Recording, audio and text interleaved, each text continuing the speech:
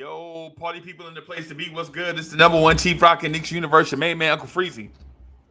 What's good with you? What's good? What's good?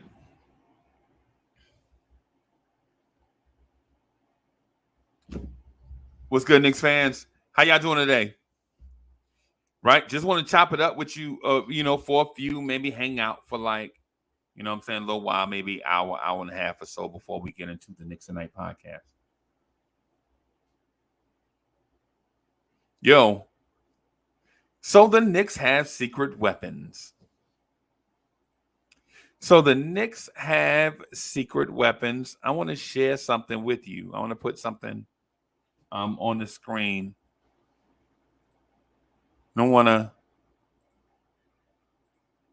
to have the same old blase conversation with you. You know what I'm saying? I want to shout out my people when my people come in the door. I'm gonna do, of course, I'm gonna do that. Shout out to the Blorange Tears fam everywhere, representing that orange and blue. You know what I mean? But also want to share this thing with you. Get excited, man. Get excited. But get excited in that low key, you know something that nobody else knows. You know the secret. Adam G is in the building. What's good? You have access to the best kept secret in the NBA. And that secret is the Knicks have weapons. Right? The Knicks have weapons. I understand. TL, what's good? Let's go Knicks, baby. Let's go Knicks. Jay is in the building. Good to see you, bro. Good to see you, man.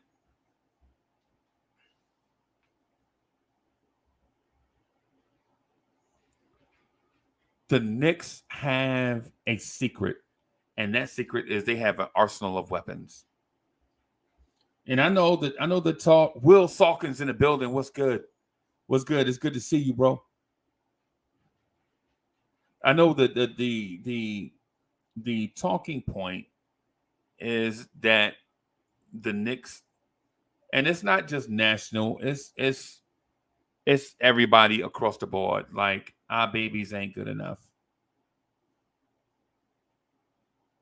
And you heard me say some stuff, and I want to clarify my position as I read the chat. I want to clarify my position. Mr. Cox is in the building. What's good? What's good, Cox?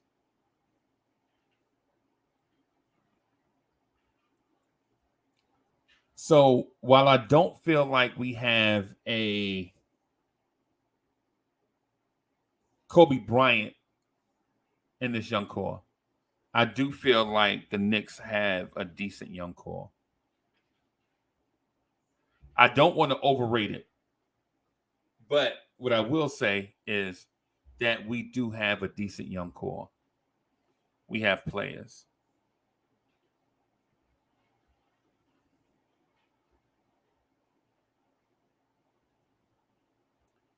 Don't get it twisted. So we don't have a Jalen Green here. We don't have a John Morant here. But we have players. We have players. And some of them are undercover. Right? And I have one of them here that I want to share with you. Let me see if I can reverse this. I don't think I can reverse it. Can I reverse it? Can I reverse it? And reverse it? There it is. There it is. There it is. Let me enlarge this some so that you can see what I'm talking about. Hopefully this won't distort as we get it big. Yeah, it will.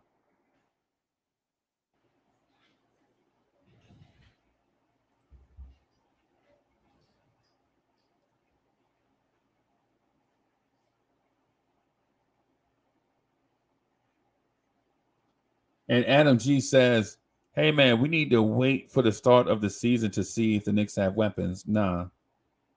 Nah, that's not how it works. Especially if you already have data.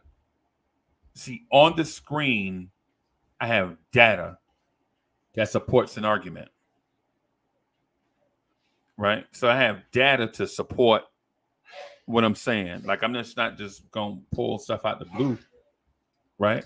What I have is data in front of you. As a matter of fact, I'm gonna put a link to what I'm looking at in the chat. That way, for those at home wanting to follow along, you can do so. Them. So I have data.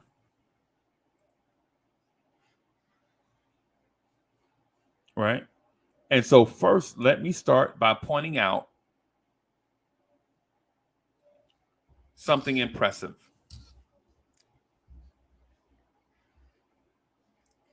So let me point it. So the person that I'm looking at is Obi Toppin.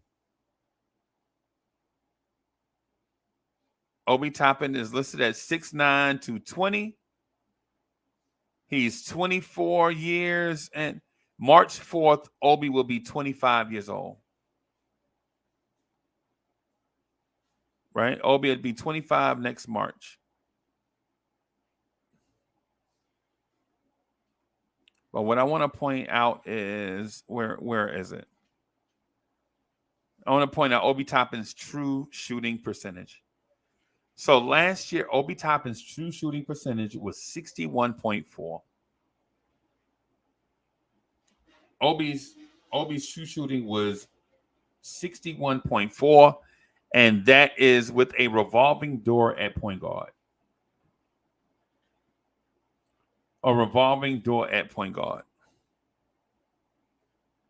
I think this number by Obi will increase greatly. Andre Bryant is in the building. What's good, bro? What's good?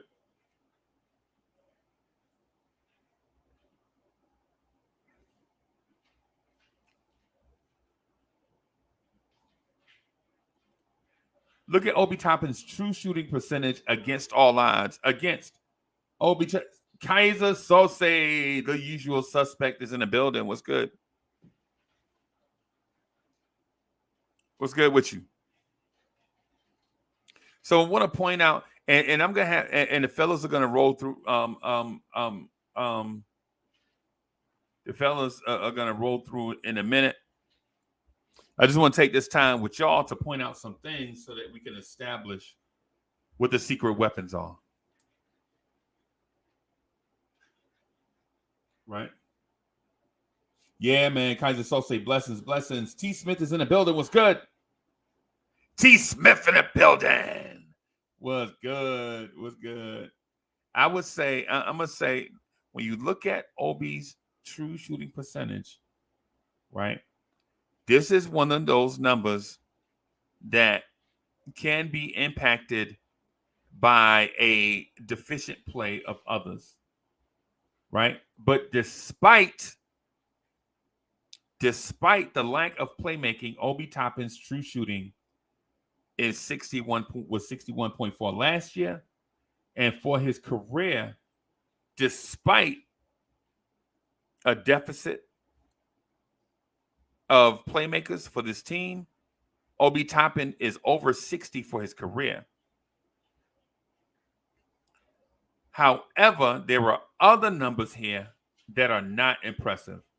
And I want to point these out, not because I'm an Obi hater, but because I feel like if you speak to the good things, you can also speak to some things that need improvement.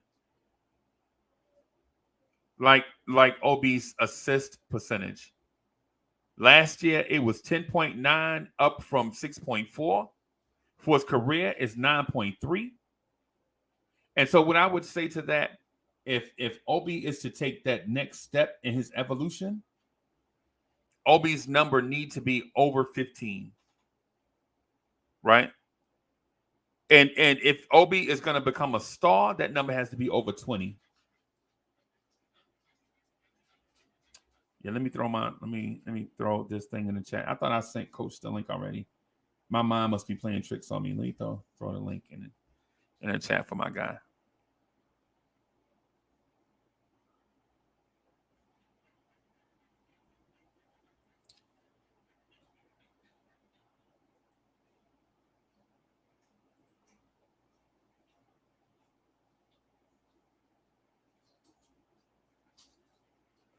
So Obi's assist percentage for his career. Coach, what's good, bro? My mom's playing tricks on me. Yeah,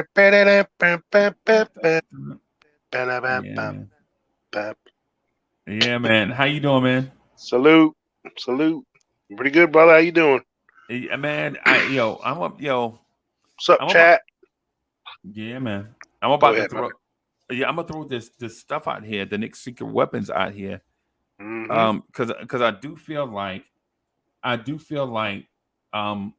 we talk down about the Knicks a lot, and we don't speak to like the good things a lot. I think Knicks fans have PTSD.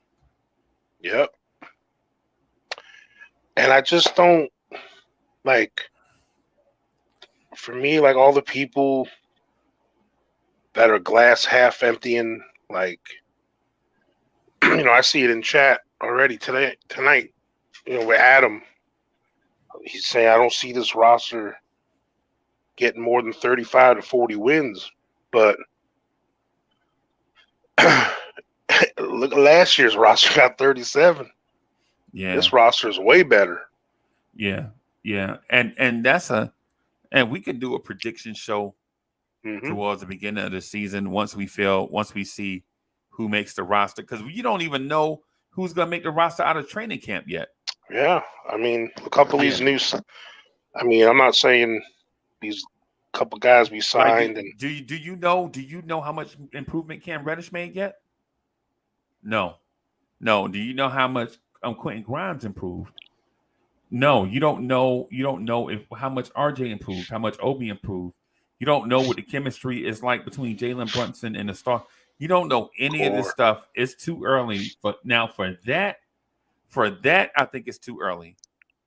Right. For that, I think it's too early. We need at least a month from today. Right. And I know the season starts in Memphis October 18th. I know the season starts in less than a month. What I'm saying is this. It's too early. You don't know what improvements. You don't know what Deuce McBride did over the summer. You don't know, and I know we want to be pleasantly surprised by some things, but what I'm saying to you is this. At some point, as Coach shows off his ceiling fan, look at Coach showing off his ceiling fan. I'm just that is a fly ceiling fan, though. That thing is I'm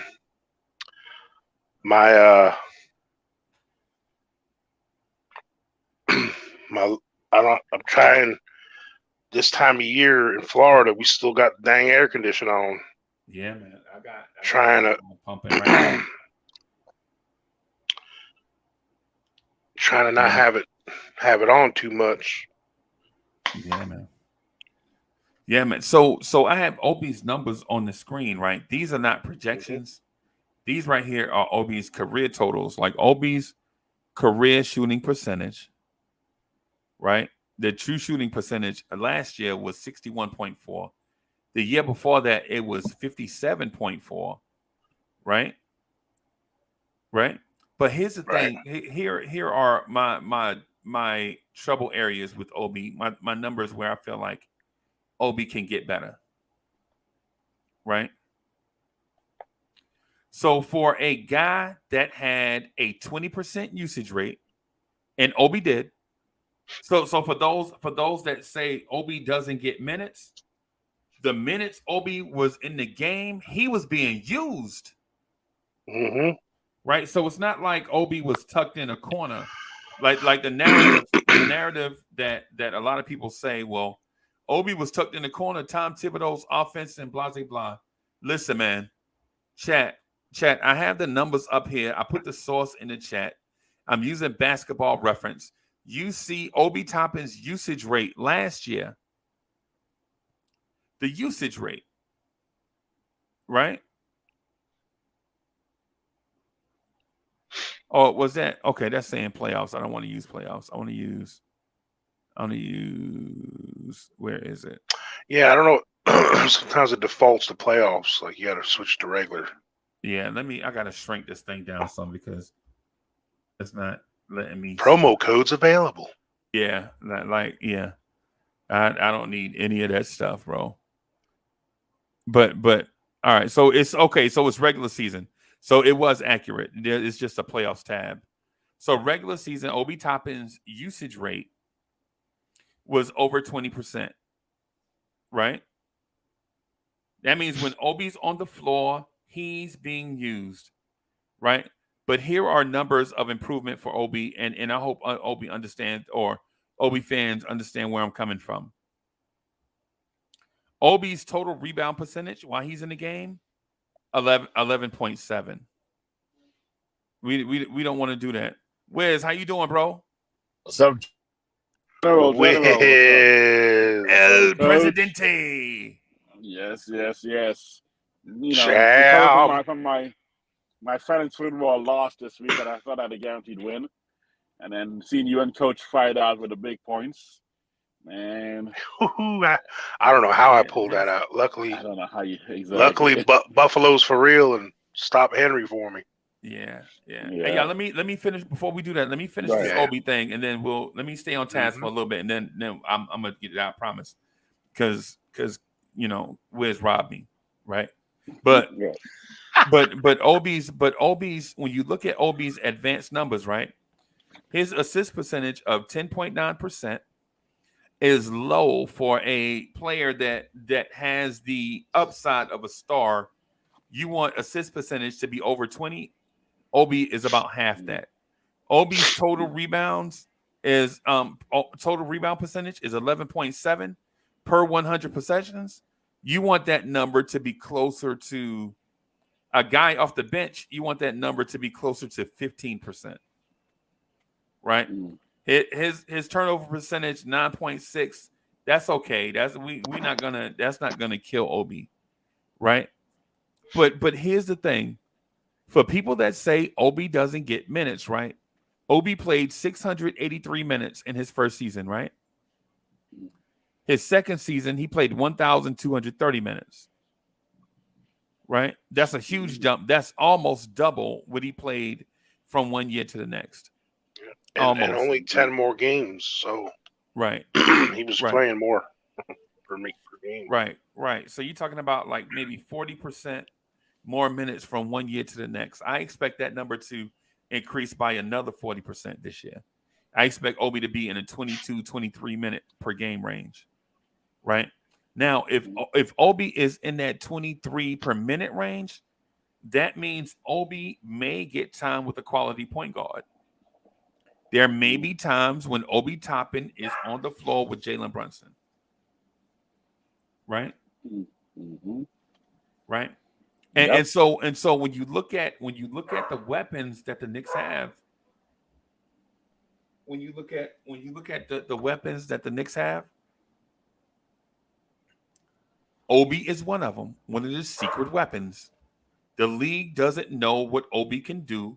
We are looking at Obi's numbers right now, what Obi can do. Right? So when you ask Obi, and so Coach, here's one of the things that I wanted to bring to your I got a dog barking in the background for no reason, but yeah. But one of the things that I wanted to bring to the forefront is not that Obi got better from one year to the next, but how Obi got better from one year to the next. So I'm going to go to Obi's splits, right, based on ESPN.com.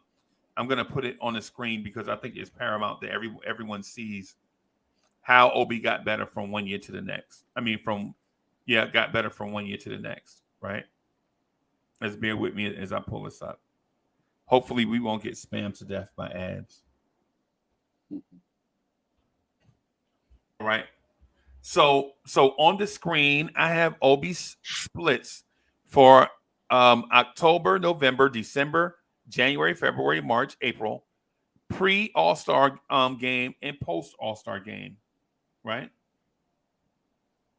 All right, pre All-Star game, Obi Toppin averaged 7.3 points a game in 15 minutes. He shot 51% from the floor, 26% from three, 75% from the free throw line, while averaging 3.6 rebounds a game in that time. Post All-Star break, in 54 games, Obi played 23 minutes a game, right? Shot 56.6% from the floor, shot 40.8% from three, shot 77.8% from the free throw line, averaged 4.2 rebounds and 14.2 points a game. Right? Here's the thing. Here's the number that I want you to look at. During the month of April, a stretch of 5 games, Obi Toppin averaged 27 points a game. Right? 27 points a game in a 5-game stretch. And I know what people will say, well, hey, Uncle Freezy, man, that's only 5 games, man. You know, that's not a huge sample size. Why are you pumping that up? And the reason why I'm pumping it up is because during that time, it wasn't just 5 games. Obi played 37 minutes a game. He averaged 55% from the floor, right? He averaged 46.3% from three. And Coach M, this is the most impressive part. He shot 86.4% from the free throw line. Yeah, I mean, that's pretty nice. If I told you can have a guy, if I told you can have a guy that shot 55 from the floor, 40% from three, and 86 from the free throw line, what would you say? It's pretty good. That's elite. Elite, all-star. Megastar. Giannis would be jealous of those numbers. Right? Giannis shoots what, about 60% from the floor and about 28% from three and about 70% from the free throw line. And he's an MVP candidate. So basically what I'm getting at is I don't think Obi is going to be able to do that over a 82 game schedule. Right? No. Right? But what he could do over the course of stretches is carry a team when Randle and RJ don't have it. When RJ and Randle don't have it going, you can depend on Obi to put up these type of numbers. Not for long stretches. And when I say when RJ and Randle don't have it, I don't mean in a game. I don't mean for like an 8-minute stretch. I'm talking about shooting slumps. Right? I'm talking about a 3-game stretch. Maybe Randle is playing through an injury. He's still starting, but his impact is not the same. Right?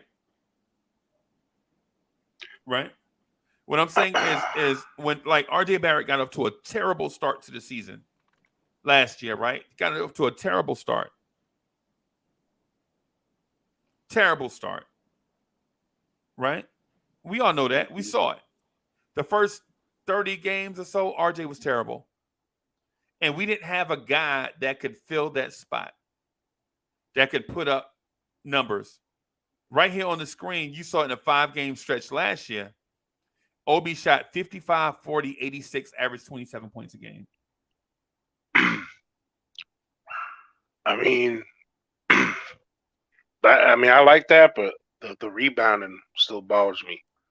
Right. But like, Coach, we're not talking 37 minutes and only right. 6.2 rebounds. Right. So you point out the negative thing. What I want you to focus, what I want to bring to your attention, though, is 55, 40, 86 over 5 games. Mm-hmm. I understand the rebounding part, but that had nothing to do with the 55, 40, and 86. He did that. The other thing we know is a weakness, right? And while Obi wasn't a great rebounder, what I was talking about was Randle and RJ shooting slump. Right. When RJ and Randle go in a shooting slump, you just want RJ to want Obi to rebound more? Nah. What we want to do is that would help a little bit, but yeah. Yeah, I mean, no, I get it. It would help. It would help if they wasn't in a shooting slump, right?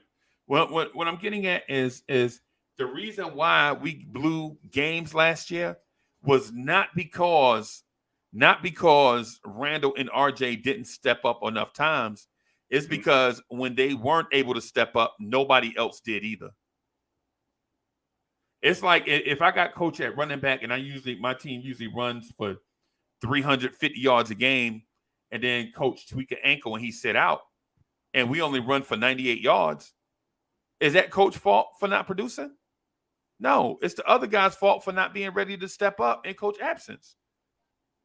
That's why you're a backup. That's why you're a role player because you're a backup or a role player so that when the main guy isn't producing for one reason or another, whether it's a shooting slump, whether it's an injury, whether the other team is game planning to take them away, whatever it is, you got to provide some type of balance.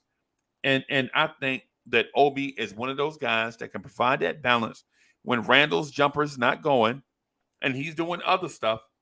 You know what I'm saying? Like rebounding and assisting, Obi can score.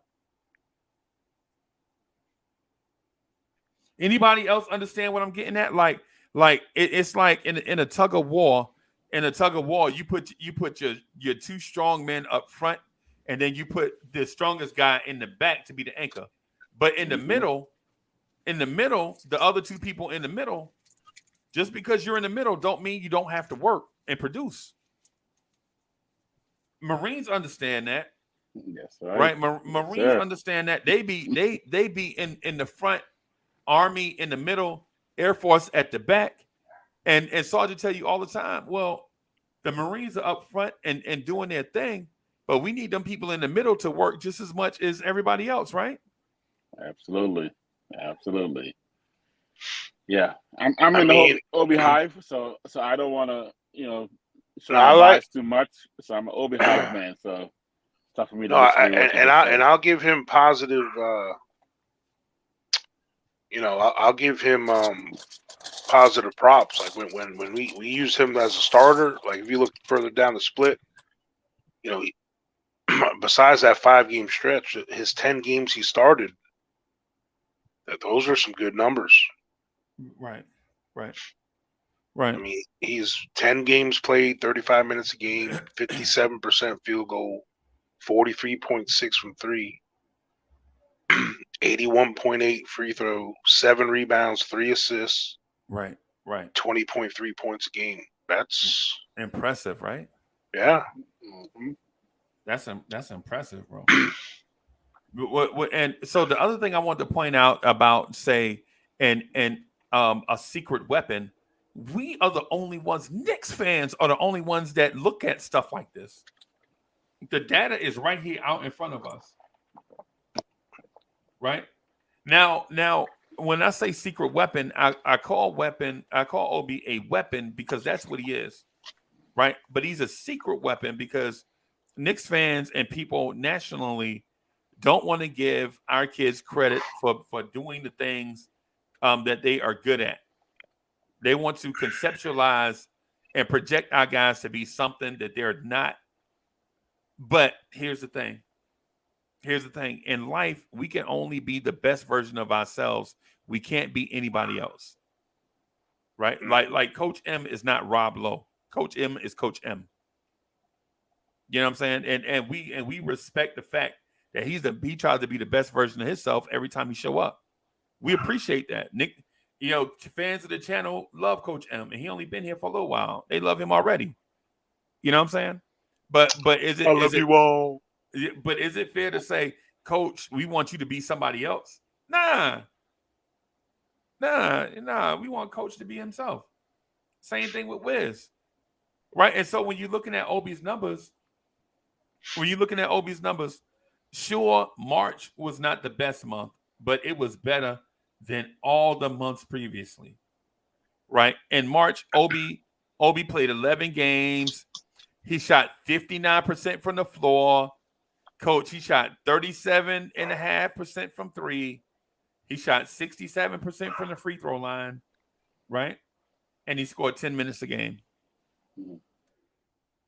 But then something clicked, right? When Tibbs said, "Hey, Obi, we have a role for you. We have a role for you, right? You're going to start now that Randle is out for the season.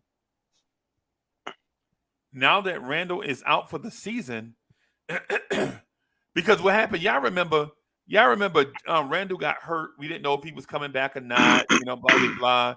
Is he going to sit? Is he going to come back? Well, eventually they sat him, and Obi got those minutes. And Obi's production skyrocketed in a free-flowing offense where there were no ball hogs in the way to prevent Quickley, Obi, and everybody else from passing the ball around, everybody touching it.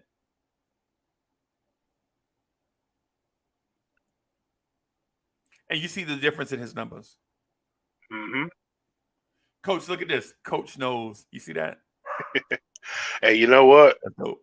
I really think, and here's the thing, like I'm tough on Obi, and I'm critical of him only because, like, I still look when I watch my team and players I'm fans of, and like I look at them at like as I coach my players, when I coach in basketball, when I coach football, when I coach track or whatever.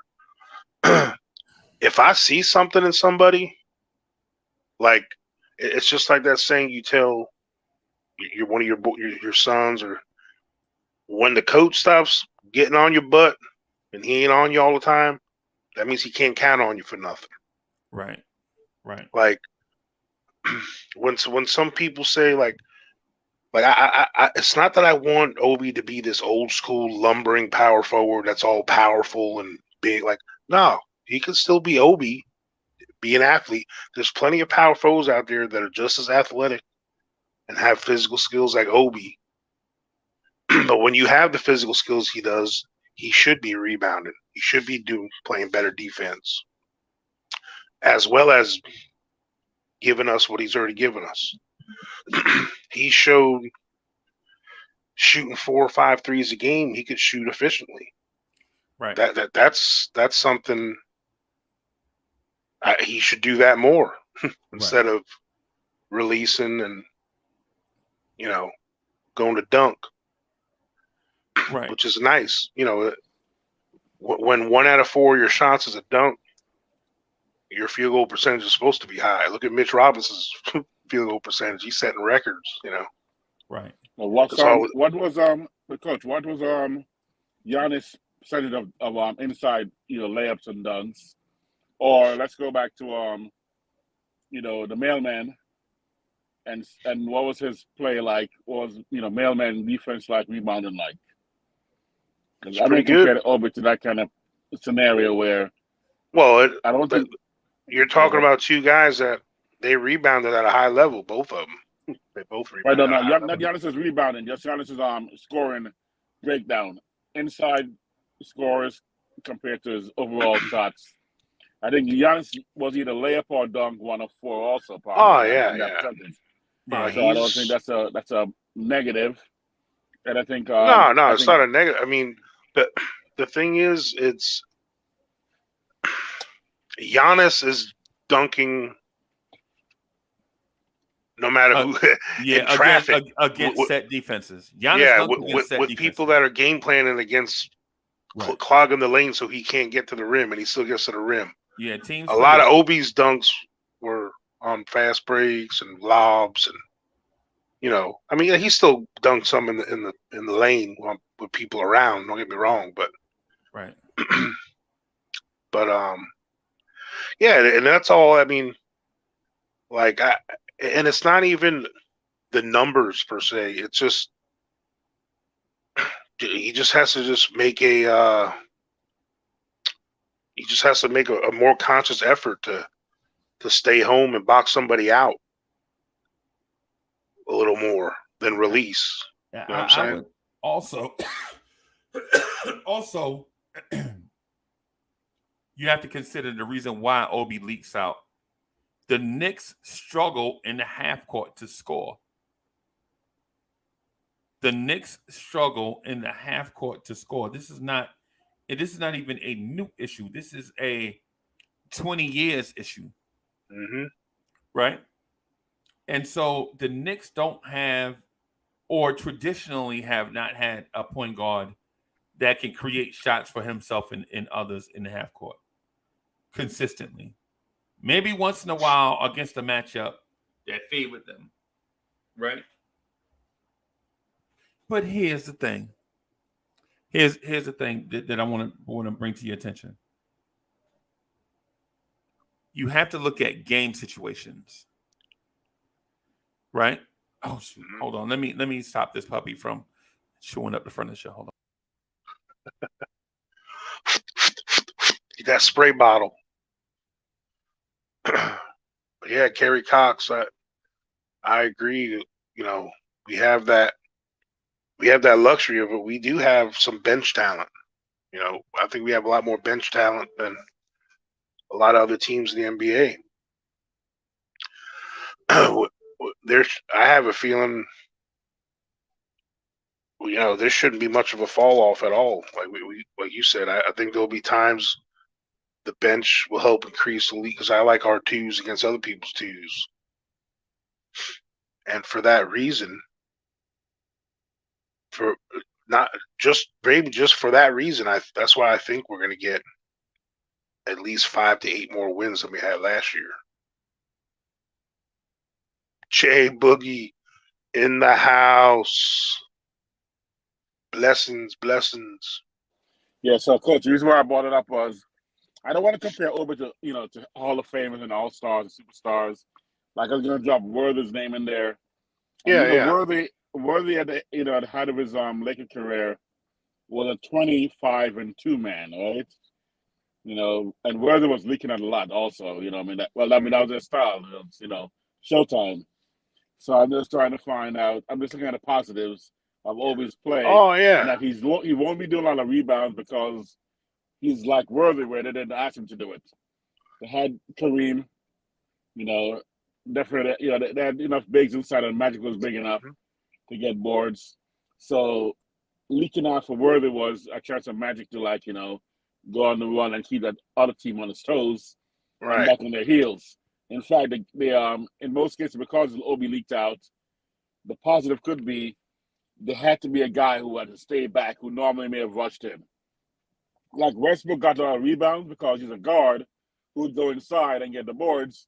But if there's an Obi on the outside, then the coach would be like, no, man, don't go inside, stay back because Obi's going to get a free breakaway.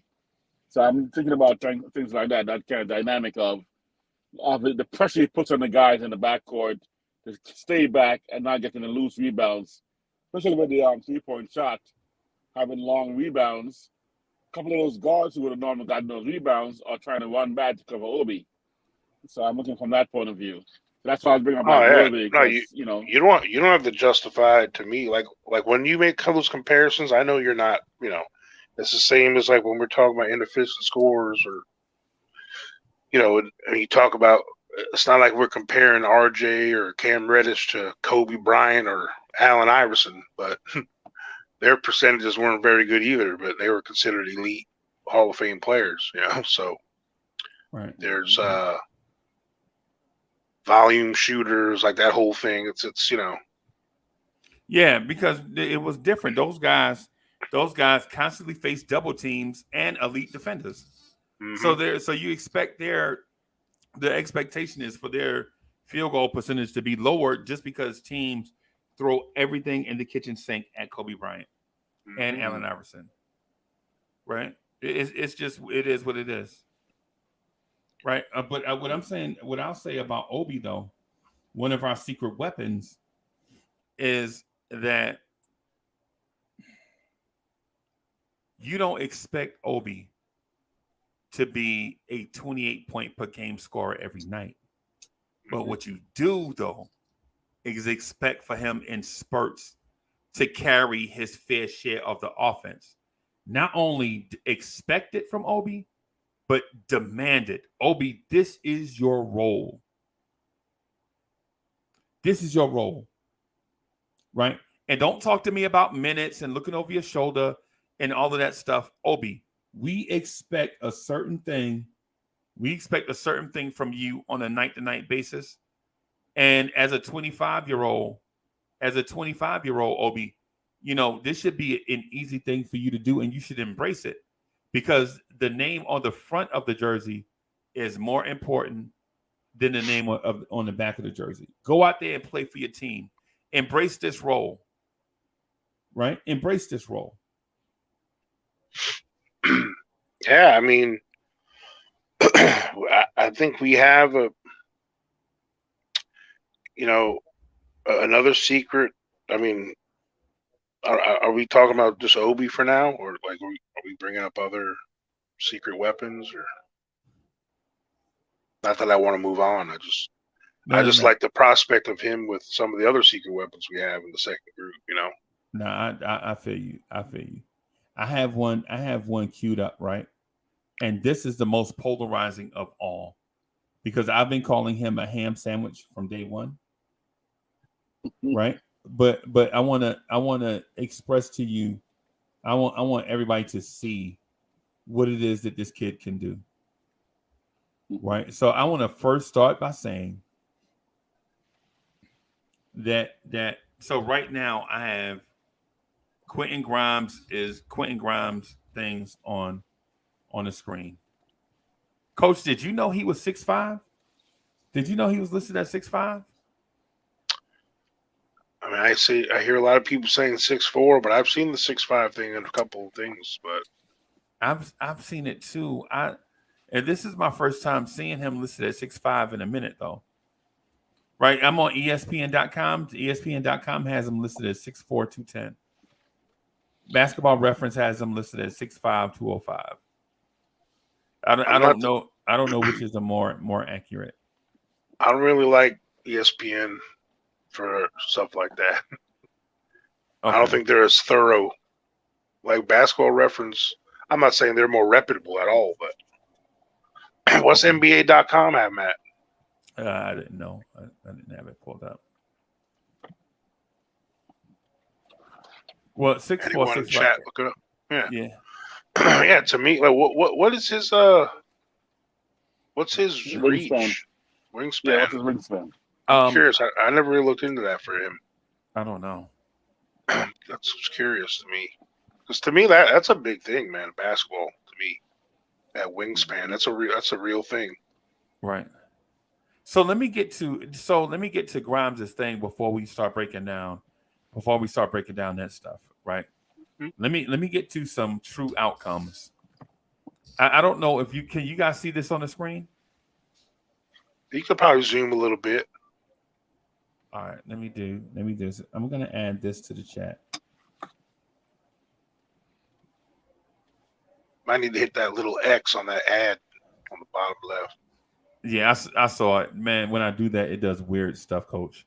Oh, okay, I got you. Yeah. You talking about?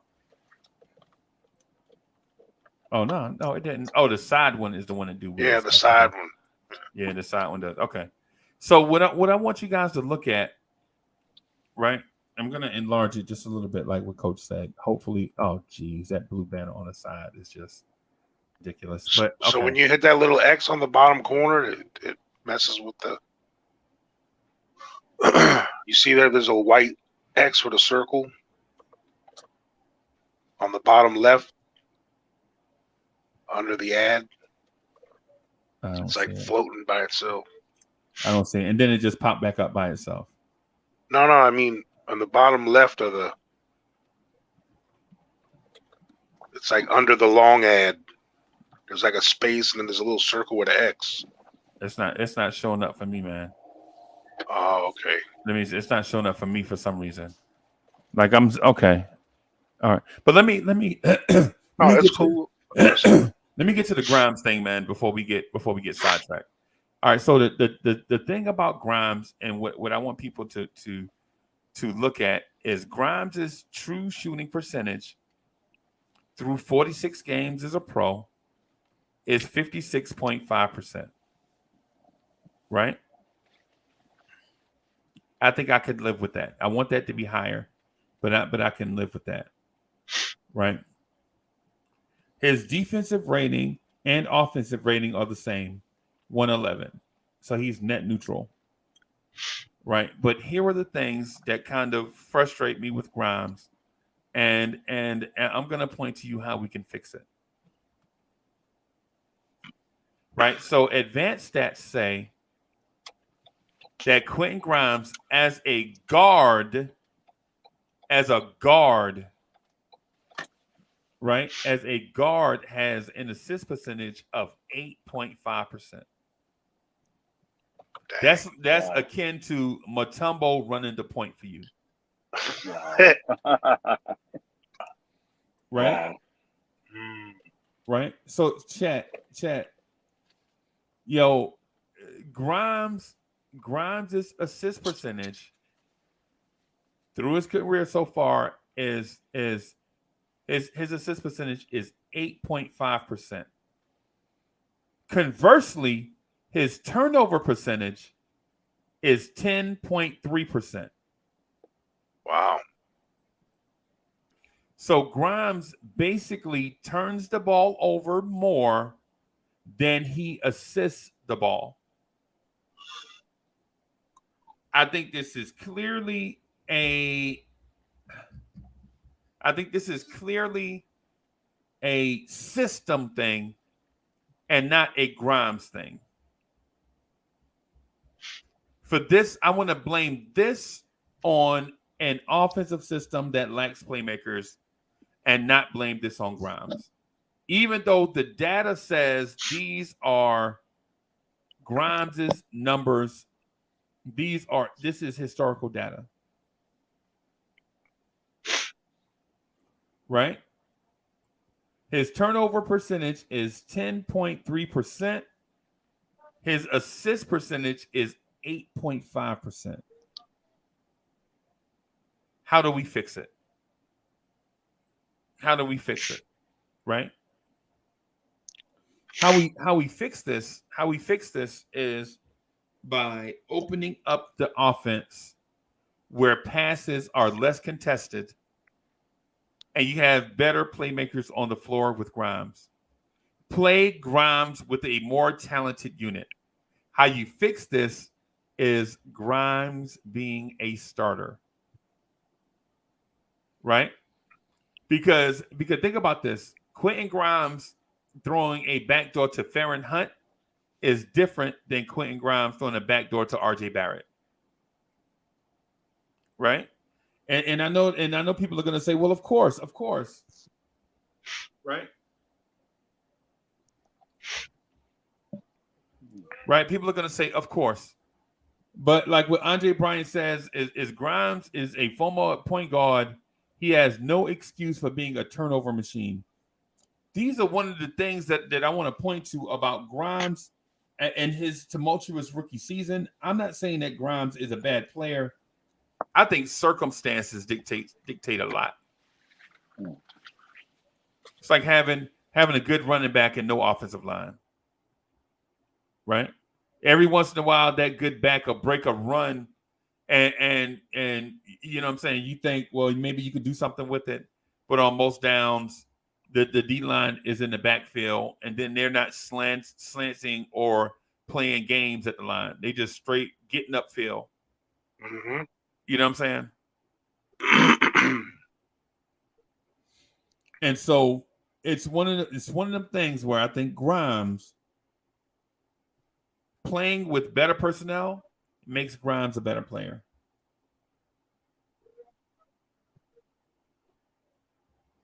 And Chef NYK says exactly what I'm saying. Basically, he was a rookie. You have to give him time to adjust to the NBA speed. Right.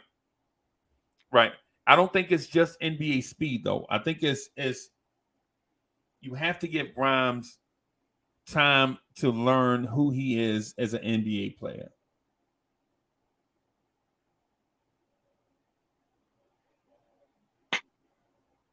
Right?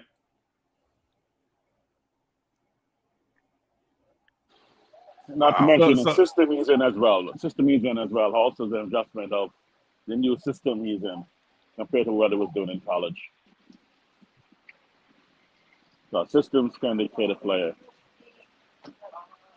Right. He was a point guard in high school also. Point guard in college, point guard in high school, all that stuff. But so was Quickley.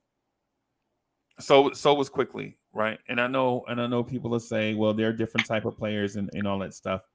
But what I'm getting at is I don't want to just use, I don't want like Wiz used to be a Marine, but at our advanced age, we are not the same guys we were when we were 22 years old. Hey, speak for yourself. Well, I'll speak for myself on that one. I'll definitely speak for myself on that one.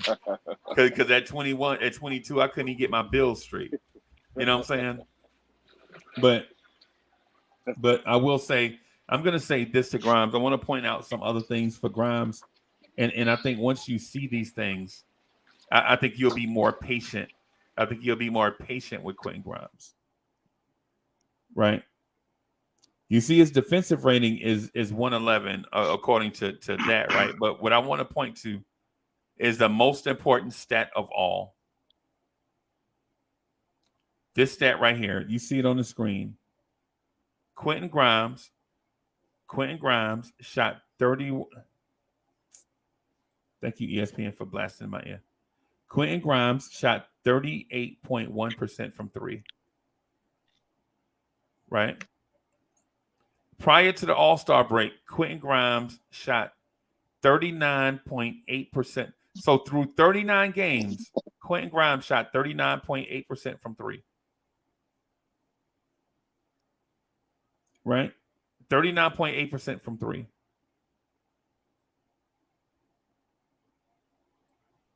.8% from three.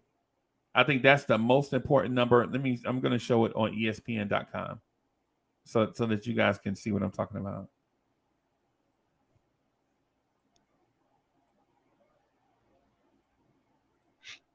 How many minutes a game did he average?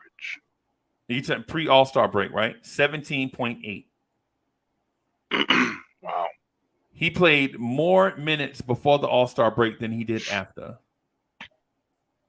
And part of that has to do with injuries, but I don't want to speak to the injury thing because injuries happen for every NBA team.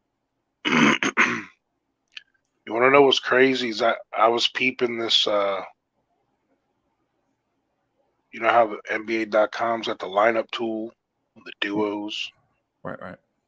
He had some of his best numbers with Kemba, with a point guard, right? Whether it was good or not. Right. Yeah. And with IQ. Right. It basically setting him up where he had no offensive responsibility. Right? Basically. Yeah. But Randle too. But during that time, you know what his free throw percentage was? 64.7%. You see it right there. It's on the screen right there in front of us. He shot 64.7% from the free throw line. Right? And so what I'm getting at is Grimes has potential. Grimes is a weapon. Grimes can shoot the three. When Grimes is healthy, he's a better three-point shooter than Evan Fournier. Evan Fournier shot 38-point-something% from three. That was really good. But Evan Fournier attempted 619 threes for the Knicks last season. Wow. 619 threes. Right? And so Kerry Cox says, Randle, no facilitator. Oh my God, ESPN. ESPN makes me so freaking. Uh, Yeah, I'm just gonna close out ESPN because they want to play ads regardless. Right. But I'm gonna just say this, man. Randle is a weapon. Randle is also one of the secret weapons that we're talking about. And because and I don't want to get away from Grimes and just talk about Randle. What I do want to say though is be easy on Randle, because when I show you Randle's numbers, I have a feeling that the excuses are going to come out of the woodwork to say that Randle's a bad player. What I'm saying is overall, the overall team has potential. Everybody, like the overall team has the potential to shock a lot of teams. Right? Now, understand that everything has to go right. And we hadn't seen the best of these young kids. Right?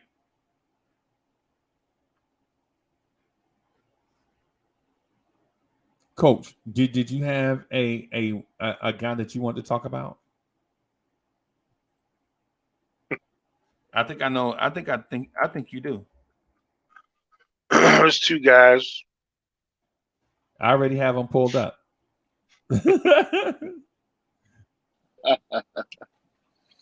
So I already have your guy pulled up. Should I put him on screen? Yeah, talking about my cam sandwich and this Boom. guy. Boom. iHeart you. So I have Cam Reddish pulled up, right? And guys and gals, all I'm gonna say to you is this, right? What I'm gonna say to you is this. Cam Reddish's true shooting percentage was a career high with the New York Knicks in a limited sample size. In 15 games with the Knicks, Cam Reddish, who has a career true shooting percentage of .512, had a 51.2, had a true shooting percentage with the Knicks of 57.5. Wow. Cam Reddish, who was an excellent free throw shooter with the Atlanta Hawks, around 87%, shot 90% with the Knicks in a limited sample size. Wow. Right? So I'm gonna just tell y'all something, man. Coach, when I was researching this, hey, the Smoking Nick is in the building. Let me throw this link in the chat. Let me throw this link in the chat for the Smoking Nick. Let me throw this thing in the chat for my mans. All right. Right. Let me throw the link in the chat. Are you able to zoom that just a hair? Okay. It's like two little wheel boobs. All right. Let me zoom this up just a little bit. All right. All right. So what I want to point out to the people that doubt Cam Reddish, look at this line for the New York Knicks, right? Cam Reddish's excuse me. Cam Reddish's player efficiency rating over the course of the years with Atlanta, excuse me, 9, 9.3, 12.8, 12.8. Guess what it is with the New York Knicks? 12.9. That means Cam Reddish as a Knick, his overall impact. Sir, what's good? What's good, boss? How you doing, sir? What's popping? Good. And how the family doing? They doing well. Well. Good to see you, man. Appreciate you, man. Likewise. Yeah. Blessings to everybody and to their family on the chat. You already know. Bless up, bless up, bless up. Yeah, man. So, for sure, but I don't want to divert the conversation. What are y'all currently talking about? I just came back from the store. We were talking about how Cam Reddish is about to break out and be a star for the New York Knicks. I kind of feel like just to give a quick footnote on that. Like I kind of feel like it'd be better if they move RJ back to 2, let Cam start at the 3, and then work around that. You know what I mean? That's my idea because it fits Wetter defensively. You feel me? Because he adds length, and then you will have length in all throughout that whole middle. So I feel like that's actually a good look. And I see a lot. I got a sneaky suspicion he's gonna do a lot better than people, subscribing to. Mm-hmm. Yeah. And the thing is, for me, like as a traditionalist, I like Freezy said this before. It's to call one a 2, one a 3. It's just you got two wing players, 2 athletes. Right. You got a point guard, a power forward, a post that could all do the same 2. thing. Yeah, like if you want to make it to where Cam's covering the longer athletic guy on D, and then in the offensive sets, maybe he has the 2 role, or the shooter role, or whatever, Basically what we doing, Coach, is saying, yo, these are Jordan 4s, and these are Jordan 11s, and these are Jordan 14s. Man, they all Jordans, bro. They all Jordans. What are we doing? Yeah, for sure. But the thing is, just real quick to the Cam starting thing. I'm gonna put this out there, and I don't like saying it, but I'm gonna say it anyway. And I know it's gonna open up controversy, but I'll say it anyway. I think you can't start Cam and Julius Randle. Why not? Really? I agree. I completely agree about it. I disagree with that. I disagree with that. I disagree with that. Okay, So first of all, how do you disagree? You hadn't heard my reasoning. Yes. I just disagree with the premise. Okay. You disagree with the premise. Okay. I disagree with the whole premise. That you know what I mean? I got the good arguments, but I disagree with the whole premise that can't even be a thing. Yes, but I disagree. But I do want to hear your reasoning as well. I do want to hear. Y'all disagree with the premise. Go ahead and tell me why you don't. Why you disagree with the premise? Because that just adds more athleticism, more defense. You feel me? It makes us a quicker team where we can run out. You know what I mean? And I feel like even though RJ scored more last year, he was way more efficient at 2 guard. You know what I mean? I liked him. Yeah. He wasn't the best 3-point shooter, but he didn't have to guard the best wing player every night. He had the height advantage. It was a lot of advantages in his favor at 2 guard. That's just my opinion, though. I think that was weak, bro. You came to the whole soft, bro. I'm gonna swat that out of here. Come on. I think come on, true. Smoke. Come on, Smoke. He had 17, but he was way more efficient. He shot better from 3. Yeah, people always complain about him being in the corner, but he was a better corner 3 shooter that year. Right. He had a lot of more factors that 2. I don't think he's a natural 3. He can play it. I'm not gonna say he can't play it, but. Smoke. If you bring up RJ Barrett's shot chart, RJ Barrett is historically a better wing 3 shooter than a corner 3 shooter. And when you moved him to the corner this year to shoot 3s, you noticed that his 3-point shot plummeted. So I agree. I agree with you on part of that. And I agree with you on part of that, bro. I'm with you. But to say it's just because of RJ and Randle, listen. What I'm saying to you is my premise of it is if you put Cam on the floor with RJ and Randle, then you're wasting what Cam Reddish can do. Right? You're wasting what Cam can do. Cam is a fluid athlete that can thrive in a motion offense and in the open court. Right? You're talking about a smooth athlete that can create his shot and all that stuff. Now, with Randle on the floor with Jalen Brunson and Mitch, you're talking about running a pick and roll with Brunson and Mitch, right? With Randle being the second option out of that, right? Then where's RJ? You going to put Cam Reddish as an offensive option over RJ? No. That means RJ the 2. I understand that, but I'm saying out of a pick and roll offense, I'm not talking about just in general. I'm saying in a pick and roll offense, when Brunson has the ball, Mitch sets the screen. Yeah, Randle is going to be the first option out of that when you take away the pick and roll. Yes, right? and then hold on. No, hold on, because what you saying, what you saying, you gotta hear me out on it. If All right. Randle is the first option out of that, and RJ is the second option, that means Cam Reddish is the third option out of a pick and roll. And how many teams get to a third option out of a pick and roll? Hmm.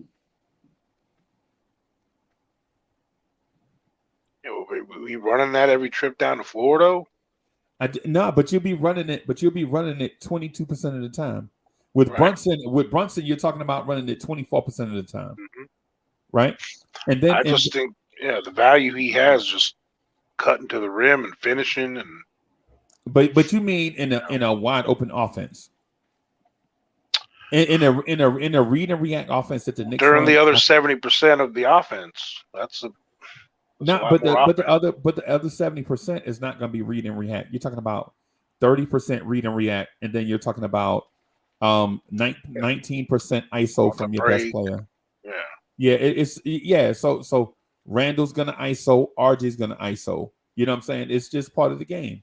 So you got to get guys touches. They're gonna, and to say you don't want your best players to ISO is ridiculous. That shouldn't even be a smart NBA mind, a smart basketball mind shouldn't even say such ridiculousness that you don't want your best player to ISO at some point in the game. Yeah, well, that like the thing with Cam for me, he's part of my best five scenario. Okay, like when the ish hits the fan and it's closing time and we need to finish out a game, he's part of my final five.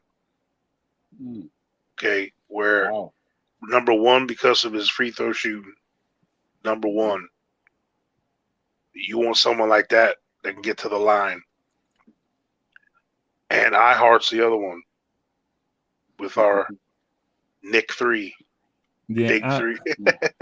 but because I would say the closing lineup depends on how you need to close the game. Right? Like say your closing lineup, you're down by 7. And you're closing out and you're looking to close out a game. You're looking to come back at the end of a game. Right? Do you take your best offensive players because by closing a 7-point gap, you have to score. Hold on. So you're misrepresenting what I said in closing. No, hold I'm on. talking about closing out a win. I'm not talking about making a comeback. So you're talking okay. So if the Knicks win 37 games, you're talking about the scenario where you have a lineup 37 times. No, I'm talking about the times where that's what you just said. You said close out and win. No. That's what you just said. You said how many wins did we lose out on at the end when we had a lead? Well, and we couldn't finish. Well, if you can't say either way whether the team is going to win or lose, how do you say what I just said doesn't make sense? If you don't know, I didn't say it doesn't make sense. I'm saying like our problem last year is we couldn't finish games that we somewhat had control of.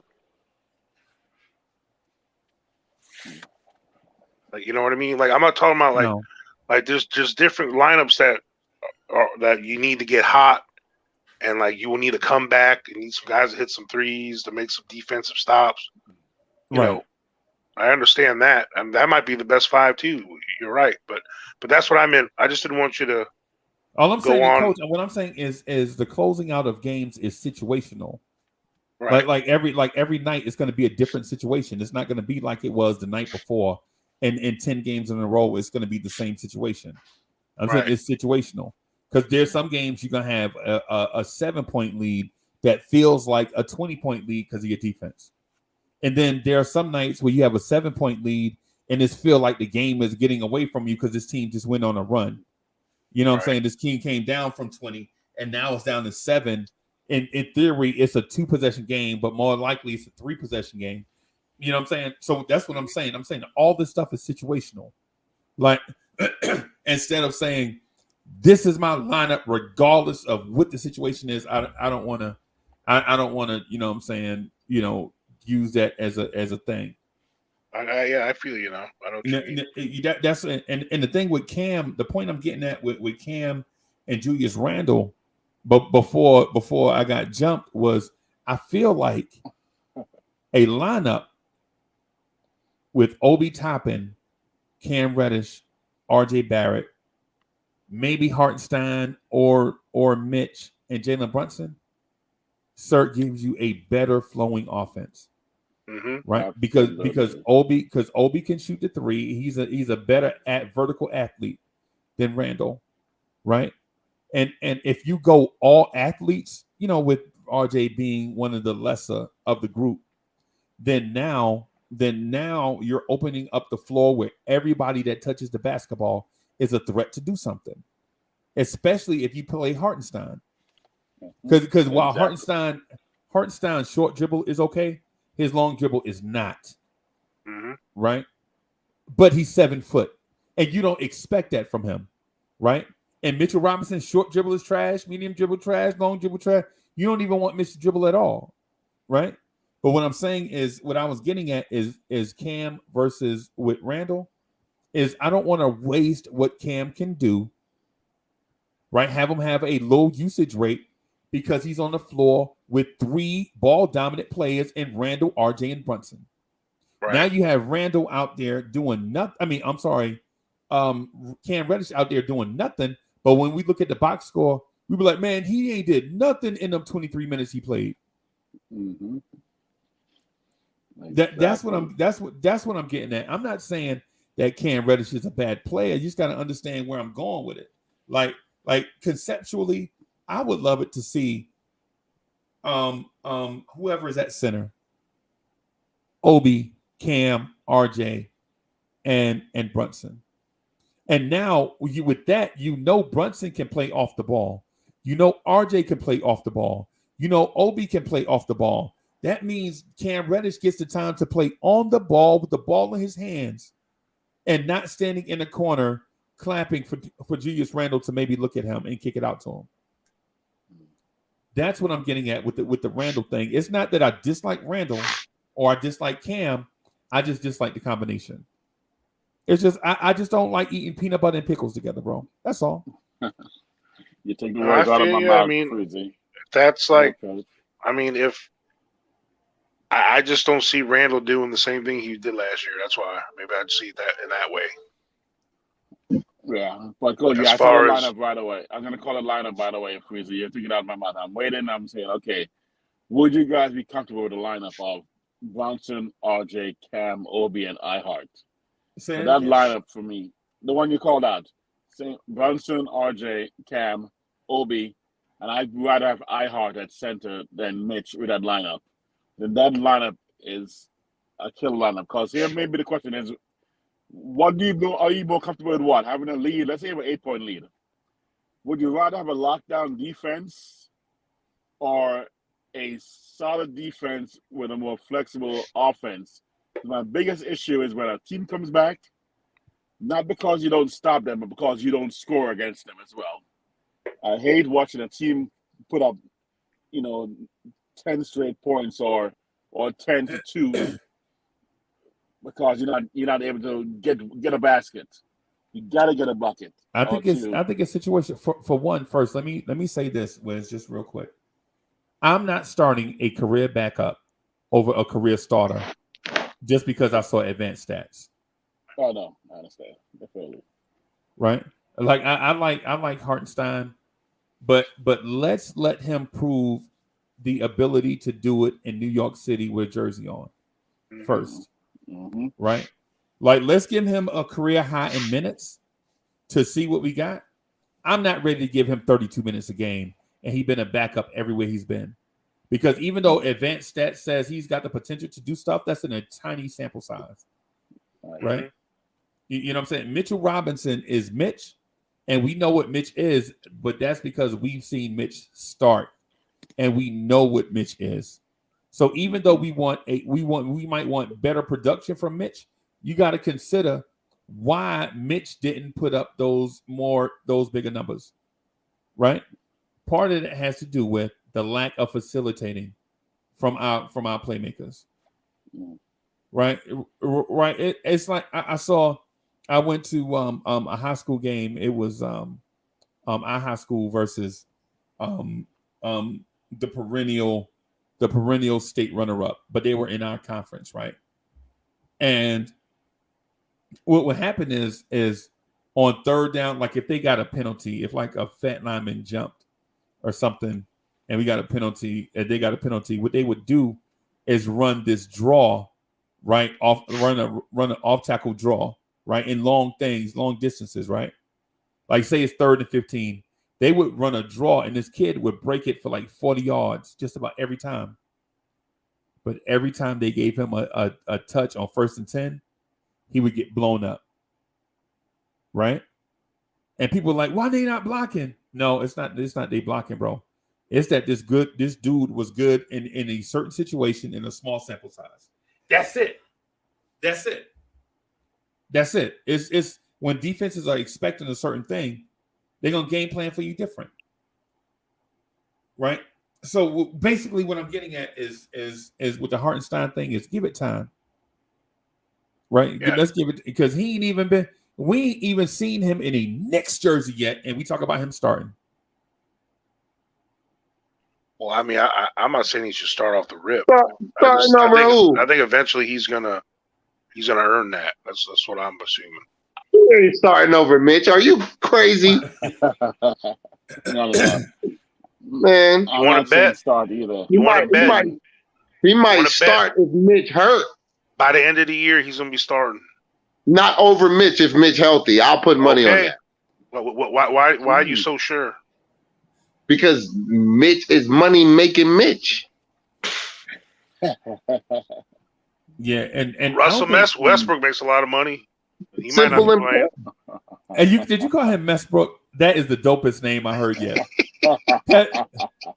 Muscle Messbrook.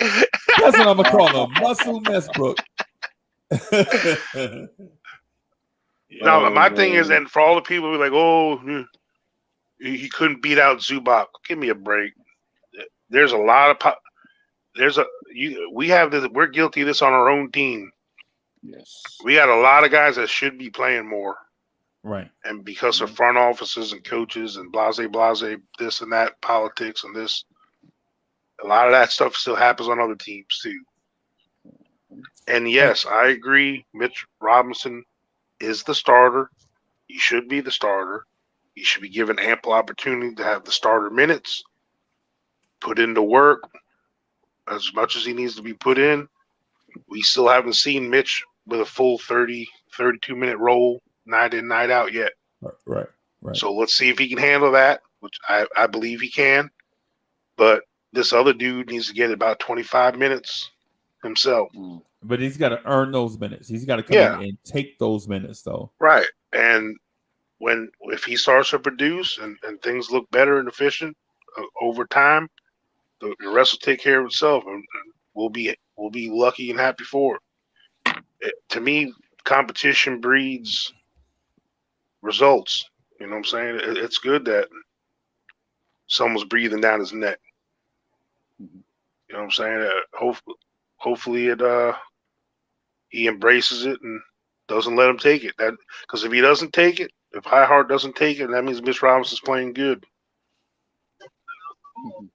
So, all right. So I want to just address the super chat real quick. Kaiser Salse, thank you for the generous contribution. Kaiser Salse says, "Wait a minute, y'all. Wait a minute. Y'all keep telling me players got to earn it. When did Cam earn these minutes? He's a low motor, slightly better Knox. Man, stop. Okay. Oh, man. Wow. All right. So we had stuff on the screen. I don't think he's a low motor. I think a lot of that is youthful attitude, kind of getting butthurt situation sometimes when he was in Atlanta and whatnot. And then the situation when he came here, not to make an excuse for him. I don't think he's naturally a low motor guy. I think he knows how to be explosive and fast and hustle and all that stuff. I've seen him do that plenty. Right. Let me point out something, Coach, because the question is not who Cam is. The question is, why are we boosting up Cam? You know what I'm saying? He was like, "Yo, why y'all saying players got to earn it?" Then when it come to Cam, and why y'all boosting up Cam? He a low motor like Knox, right? So I have Cam stuff on the screen. right? When you look at the line with the Knicks, and I know it's only 15 games, but this is all we have to go by. Cam Reddish, historically, based on data, this is accumulated data. Cam Reddish is a better player as a Knick than he was as a Hawk. There, you see it right there on the screen, even though it's a small sample size, but that's all we have, right? Cam Reddish, his PER is 12.9, right? His PER is 12.9. With Atlanta, it was 10.1.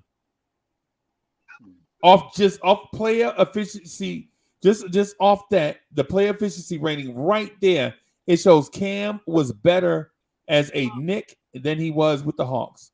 Cam Reddish's true shooting percentage as a Hawk is 50.8. As a Knick is 57.5.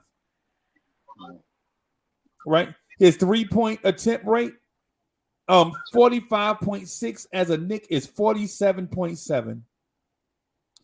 His free throw rate as a Hawk, 24.8. As a Knick is 49.2. Means this dude gets to the line. Mm-hmm. Right? Now, his drawback is his assist percentage. And we talk about this ad nauseum. Still better than Grimes. Well, but Cam Reddish's assist percentage in Atlanta was 7.4, with the Knicks is 7.1. But we already spoke to that. Yeah. About Cam, how Cam should trust his teammates and pass the ball. Yeah, and if some of that was probably he knew he was going to have limited minutes and he was trying to get his. Not that this is an excuse or he should be doing this. He shouldn't be doing this. Right, but he's trying to get his and show what he can do. You know, and he probably forced some shots. He probably kept the ball a little more. You know, he's a natural. I'm the man guy. You know, right. I can do this. Waving them off like the old Kobe waving off the pick in the All-Star game. Yeah, yeah. I'm here to tell you that Cam Reddish, with a full training camp with the Knicks, because unfortunately when we got him, he was nursing an ankle injury. He didn't have a training camp to get to know his teammates, and he'll have all of that stuff. He'll come in healthy. You know what I'm saying? He'll have a training camp, and then you'll see what Cam Reddish can do with these units. So the reason why I'm defending Cam is because the numbers say that we should defend Cam. Trust me. If the numbers said otherwise, I would be saying otherwise. Y'all know me. I don't hide. Yeah. I don't hide nothing from y'all. Y'all know that. If like for instance, when we were talking about Quentin Grimes averaging 3 points per game after the All-Star break, right? I didn't hide that from y'all. I showed y'all that.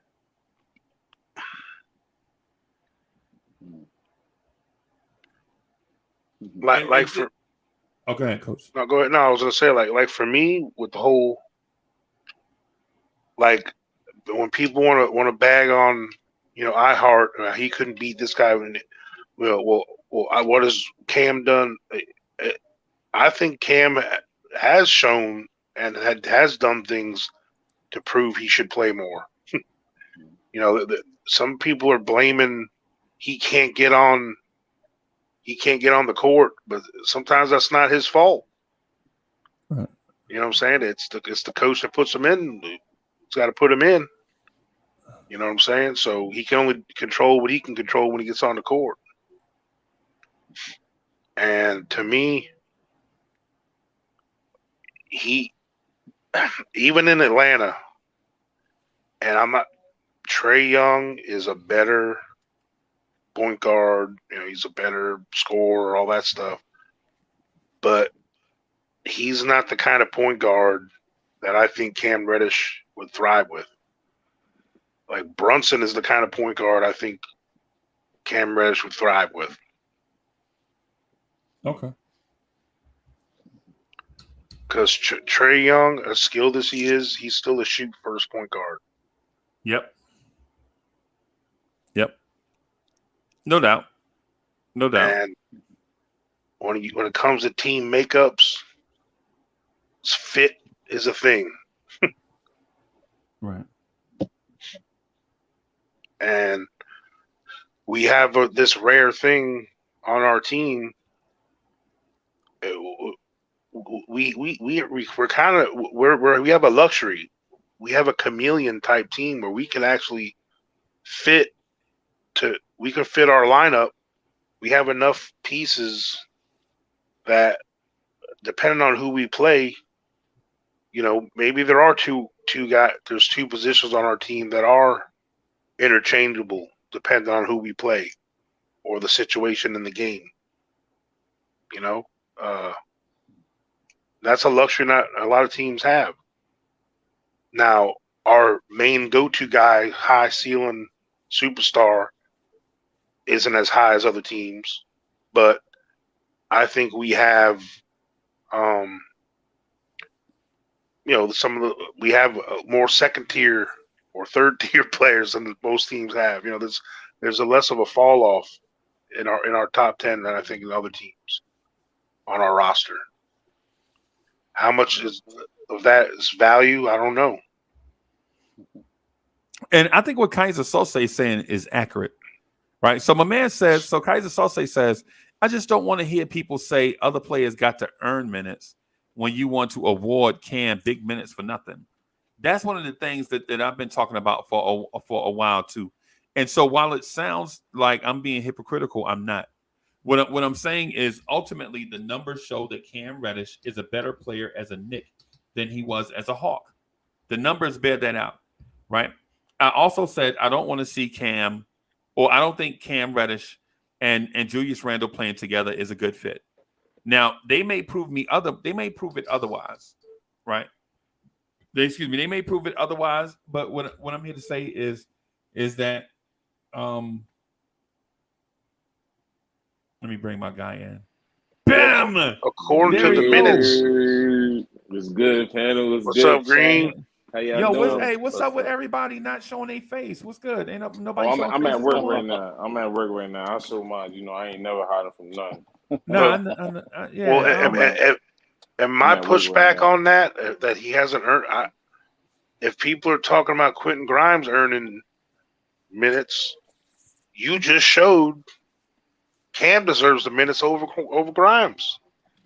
From what you showed, you know what I'm saying? People want him to start as well. Exactly. Right. Yeah.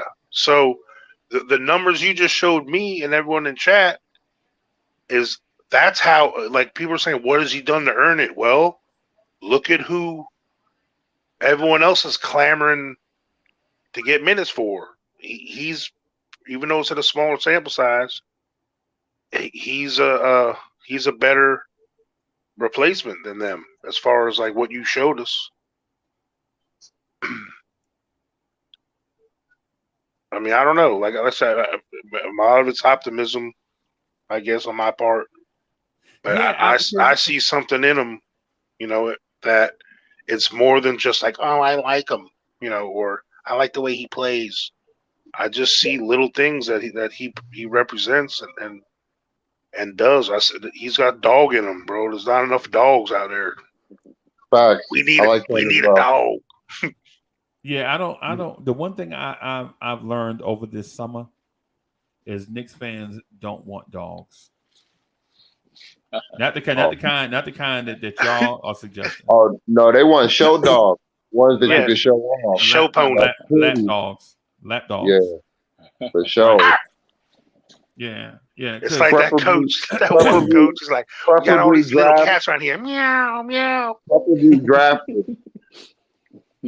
Right, because the thing is, junkyard dogs are not gonna be pretty. They're not even gonna be a purebred most of the time. Most of the time, you're not even gonna know. They look like a Rottweiler, but he got a German Shepherd tail. Wait a minute, okay, you know what I'm saying? So junkyard dogs are gonna be like that well-traveled cat. You know what I'm saying? He tough because he tough, right? He tough because he made to be tough, right? And so one of them things is like when Randle bucks up against the other team, everybody, instead of going saying why is that other team picking on us, they're like, yo, why Randle can't handle such and such and such? Wait a minute. That other team is bucking up against us, and we want Randle to just take it.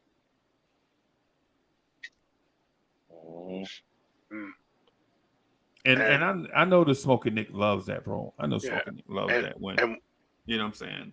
And when you're saying junkyard dogs, man, you feed a junkyard dog, you put a roof over his head, boy, he's gonna do anything he can for you. He's gonna love you. You know, same thing with some of these dogs. You know, right. Nah, but you know, we got the type of people that like to kick you when you're down. You get your best moments. They want to just pile on. You feel me? You know, they see you getting beat up by 10 people. They want to be the 11th person just to say they got a hit off. You know what I mean? Instead of fall back and just falling on a vantage point and watching and being the bigger person. Actually, you feel me? Yeah. Like I'm the guy that pulls people off. Come on, man. What don't we kicking a dude when he's down? We're entitled to something when we've been losing for almost 30 years. Come on, bro. Like, I get it. We all got opinions. I get it. You feel me? But they act like the speculation is fact, create certain narratives, and it do be disgusting sometimes, but I'm a Knick, man. So I'm a part of the community as well. So I love it, but I also dislike it, you know? Right. Oh yeah, I'm with you, brother, 100%. Right.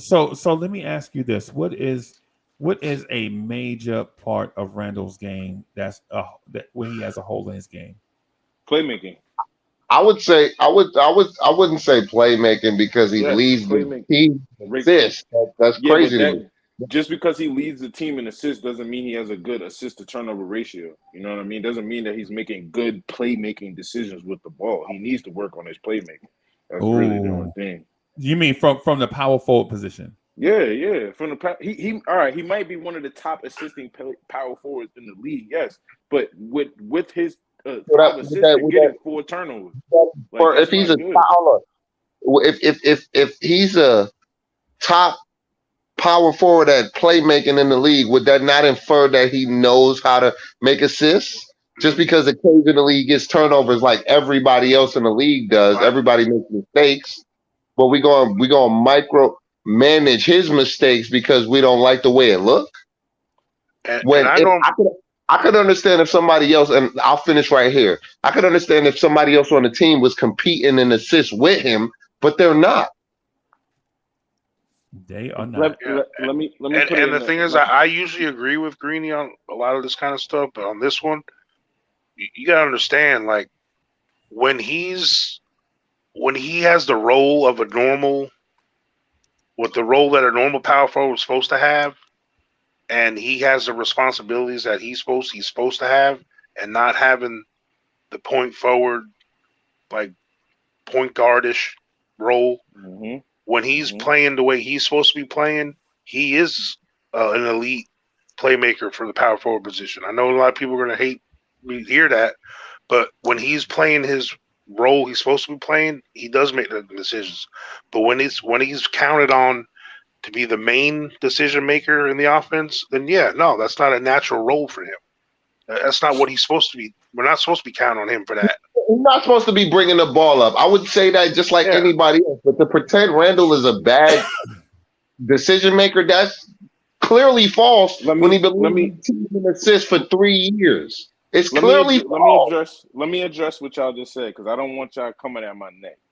I'm not coming at your neck. No, I know you're not coming at my neck, buddy.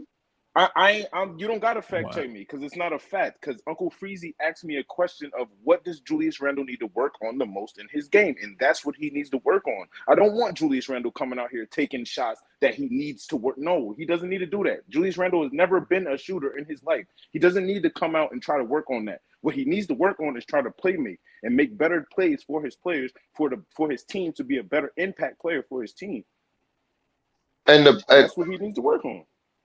You getting me 6 assists and you got 5 turnovers. That's not helping me. That's not helping me. Yeah, except he don't get you 5 turnovers like that, bro. Exactly. That's cap. Yeah, it's in this situation with the Knicks, he's 6 assists and 2.6 point something turnovers. Mm-hmm. Now, but what it is to Greeny's point though, that's guard level. when he turns the ball over, it's like at the most inopportune time. Right. It feels It's like the end of the world. yeah, man. It's like one of them turnovers where you feel like you could just drive all the way to Manhattan, bro. Like Randle, how are you turning the ball over right here? Yeah, like we're in the middle of giving up a 10-point lead, and now they cut it down to 6 or 5, and then he give up 2 live turnovers back to back. Yeah, man. And it feels like he's had 5 that game. Yeah, but then when you look at the box score, he only had 2. You know what I'm saying? But I don't hear nobody complain when RJ driving and getting blocked consecutively. Nobody says anything. It's like, oh, that's a turnover too when you're getting blocked. You over there chucking, you not passing it to the dude that's open because you want to have tunnel vision. Right. Nobody says anything about stuff like that. Oh, he got 20 points. We supposed to praise a dude for doing his job? He ain't doing nothing better. He good at rebounds, I give him that. But he don't do no assists. I don't hear nobody say, oh, he's a bad playmaker. Ever. No, he needs to make better decisions too. I need the cap to stop. Yeah, and so here's the thing. I was wanting people to look at, right? Historically, who turns the ball over more, Jokic or Randle? And I'm wanting everybody. This is a trick question. Who turned? Where'd Greeny go? I think it's Jokic. It is Jokic. He touched the ball more. Jokic turns the ball over more than Randle. But that ain't no trick question. I know the answer. I watch basketball. Right. I'm gonna put it. I wanted to put it on the screen. It's one of these things that you know what I'm saying, as Knicks fans, we complain about a lot of stuff. So at some point though, we need to, okay. I call it delusions of grandeur, Uncle Freed. They make up these stories or whatever we call narratives, and then they run with them. They become reality when this is not reality. I'm in all the chats. I'm in all the groups. I listen to these people speak. I know what I'm talking about. They make up these narratives that don't be true and run with them like it's reality. Yeah. It's like, and I'm one of the very few people that call it out. Right. And they're the same people that probably, if you look at their history, and there's a way you can watch actually how many minutes of each game they watched. These are people that don't even pay attention to the game when they're watching half the time. Right. And then they probably only watched like 4 or 5 real games, and in 2 or 3 of them games they saw Randle do something wrong that they didn't like. Oh, he's always doing this. Coach, they're watching the season through House of Highlights. Yeah, exactly. Yeah, so just for the record, I do want to clarify that Jokic is a better player than Randle. We're not talking about that. That's not. But I'm not. I don't care what you talk about in this one, bro. Let me finish. Smoke. Let me finish. Sorry. What I'm saying is what I was saying is I pointed this out not as like the side conversation of narratives that people are saying. What I'm pointing out is that in this scenario right here, Randle is a pretty decent ball handler, and he does assist at a high level. Right, but I use the extreme case in this scenario by using Jokic. Like Jokic is a 2-time league MVP, right? Jokic is probably gonna moonwalk into the Hall of Fame, right? And so what I'm getting at is when you compare Julius Randle to Jokic, you see in certain scenarios Julius Randle is not that far off from what Jokic does. But we choose to point out certain instances. It's going back to the point that Coach was saying. In certain instances, we just point out a certain thing and then dismiss anything positive. So Greeny back. Greeny had a call. Hey, Greeny, welcome back, bro. My bad. I wasn't running from that smoke. My fault. No, I know that, bro. What I'm saying, what I put on I'll just call you. Yeah, basically. What you got on the screen? Let me see what's up here. So what I was putting on the screen is the false narrative that Julius Randle is a turnover machine, but then when you look at Jokic, you call Jokic a playmaker, even though Jokic turns the ball over more often, more frequent, and at a higher rate. It's fake narrative. Right. That's all I'm getting at. Mm-hmm. Nah, I mean, look, it's like, look, man, it's like if you got something good going with some nice, pretty gal, you know, you're having a good time, and you sitting there holding out for Halle Berry in her prime or something. What just They just happened? I mean, what straight you up. waiting for, bro? You got something good. Appreciate Well, what you got. What was the Back. question you asked again, Freezy? Because everything just Just froze. for say, me. I don't like how Randle look, and I don't want him on my team. Period. That's all you Yeah. need to say. Basically, Which is Smoke. fine. And the thing Just is, for keep it people to 100 say, real. Stop making excuses. Just keep it real. Hold on. like- Can y'all hear me? yeah, we hear you. Yeah. What'd you say, Freeze? I'm saying. So what I said was what you said about Randle turning the ball over too much and being a better playmaker is not actually true. But I'm That's looking at these assist numbers. My man Jokic is averaging guard assist, like Right. 10 assists to 5 assists with the same amount of turnovers. I'll take that. But Greeny, of course you would take that because he's a 2-time league MVP. Yeah. And then you got to understand that Jokic is playing center. He's playing he's deeper down and like. Right, but Greeny, what you're missing is that this dude is a generational talent, and the fact that we can compare our best player to a generational talent means the guy that we have is not so bad. He's better than not so bad. Right. That's what I'm saying. That's what I'm pointing out, Greeny, is we bash Randle for everything, and then every time we pull up numbers to show that it's not true, we move the goalposts. Like, yo, I would take Jokic. Yeah. I ain't Is trying to Jokic say available?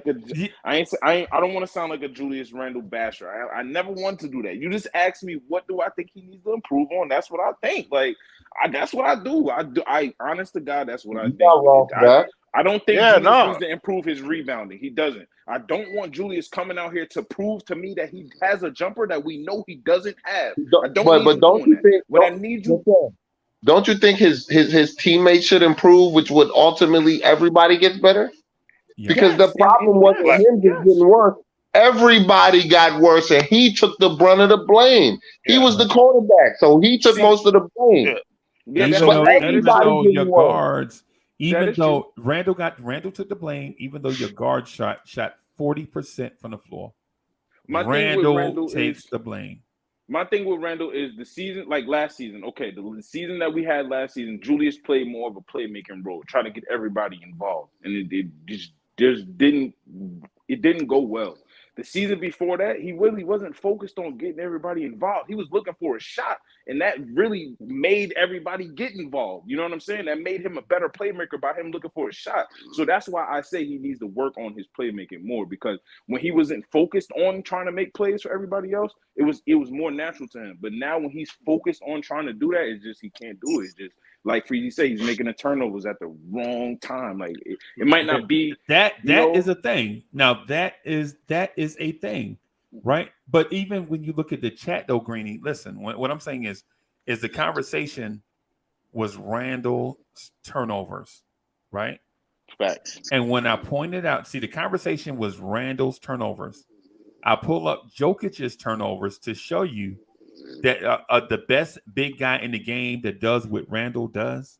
Notice I didn't show you Draymond Green because I think Randle is better than Draymond Green at this point, right? I showed you Jokic, right? Mm-hmm. And the so extreme case, you know. Right. So even when I showed you what a playmaking big can do in an optimal situation, the conversation went from, okay, Randle turns the ball over less than Jokic to Jokic averages 30 and 20 and Jokic does this, Jokic does that. That wasn't the conversation. The conversation was it's the turnovers. Okay, I get what you're getting at the turnovers, but then you have to take into aspect. Look at all right, you got Julius Randle who averages less than a 0.2 of a turnover than Jokic. But how much more times is Jokic going to have the ball compared to Randle when he's averaging 10 assists? He's look at the usage rate. It's the same. You know what I'm saying? Like, look at, but the usage rate is right beside it. If he got the ball in his hand, he nitpicking now, bro. You nitpicking. I mean? Like, come on. How am I nitpicking if the numbers is right there? Because the usage rate is right beside the turnover. The usage rate is the same. Yeah. And just think if the guys he's passing to shot 45%, he would have averaged 8 assists, and his percentage would be even better. Think Even about better. that. No, but we don't have. Now I agree with you. Like maybe you you kind of misspoke. I think his decision making can be better as far as like passing out of the double teams and all that stuff.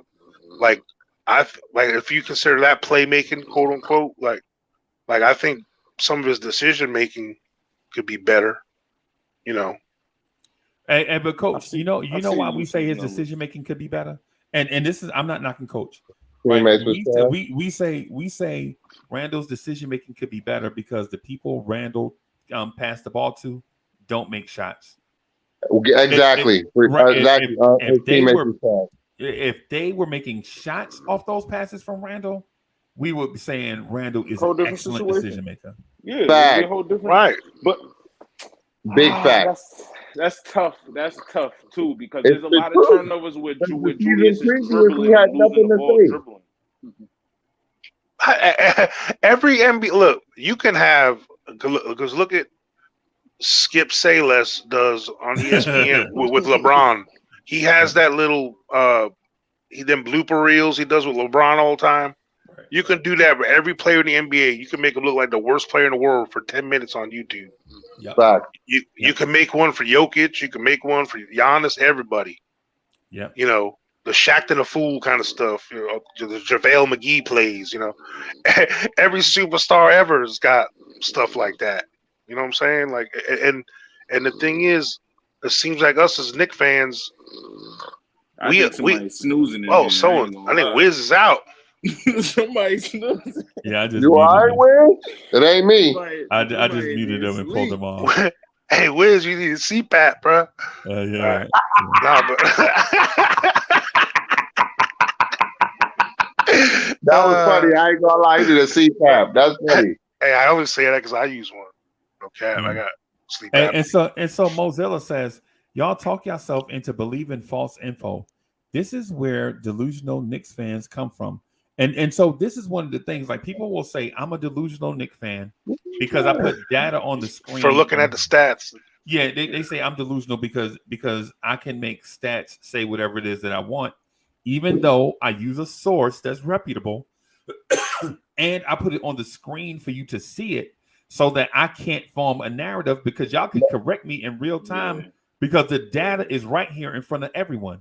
And I gotta have Freezy back on this. If you look at it, you compare the numbers, the narrative you currently spewing, bro. I'm sorry, bro. The narrative you currently spewing, fam, is not what they like to hear, right? It's not the cup of coffee that they want to sip right now. So when that coffee, it tastes different. You feel me? Right. They want to hear Randle bashing and RJ uprising and uplifting. That's all they want to hear this summer. Period. Right. And so, but Smoke. What I want to put out there, is truth to power. I agree. I want to take things that are true and can push them towards the middle of the table. That way, all the false narratives, like there's a false narrative out there that Emmanuel Quickley is a terrible playmaker. He's a shoot first combo guard. With all the alleys he was throwing Obi, huh? Right. But if I pull up Emmanuel Quickley's, I'm gonna pull up Emmanuel Quickley's numbers just like Julius Randle. Right, because I think Emmanuel Quickley is. Say Emmanuel Quickley 3 times. Shotgun gonna show up soon. Yeah, he's gonna show up. I know. Blazing too. And just for everybody to know, I'm not no Julius Randle basher. I actually am one of the Knicks fans that actually I'm happy that Julius Randle is on our team for the money that we're paying him. Like I know we're getting him on like 20, 10, and 5 for the amount we're paying him. I'm very happy Julius Randle's on our team. It's just me being a Knicks fan. I want more from him. If you could pick one thing for him to fix, I get it. Yeah. Somebody DM'd me and said Julius Randle is not 10. Y'all always say he's 10. He's 9.9. I legit got that in the DM. They don't even know the averages are rounding off. That's 10. Yeah. Yeah, I They- know. just so they can say that, oh, he's not a double guy. I I know that's the You're not pettiness, grabbing but that's the 9.9 told pettiness. rebounds you. in a game. That is the pettiness of Knicks fans. The stuff I be telling you, they want to No, 9.9. yeah, that's a fact. Yeah, that's They're Hey, probably the bro. same people that tell the teacher, "You forgot to assign his homework." It's like one of them types. Yeah. Like the bell's about to ring. The teacher didn't give us no assignment. Teacher, what are we doing for homework? Shut up. Right. You gotta slap them in the back of the neck, but we don't promote violence. I'm just saying. Right. And coach, I want to point out something, right? Look at Quickley's VORP. It's the value over replacement player. Mm-hmm. Right. That means Quickley chat so the baseline, so the baseline.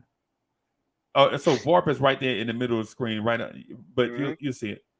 So Quickley's value over replacement player is 1. So 0 is basically 1-to-1. Yeah, right? I was gonna say give people like the context what that kind of means. Yeah. So VORP is value over replacement player. 0 is basically 1-to-1. That means it doesn't matter who you put in there. You know what I'm saying? Quickley or the replacement player, you get the same value. Right. Mm-hmm. But Quickley's value is 1. That means it takes 2 replacement players in theory, kinda, to replace what Quickley does, right? And so the other thing that I want to point out too is Emmanuel Quickley's turnover percentage.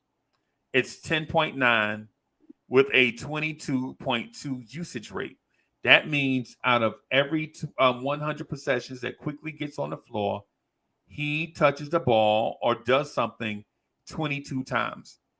People call Quickley a ball hog, but his usage rate is 22. Right? But then look at Quickley's assist percentage. When you look at Quickley's assist percentage from last year, is 24.5. Mm-hmm. Right? And as a guard, look at Quickley's as a 6'3" guard. Look at Quickley's defensive rebounding percentage, 13.1. That means this dude is willing to not only go in there and mix it up and rebound, but he also assists the basketball. So Quickley is what you call a balance. He is not Lou Williams. Because the power forward he's playing with is releasing. That's why he got a rebound on the second unit. I'm just playing. My bad. Yeah. And so what? And Mike Boy says Knicks fans aren't stupid. Nah, that's not what I'm saying. That's not what I'm saying, bro. I'm not saying Knicks fans are stupid. That's not what I'm saying. But at the same time, Mike Boy, you got to admit Knicks fans do get emotional. So your Knicks fans will get emotional. As a matter of fact, I'm the first person to say that Knicks fans are smart, and I value y'all opinion. I've been saying that for 2 years, right here on this channel, that y'all smart and I value. It's the reason why I read the chat. You know what I'm saying? A lot of channels that y'all go to and frequent ain't necessarily going to be reading the chat like that. You know what I'm saying? It's just something to consider when you think about where I'm coming from. Like when you go in other chats, how often do people read the chat, put your thing on the screen, and actually take into account what you said? Think about what I'm saying. Mozilla, think about what I'm saying. Sometimes, not often though. Yeah. Mozilla. You usually gotta hit that super chat, huh? Yeah, but for the most part, like with me, if somebody says something smart, I'll invite them on the panel to talk with us, or I read their comment out of the chat. Like I'm not trying to play people like they stupid. Y'all know that. You know what I'm saying? What I want to do is if you feel like you got something smart to say, whether I agree with it or not, I say let's talk about it. Yeah, and everyone's entitled to their opinion. Opinions are you can come up with whatever you want as far as, but I personally, when I have an opinion on something or I want to pound the table about a point or how I feel about a player, I got research that I try to do to back it up so I don't sound like a crazy and I can prove my point. So anyone that wants to disagree with me, you have a personal invitation. You want to come on and debate, come on the panel. I'll back up any claim I make. And if I don't know about something, I'm going to look it up. Right. And I may be older than most of y'all, but I got a very good memory. And trust me. Yo, I got you on files upon files upon files of a lot of y'all gonna get some I told you so's. Yeah, That's all I'm saying. I'm good at debating as well, Coach. Yeah, That's a fact. And here's the thing: when I'm wrong though, like if iHeart issues the bed and Cam does doo doo, I'll be like, all right, y'all got me on that one. I guess I was wrong. right. Who's next? You know what I'm saying? Think he about to how long you think he gonna take Mitch's spot and how long exactly? Yo, I ain't gonna lie, I'm in that boat too. Like I think by Mitch, money by Mitch. Christmas. Yo, you gotta understand. By Christmas? Smoke, you gotta understand the spacing of that court with Hart is gonna be ridiculous, bro. Like I'm telling you, RJ, Julius Randle, he's the biggest secret Jaylen weapon we got. Hey y'all, let's hold on, ever. y'all. Let's stay on topic though. Let's not just stray away from what because I get it. We could speak to that. We got plenty of time. I just want to finish breaking down this thing with Emmanuel quickly. Yeah, just real quick so that we can move on to whatever the thing is, right? When you look at Quickley's numbers on the screen, here Quickley's numbers are right here in front of you. What people are gonna say is that a dude with a 22% usage rate and assists at a 24% clip is a ball hog. And when you look at it, how can a dude with a 22% usage rate, right, and an assist percentage of 24.5 be a ball hog when he only shoots the ball 9 times a game? Mm-hmm. I can't relate. I'm trying to put the numbers together. Like how does a dude that shoots the ball 9 times a game but has a usage rate of 24.5 be a ball hog or a Lou Williams type player? Yeah. What I'm gonna say, what I'm saying to that is be careful with I think Emmanuel Quickley is poised to be one of our breakout players. Whether you agree or not, I'd be willing to listen, but I need facts and data. I need facts and data. I can't go by. Yo, you remember such and such game when he chucked up a 26-footer and anybody, like what Coach was saying, anybody can put together a reel of 1 or 2 plays and make somebody look crazy. Everybody highlights, they shoot 100%. Yeah. Everybody highlights. Yeah. That's just anecdotal data. That's all that is. And look, I'm not trying to be negative about, and I know Grimes is a lot of people's favorites or whatever, but anyone that says that Grimes should be playing at the 2 ahead of Quickley to me is just because the success in the NBA are people that that know how to pass the ball. That is the biggest. And then some people are going to say like, oh, Randle and RJ, they're ball hogs and blah blah blah blah. But they have the skill and the ability, because they've shown in different parts of their career and in college and all their whole, even in their NBA career, that they are talented enough and skilled enough basketball players that they know who to pass to, when to pass. But they were both in situations where they were taking on more than they needed to take on, because there was no point guard. Say, Coach, their teammates trash. Yeah, their teammates were trash. I mean, that there's no other way to say it. And the thing is, it's when you need a ringleader, and we got one now, I think. So, yeah. Hey, Coach, and Coach, let me just say this real quick because I understand your point, Coach. What I'm saying to you is I agree with Coach with you need a ringleader, and Coach said you got one. I'm saying that we have 3. I think a healthy Derrick Rose and Emmanuel Quickley and Jalen Brunson turns this thing around. And whether people believe in that or not, I can't speak to that because what I'm doing is projecting, and I don't want to argue. over projections, because projections can go in any direction. But what I'm saying is, based on what Coach said just now, he made a compelling argument that the offense will look different with playmaking and spearheaded by Jalen Brunson, but also add a healthy Derrick Rose and a third-year Emmanuel Quickley to it. And I think this is what projects the Knicks in a position where the Knicks will be competitive every night. Mm-hmm. And just to add on, D Rose is back at his rookie weight. Yeah. Them. I mean, them. Let's go Jets. Them. Let's go Giants. Well, that's why for me, like the numbers for our team, as much as I think Fournier is a good, solid, veteran to have on your team that could shoot and he could be a microwave off the bench and all that stuff. He's the odd man out, man, because for the IQ and Cam and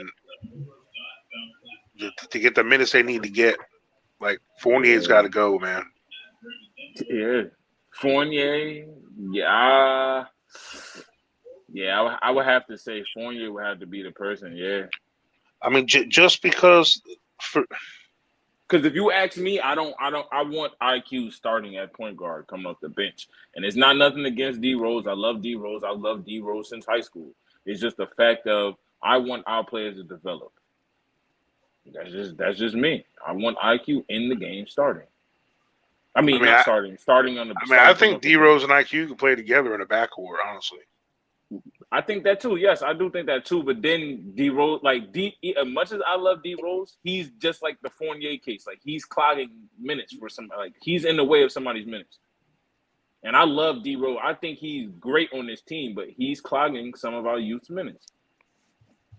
But the D Rose, IQ, Cam, Obi, and Hartenstein, that's a good second five to me. I like the way that offense looks. Really? Yeah. Okay. Should we elaborate on that? I think so. We could. Somebody got something playing in the background, man. Oh, I'm sorry. My fault. I think that might be Dresky. Yeah. That's just me. Like I love D Rose. I know what he's gonna give us in the closing ends of the game. I know what he's gonna do for us when it matters. I do. I trust me. D Rose is like one of my favorite point guards. If he did not tear this year, it's just I'm not personal. I'm not taking it personal. I'm a team. I want my team to succeed, and I want them to evaluate quickly. And that's just that's what I want them to do. I don't want them to go forward with Rose and keep giving him minutes over quickly. Evaluate quickly, see what you have, and move on from there. I mean, I think we have used them quite a bit. I mean, not enough, in my opinion. Yeah. But peace to the panel, peace to the chat. What's up? What up, Coach? What up, Leons? What up, Greeny? What up, Wisdom? I wanted to give a little bit of input on IQ's like his potential ceiling, and I feel like we probably won't see that if he's off ball consistently. While that helps the team, it helps in a team concept that he has the ability and the versatility to play on or off ball.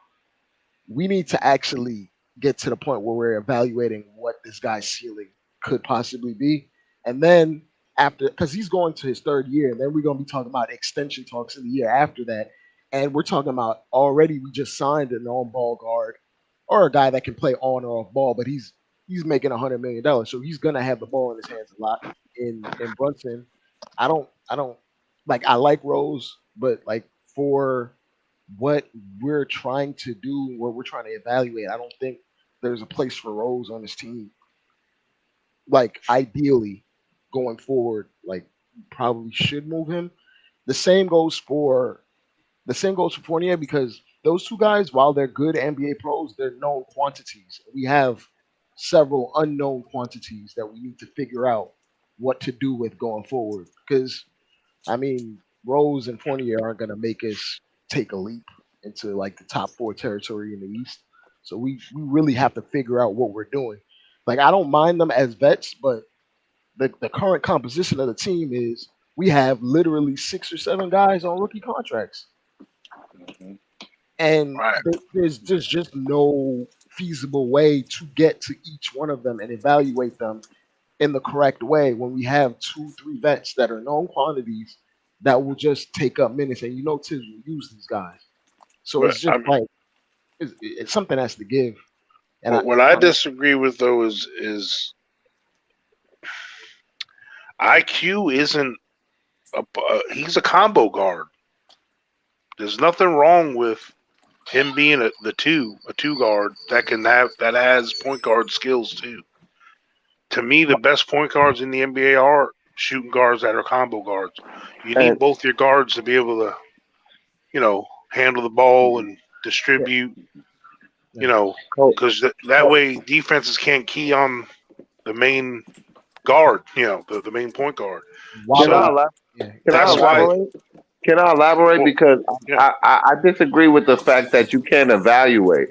You evaluate players because they force you to evaluate them. If these players was playing up to the standard that you would like to see them, they would be starting, or other players would be moved because potentially they'd be better than they are. How long you want us to wait evaluating? Bro, time out. You have to he's earned minutes and he's earned a role. Can I? No, I'm talking in general because he want to watch. He want to see the young kids play. He can evaluate all the young contracts. That's what we have. That's what he said. So I just come out. Before we even get to that, you have to realize what coach we have. We literally traded for a guy on a rookie deal, and we didn't play him because Tibbs, whatever reason, moving the goalposts again, like Freezy said. That is moving the goalposts. But we're asking you about a certain player. Why are you talking about another player? But that's just what reality is. Like, and we can say we're talking about IQ right now. IQ's gotten minutes. He just hasn't gotten the minutes you think he deserves. Fair enough, but I feel like he should be playing 25 minutes a night, not 20 or 18 or 19. No, I think this year, yes, he's earned that. Not last year. I think he got what. He was in over his head at the beginning of last year. Yeah, no, I believe he should have at the end when the wheels were falling off at the guard position and all that. He should have got more minutes than he got. He still should have got more minutes. I didn't hear nobody say nothing about RJ not showing up until January 1st. Why we all on Quickley head? Yo, we've said that. We've said that on plenty of panels. How RJ had a slow start this year, but it still didn't jump on him like IQ. Now here's the defense to his argument. One is, you awake now? Welcome back. Yeah, man. Oh God, my boy got his energy. He about to go crazy. Move on us, man. Oh man, the wife had me up at 5 a.m. man, helping her with that. What was your anniversary? Hey, like my mom said, you were just looking at your eyelids. You had to just check on your eyelids. That's all you had to do. I know. Oh man, so yeah, I'm waiting for her to come out of her commercial kitchen right now. But the argument that I like about him is development, not necessarily evaluation.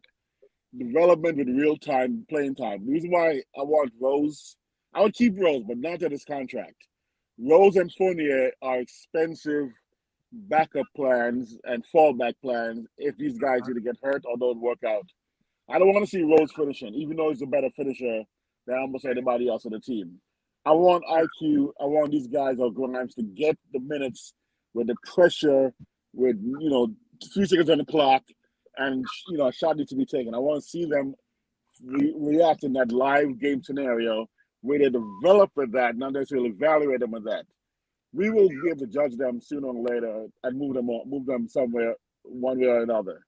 But I want to see them play in those tight situations, those pressure pack situations, without the comfort of a Fournier coming in to save them or D Rose. Give them the time, give them the minutes, and let's just say evaluate. Let's just say put them under the spotlight with pressure, and let's see if these coals turn into diamonds or they're gonna crumble. That's what I want to see with these guys, man.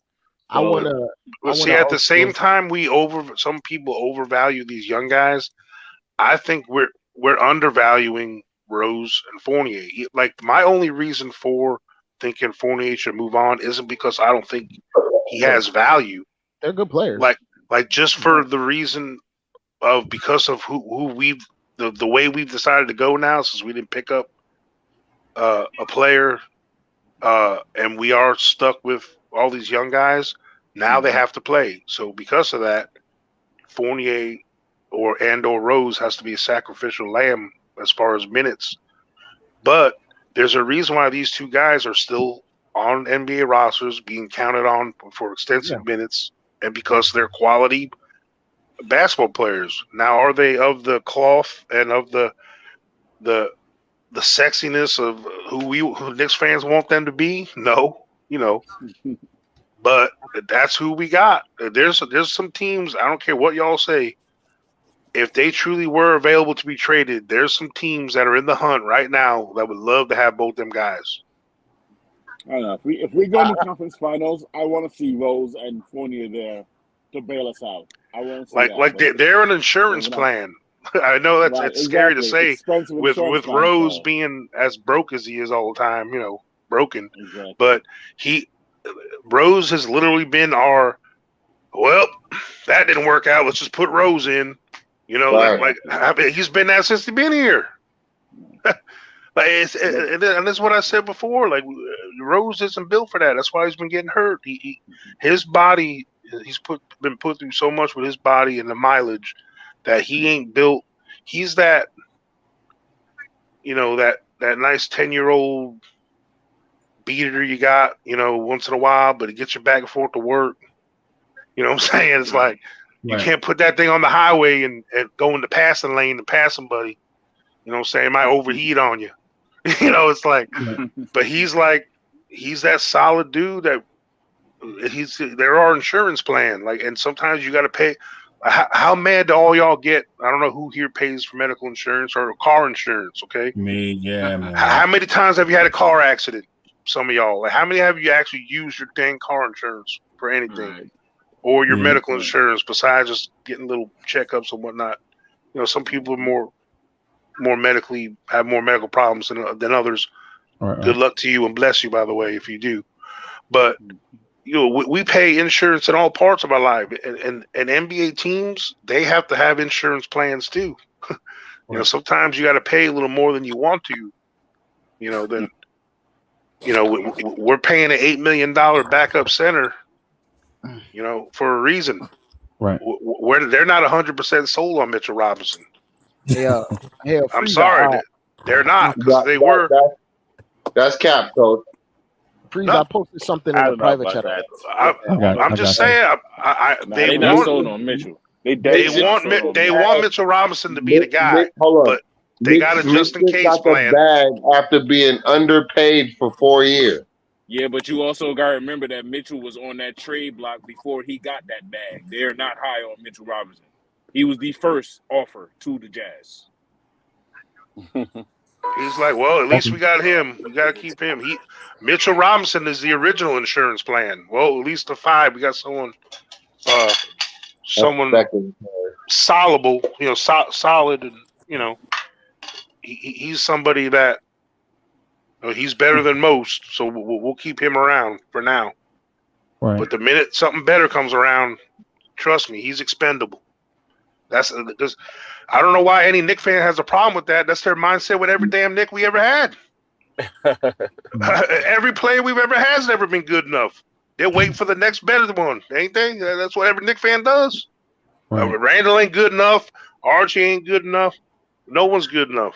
It's the Jalen Brunson's too small. He ain't good enough. They want to dog how well he played in the playoffs. They want to make excuses. Oh, he was only that. Be glad of what you got. No, appreciation is not something that New Yorkers do well. No. You got the best food in the world in New York City. They were just booing Stanton literally a half inning before he walked off. They turn on you so quick. I'm just you go to the pizza stand. Appreciation is not something we do well, man. I'm just saying. Right. Hey, and so Jersey Shaw 74. Thank you for the generous contribution. Jersey Shaw says Rose is DOA. I don't know, man, because Rose looked good before his injury, though. Well, then he's a zombie then, because he's still out here. he's still a good, reliable player. I would take him on my team in a heartbeat. It's just the actual timeline of this team. I'm not sure he's that necessary or important at the moment. If we were a little further along, yeah, but I don't know. We can't count on him. Can I ask a question, Unc? Yeah. Come on, bro. I've been waiting to hear you. I just want to know, like, how y'all feel about that 100, and do y'all think it's 70 players better than Julius Randle in the NBA? Because I disagree with that wholeheartedly. Well, we can go and look at just the power forwards and just get like, come on, bro. Julius Randle is the top, probably. I won't say probably. I think he's a top 5 power forward. I would have said if you would have gave me 30 players better than him, I wouldn't have been mad. But 70. Yeah, not 70. That's 70. cap. Straight cap. And that's the shit I be. Oh, like, sorry. It's a family show. Like I just said, I'll apologize. I be getting beside myself. But that is straight cap, huh? Yeah, that's cap. Straight cap. That's cap. Because if you go to top 5 point guards, top 5 shooting guards, top 5 small, Julius is in that. Like, and that's not even 75 there. That's only 25. Who made that list? So that's cap. Yeah. So who made it? So ESPN made the list, right? It's a what have you done for me lately? And no, it wasn't even just that. They put projections in there with dudes that didn't even play yet. Ask the player. They should do like the NFL. The players should make that list. I guarantee. Right, I'm about to go down the list of what order power forwards are ahead of them on this list. Oh, hold on. Let me see which one's the first. And that's what I'm saying. Like 20, 10, and 5. Like, come on. Man. Okay. Not, Zion Williamson. Well, okay. Of course. Zion may be more efficient. He's not better than Julius. Giannis is number 1. Okay. Giannis is all right. We'll give you Giannis, but I feel like Giannis is the same / power forward. But I'll give you Giannis. Definitely. Giannis is different. Okay. Keep going, Giannis. Okay. Giannis is number 1. Scrolling down. They consider Jason Tatum a small forward, power forward. He plays both in small down. Small forward originally, so he's ineligible. Okay. Then I'll go to the next one. Karl Towns is going to play power forward this year next to Gobert. Did you say Carl Thomas? Karl Towns. Emotional. Karl Anthony Towns. We got you though. Keep going. Okay. All right. LeBron is considered small forward, power forward. He plays a ton of 4. Well, last year he did, but I don't know if he's going to do that this year, depending on where they play AD. I don't know. So what's that? 3 players or 4 players? That's 3. 3. If you want to consider LeBron, that's 3. Continue. Then they go Domantas Sabonis, which is no. Fuck Julius no. Cooks him every time. Every time Julius versus Sabonis, he cooks him every single time. Like but that's every the one time we all know Sabonis ain't better than Randle, bro. Every time. I went to the sack game where Julius dropped 46 on his head, and nobody ever brings that up. Cut it out. It don't matter if Sabonis is wearing dark blue and yellow or black and purple. That boy is getting cooked by Julius Randle. Right. Every time. 46 on his head. I was there. I broke my phone going hard that night, man. You crazy? Who said Sabonis? He takes that. No. Matter of fact, that's my mistake. I went to the next. See, that's 4. Your 4 option got debunked quick. Let me finish. I was going down and I skipped to the next article where it was mentioning fantasy. I was like, what? That doesn't make any sense. That's all. All right, my bad. That's Drake's fault. That is a fantasy. That's on me. That's why I was like confused when you heard me say it. I was like, what? That makes sense. Not no fuck. I know Domantas Sabonis, bro. He be cooking him. They have Pascal Siakam over him. Who? Pascal Siakam. Who? Nah, that's another. He be cooking him too. Not more. AD. Y'all say AD already? AD plays. AD street clothes. He ineligible as well. I mean, he's kind of a power forward, though. It depends on alignment of how the Lakers do it. No, that's 4. I'll give you AD. That's 4. In my opinion, I think Pascal played better than Julius. That's all I thought. But he's not going by our list. He's going by ESPN's list. Yeah, I'm just going. He's trying to make it down the ESPN list, but y'all keep cutting him off. Yeah. Sorry. But Dre, you got to speed up though. Yeah. Evan Mobley is next. I don't think. Well, he's going to surpass Julius. I don't know if he's passed He's him. not better than Julius, and he's not going to surpass him either. Yeah. Nah, Yes, he's going to pass. Yes, he him. will. He's going to Yes. pass Julius. That's But Dre, that's a conversation for another day. What's on the list? Yeah, Zion is next. If he stays on the court, he is better than Julius. It's just what it is. Zion is next. That's what, 5? That's Cucumber's coach. Draymond, that's polarizing. I don't know about that. Draymond, I don't know how y'all evaluate players. Draymond But on I any think other team but Golden State, he's not having that career. I'm sorry. Draymond is not better than Julius he's Randle. not having that career, but they're not We talk about triple single. Dre, Yeah. Dre, let's do the list first, and then we can talk about whoever's on the list. Okay. Draymond. Sorry, And then they have DeMontis next, which is 6, and then I'm gonna keep going. They have what's the next one? They have Jaren Jackson Jr. I think he. Another negative. No, I mean, Jaren Jackson's Tobias shot blocker Harris? is nice. No, Tobias He Harris. ain't better than Julius. No. Tobias Harris, even though they list him at power forward, man ain't no power forward, bro. All these is projected and prospected to be better than. They actually not. Jeremy Grant. Bro, Hoops Hype has Randle has him 12th. Behind power forwards? Yep. Behind Panchero and Scotty Barnes and That's Mobley. rough. That's rough. Yo, Come on, they're man. wild disrespectful, bro. Yep. Wow. And Harris. Come on, man. But this is what happens when you have like a grossly inefficient season and then they try to play him, because the year before they had him in top 15, top 20 for players overall. Yeah. How do you drop that drastically? When you have legitimately probably one of the least efficient isolation seasons of all time, that's what happens. But that's not all completely on him. It's a lot of it is roster composition, him being misused and put in a role where it's not really fair to his skill set. Fam, they made Burke the point guard, fam. Yeah. Bro, these are the same people that all said on that ESPN. These are the same group of people that said, if we got Mitchell, we're barely a playing team. These are the same people that say that. Right. They be saying the wildest RJ is not top 25 too. I agree with you, Coach. I agree 100%. I mean, they don't even know what they be talking about. Yeah, they don't even know. Hey, Smoke, just real quick, bro. I disagree with you. They know exactly what they're talking about. Right. But here's the thing.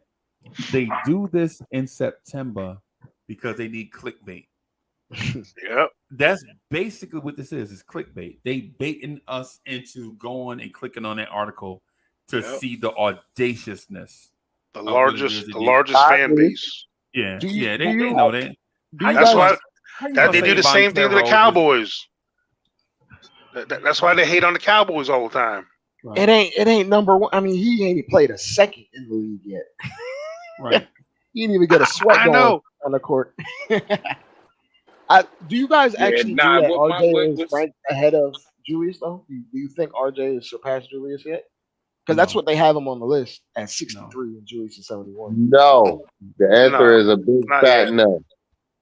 And think about what they're saying.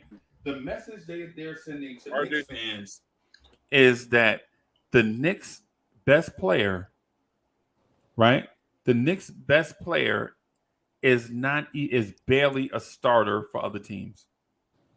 If RJ Barrett is 63, that means you can field 2 leagues of NBA starters before you can get to RJ Barrett. Think about the message that they're sending to you. Those are the type of things we need to consider when Knicks fans, like when we come on and do this joint right here and people in the chat are like, yo, y'all trying to fluff up your own team and y'all trying to, this is cap. Grimes is not really that good. Y'all just trying to make him look good for such and such. Think of what the opposition is doing. The opposition just put out an international article that said 2 of your best players wouldn't even be picked to be starters if we picked a starting lineup from 2 different. think about that, bro. They don't even have top 60. Jalen Brunson is Yeah, that's 67. wild. That's wild. By the way. Yeah, Just think I about ain't what gonna Uncle lie. Freezy said. Once I seen that they had Kyrie at 30, I knew they was trash. The list trash. Kyrie in the top 20 players in the league. What are you talking about? Period. That's how I know these dudes don't know basketball. They go off the narrative that people be creating. yo, your best 3 players ain't even. The Knicks don't have a player in the top 30. Top What 60. was Brunson in the top 100? They don't even have a Knicks player in the top 60. They have Brunson and then RJ. Brunson, And RJ is super inefficient, I and didn't he see only the list averaged yet. 26 and RJ is 3. 63. He RJ is not 63. better than Julius. Brunson is 67. Julius is 71, and Mitch Robinson is 98. Yeah, That's Freezy. crazy. Sherman had a point. What were you talking about with the starters part? Yeah. Hey, Sherwin, you right. I was thinking about that when I was.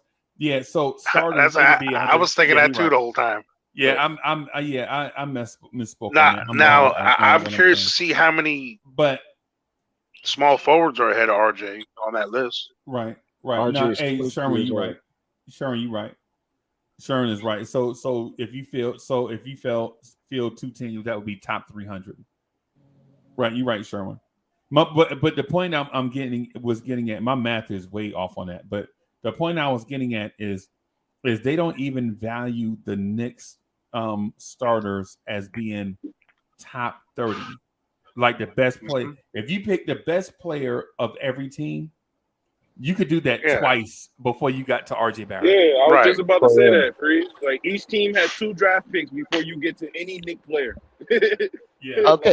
Okay, but like top 30 would basically be the All-Star game.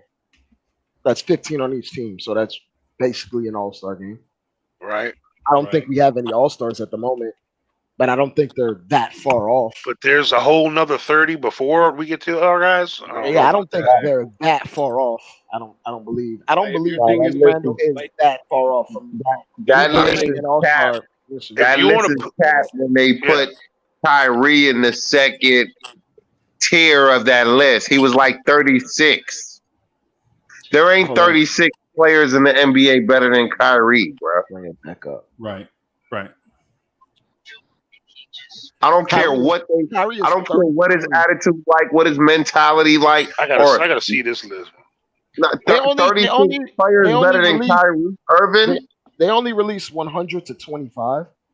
So the ones before, I was speculating that those would are be ahead. Yeah, the obvious ones would be.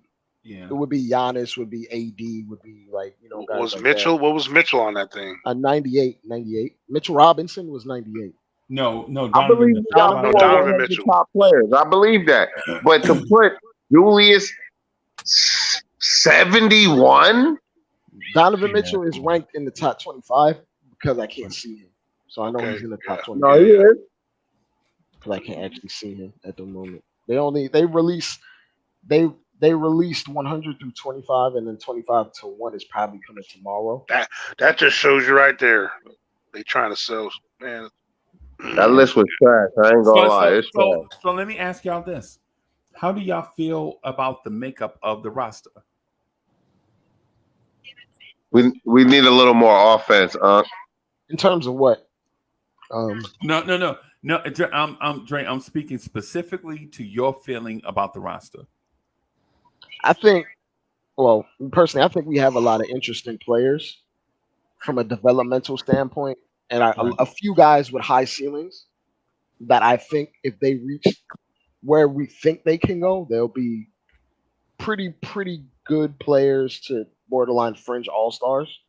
I'm excusing Julius out of that because he's already been an all-star, so I know what he can do. Like we've seen what he can do, but as far as hitting the next step, I'm not sure if we're going to ever see that. But as far as prospects, like we have some interesting guys from a talent perspective. Like Cam Reddish is a very interesting prospect from everything in RJ and IQ. But I don't know if we're ever gonna see those things with roster composition and roles and who gets prioritized and things of that nature. Okay. Kevin Love. All right. Hey, so Smoke, how did you feel about the Knicks roster?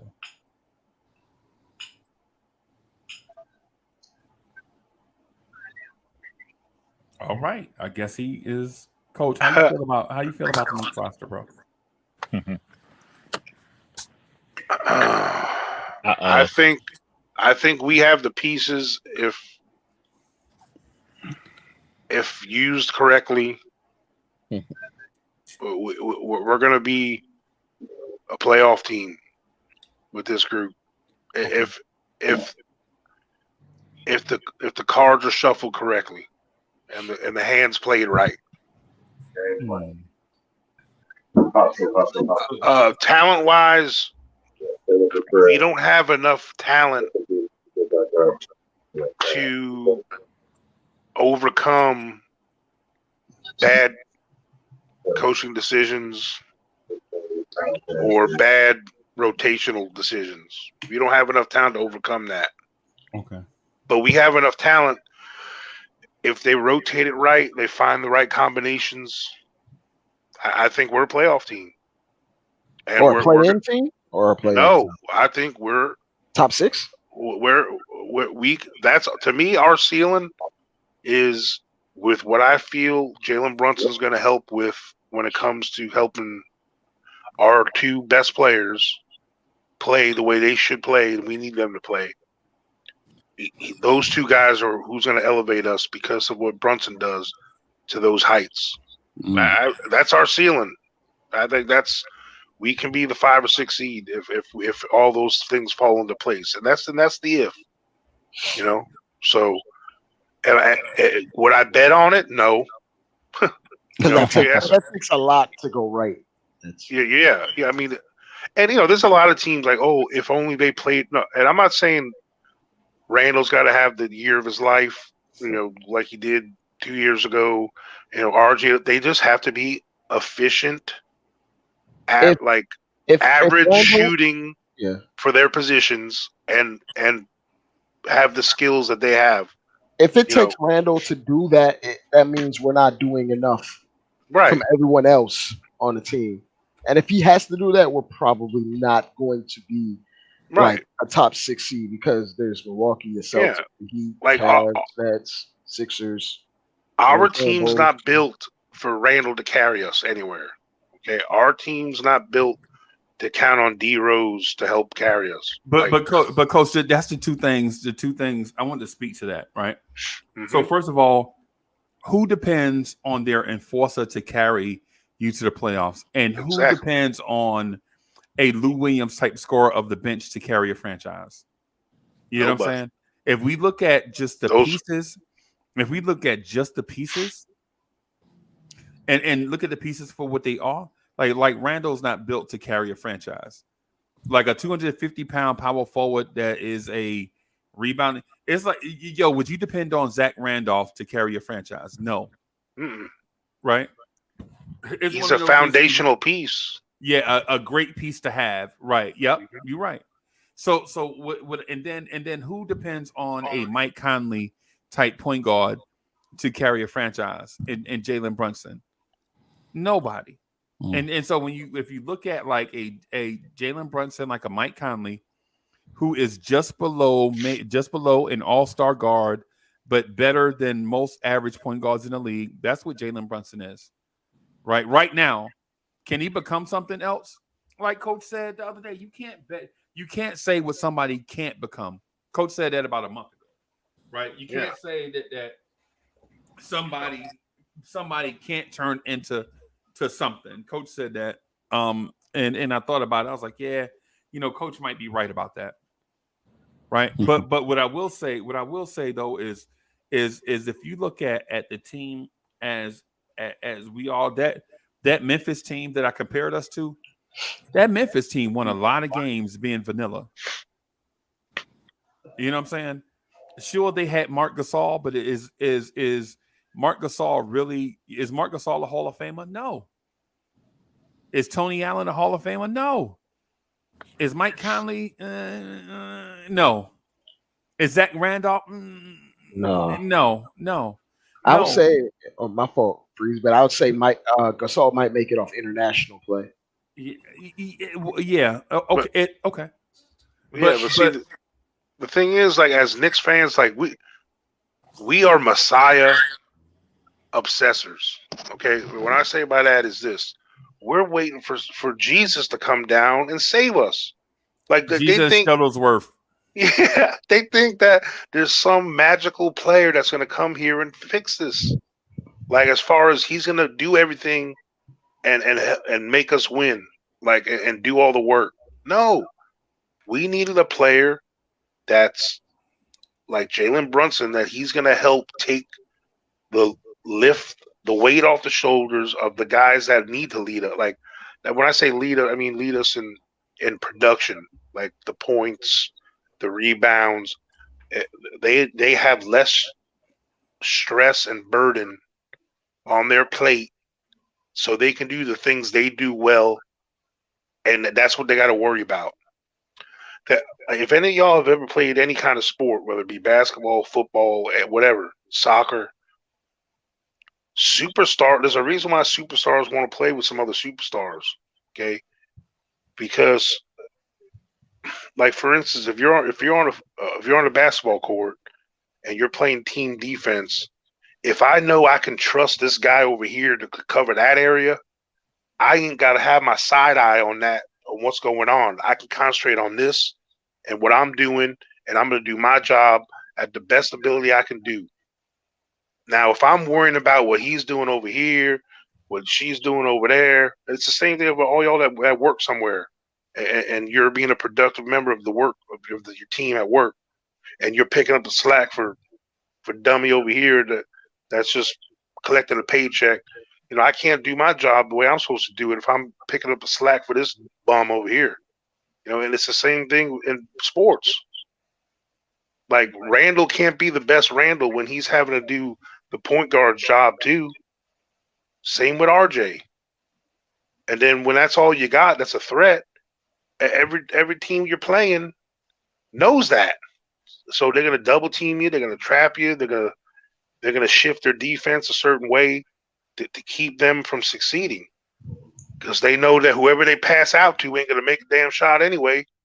So, and for the fans out there that don't see that don't watch the game and notice these things, you're just having verbal clickbait, and you're being trolls.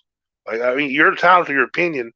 Now, just because you watched Randle 8 or 10 times in passing before he went to bed on MSG Network, and you saw him slam the computer, that's what he does every night. Come on, man. You know what I'm saying? Those are things for me that just get on my nerves, you know, about fans. Like, no one's coming here to save the day. We got what we got. Let's let these guys do their job. Which is kind of coach, where I understand that concept of no one's going to save us but ourselves, which is why I kind of want to throw a few of these guys to the fire and see what we get out of them, you know, because ain't nobody gonna come here to save us. We're gonna have to make our own superstore, or make a bunch of guys make a very deep team. That's the best way we can operate at this point. A deep team of fringe all-stars or all-stars, because the superstar is kind of a farce at this point. We have a ton of picks, we have a ton of draft capital, some players, but I mean, what is actually out there at the moment, and like waiting on that it's crapshoot, as we've just seen for like the last 3 months of the offseason. Right. Like think about this quote unquote problem we have. Like, we're trying to I mean, granted, some of it who we're trying to figure out the starters, because maybe we don't have the 100% quality, you know, guaranteed starting five, that we all can't agree. We can agree on. Some people are delusional, saying that Obi should start before Randle. I'm sorry, but you should what, Randle? Do it. That some people are delusional to say Obi should start in front of Randle. That's never gonna happen. So I know. I'm just saying, but there's people out there. I'm talking about like, them the only sure thing to starters we have in everyone's eyes right now, and even I could probably throw Mitchell Robinson in this. So I could say maybe 3 is like Brunson, RJ, and Mitchell Robinson. That's like pretty much the consensus. Even though it should be Randle, obviously, it should be the consensus of any normal person. He's our best player, coach. Yeah, exactly. I know. So anyone that says different is just being a troll to me. It goes beyond opinion at this point. This whole like, oh, you're not respecting my opinion. I think, oh, I'm sorry. Anyone with 2 eyes and a pulse that has any inkling of the knowing basketball or sports at all would never say that Obi Toppin should be starting in front of Randle. Give me a damn break. You take that same poll of every head coach and GM in the dang league and every player in the league, I guarantee you Randle's in the top 40 at minimum. If they made this poll off of players like they do the NFL one. I don't think they did that. I think it was based off opinion. Right. Like I guarantee you when the Knicks when Boston or whoever they know they're playing the Knicks on Thursday, they ain't game planning against Obi. Yo, are we still talking about the competitor? Are we talking about the competitor not giving us kudos? You know what I'm saying? That's like Coca-Cola saying Pepsi tastes great. Why are we still talking about that? Nah. The thing, like the competitor's never going to say it, but if you're going against a Tibbs coach team, your chances are you're going to go to war that night. No, I'm talking about ESPN. I'm not talking about other team. I'm talking about ESPN competing with MSG. I mean, Scotty Barnes is a nice player, but come on, man. 38th? He's number 38 on this list. 39. Yeah. See what I mean? Come on, man. Coach still referencing the list. I'm sorry. I'm looking at it. It's crazy. It was designed to get that exact reaction from you, and you're giving them that exact reaction. Fred you know what I'm saying? So to me, the ESPN article for what it is perfect. It's designed to make dudes like Smoke and Coach go crazy. Go search for the article and talk about it. And that's exactly what they're doing. It's clickbait. I mean, I'm not surprised because they do it to RJ every year. So every year, and so it's like the Roadrunner and Coyote. You know what I'm saying? The Coyote set the trap every year. No one is going to get a certain thing, and he get the same result.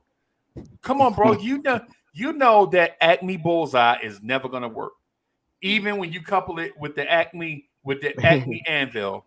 It never works, bro. It's the only sport that gets respect in New York is the Yankees and the Mets, bro. Yeah, they got Jordan Poole and the Rangers. Freeze. You know, it's kind of funny. The list they had the year before, even after Julius's All NBA season, he was 42. I don't really care about ESPN lists, bro. It's nasty, bro. I don't care about ESPN lists. It's the reason why I do Blorange Tears on YouTube. Because I know it's biased. I know it's whack. Right, and it's not even. It's their business model is to get clicks. That's their business model. ESPN is the entertainment. No, notice the entertainment part is first before sports. Mm-hmm. And we get into this thing like, oh my God, I can't believe ESPN is the Bible of everything. I can't think for myself. I have to just go by what ESPN says. You know what I'm saying? I personally like being surrounded by people that think for themselves. I love it.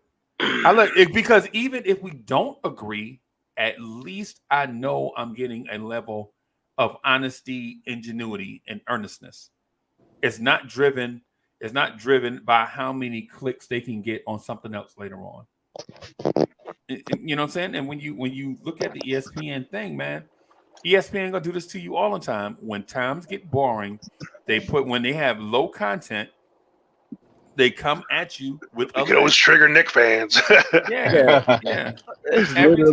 There's literally only one person on that whole platform that actually talks basketball. Well, two. Zach Lowe and Legler. That's it. Literally, that's it. That actually discuss what goes on. Yeah, but see, even Legler, the thing about Legler is I'm not downing his knowledge. Like, I respect like some of his opinions on stuff. But these dudes don't do homework. They get fed the notes. You know what I'm saying? Half these dudes that are talking heads, they don't even know. They couldn't even name the first two guys off the bench of half these teams, bro. Like how they went a whole segment talking about the Knicks one time, and they were talking about the whole Mitchell thing. And when they were talking about the players they had, they never mentioned Jalen Brunson once in the whole thing. I don't understand. So Amani the Great says Uncle Freezy is telling the truth. ESPN is why Uncle Freezy and many more podcasts developed because of bringing the real news to the people and honesty. It's not about the entertainment network. Yeah, and I keep trying to get the direction back to Blorange Tears. We still talk about ESPN. Like coach is like, no, I'm not letting it go. No, I'm not. I'm just talking more crap about him, really. So, like, I'd be interested. Like, what I'm interested in is what does coach think about the beginning of the schedule? Like, I want to get into that type of stuff. Like, I want to talk about. I can't think that far. And I want to hit. We're just far think that times. Far. We less than a month away. And why I say that is I don't even think we have the team. Like, I want to see some training camp and some preseason, right? Before I can make a next week. Well, all right. So when I see that, then I can predict some games. Right. Okay. You know what I'm saying? Like, are we gonna have the same team right now, Coach? Yeah. You think we're gonna make any moves? We're not making no moves. No. Okay. The only training camp, man. Release. We might make a release or two. We're not expecting if things don't pan out in the preseason. It's only going to be like the guys that we just signed, like Speed. Yeah, but we stuck with what we got. So it's either we want to run with what we're going to run with, or I don't know. I don't know how much they hear the buzz from the fans. Yeah, man, and so like what Mozilla is saying. And I'm with them. It's the reason why we rock with this pod right now versus ESPN. It's because we can have these, no matter how much we fuss and fight, we are still going to have internal conversations about the team that we love. Like, into ESPN, the Knicks are just an entity that they just have to cover. And when the coverage gets slow, they make a list. It's not, think about all the teams on that players on that list, right? Say the best player on that list is a dude from Denver, Colorado, or a dude from Milwaukee, Wisconsin. Who cares? Mm-hmm. You put the list out, and the best player on that list plays for a team in Milwaukee, Wisconsin. You think Milwaukee, Wisconsin is going to push the needle? No. New York is going to push the needle. That's why if you put Giannis at 2 instead of 3, or put Giannis at 2 instead of 1, everybody in Milwaukee, Wisconsin is going to be upset. But so what? It's not moving the needle, right? But you disrespect Knicks fans, right? Now you're moving the needle. You know what I'm saying? That's the reason why I'm saying these conversations that we have internally, even though it's in a public platform like YouTube, is better for Knicks fans than for people that are laissez-faire about your favorite team. You're passionate about a team. They're laissez-faire. They have more resources than I do. So what? But the one thing that they can't get that I can get is real life, passionate Knicks fans from all over the world to come talk on this platform about the team that they love. ESPN don't do that. They gonna give you. Thank you for it, brother. Yeah, they gonna give you Stephen A. Smith. I appreciate y'all being here, bro. They just gonna give you Stephen A. Smith. Stephen A. Smith gonna speak for Wiz. They're gonna say, Wiz, shut up. We got Stephen A. Smith talking for you. We got Stephen A. Smith talking for you. He from New York, right? You from New York? Don't answer. Stephen A. Smith from New York. Yeah. Right? But here, if you notice, if you notice, I don't really bring on cats like that often. It's just us. We rocking. And instead of me going to get, and I understand that at some point I may have to do it. And so at some point, instead of getting Ian Begley, I click on Mozilla's comment. And then we look at what Mozilla's saying. You know what I'm saying? And I understand some of y'all want to see Ian Begley. I get it, right? But this platform is designed for Knicks fans to have a place where they can come rock. You know what I'm saying? I mean, that's just what it is. That's why when we have the ESPN conversation, I'll be over here like, Yeah. Because ESPN is basically going to give you what they want you to have, not what you want. I'm not here for any self-proclaimed expert. What the hell makes you an expert on Knicks? Because you were lived in New York for a while and you rooted for them, right? Or you were just born there and the ESPN calls you an expert. And then the same thing with Ian the Begleys of the world and that one guy. Who the hell is Mel Kiper? Remember that? Remember that? I remember the draft guru stuff. Yeah. Come on, man. Yeah, and so I don't knock Ian Begley. I'm just not knocking what Coach said, but what I'm saying, out of respect for what we looking to do, how many platforms are strictly a Knicks fans platform? That's what we got. That's what we got. Shout out to DSJ. What's good? Yo. That's good, DSJ. Mm-hmm. Yeah, man. Hey, so what training camp starts when next? It starts on the 27th? Is that when it starts, Coach? Let me move this. You notice I was eating cucumbers earlier, bro? That's good, man. I smashed them cucumbers, bro. I'm about to get me a pickle, bro. You got me thinking about that. Yeah, man. I'm gonna eat some popcorn in a few minutes.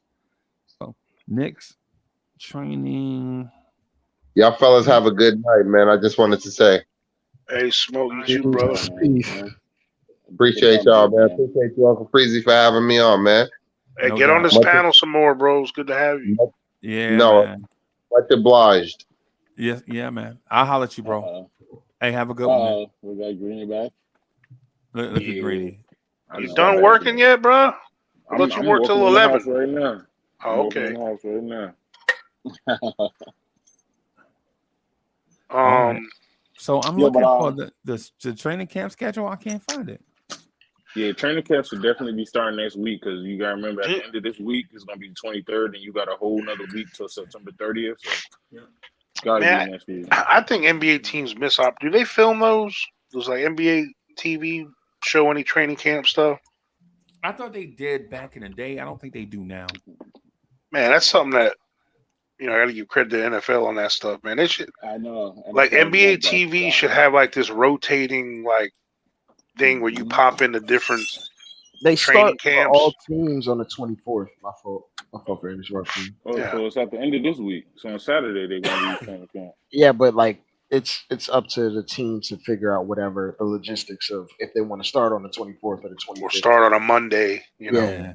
Oh, okay. I see. Coach, I would take it even further. I would say that they should have training camp open like the NFL, like where fans can come and pay tickets and stuff. Definitely. Like reduced price. Definitely. But the NBA is too secretive. Like I can't let them see please. Yeah, I know. I think the understanding of the game for the average fan would probably increase if we had those sort of things. Yeah, I think well, the thing is, because like if you my fault, Coach. Like the thing is, like the average fan just sees the ball go in and that's it. They don't know what goes into them setting up the shot to go up. Yeah, they don't know. They don't see the backside motion. Yeah. They don't see RJ Barrett screening so Obi Toppin can pop out for a 3 on one play. Like how Obi gets so wide open in the corner. You don't see RJ Barrett sacrificing his body down screening on a big man so Obi can get an open look for 3 while Jalen Brunson is on the other side of the floor running the pick and roll. It's almost more of like a culture thing because the average American can get the nuances of a football game, like the small intricacies of a football game compared to the small intricacies of basketball. Right.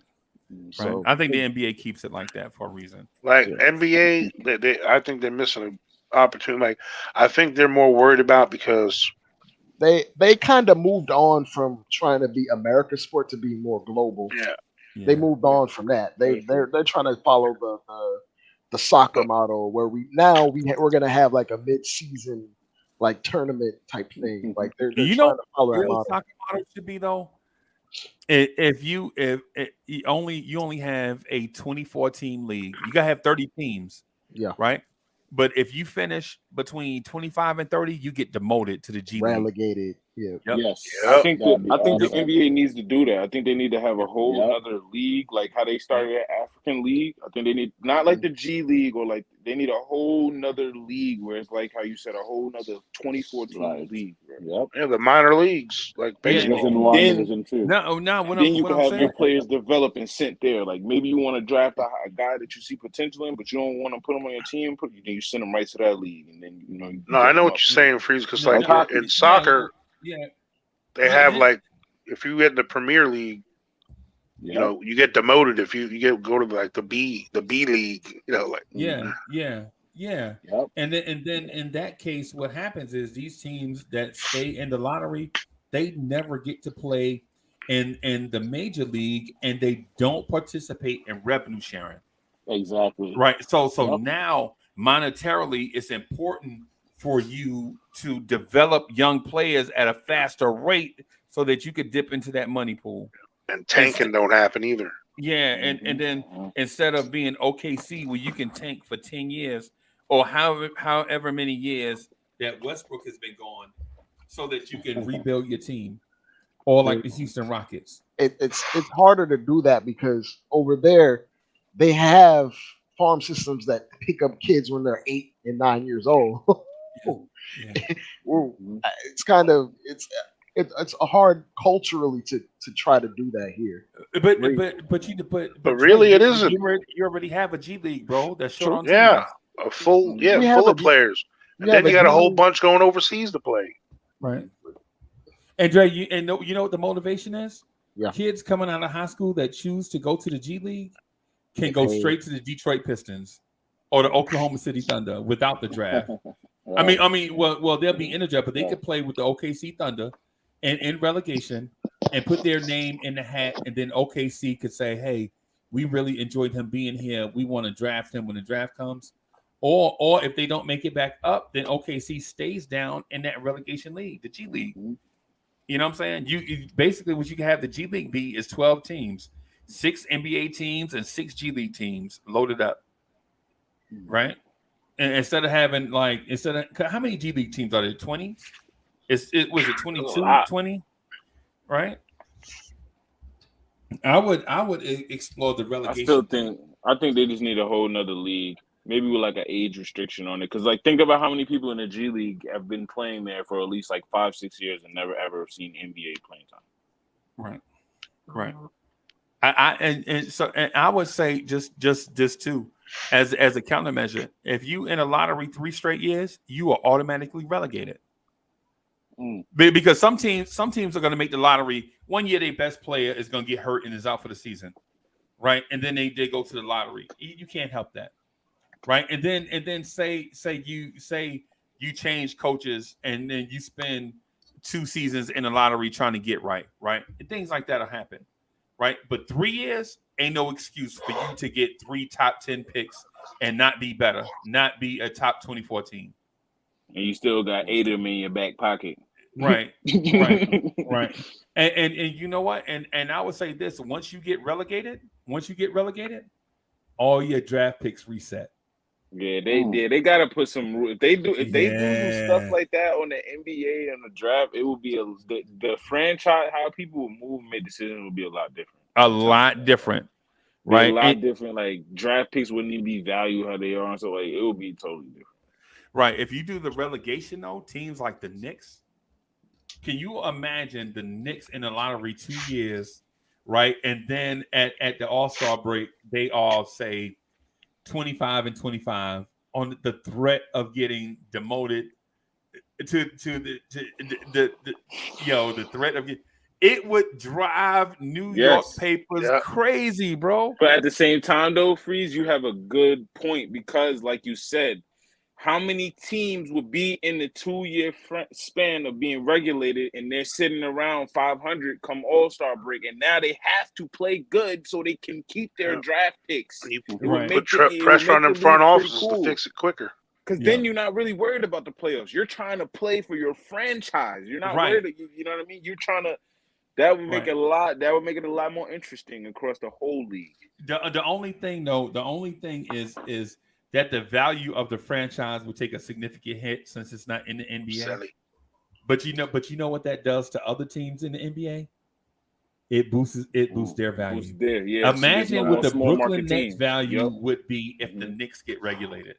Yeah, there's no more small value teams, like you said. Look, what would the Sacramento Kings be, and all those other? They're not small market teams no more. You know what I mean? Right. Orlando Magic is not a small market team no more. You know what I mean? Like, I mean, even though it's not a small market, but they next to Miami, I consider them a small market. Yeah. The Premier League don't have an advantage because geographically, because England is such a smaller space than the US, they actually can relegate teams and still have someone like a few miles away having a Premier League team. But the concept is a great idea, though. I love that idea. I mean, but you know what though? Coach? I'm sorry. You know what though, Wiz? The thing that you've forgotten too, you didn't take into account, is that for one team to get regulated, another team has to get promoted.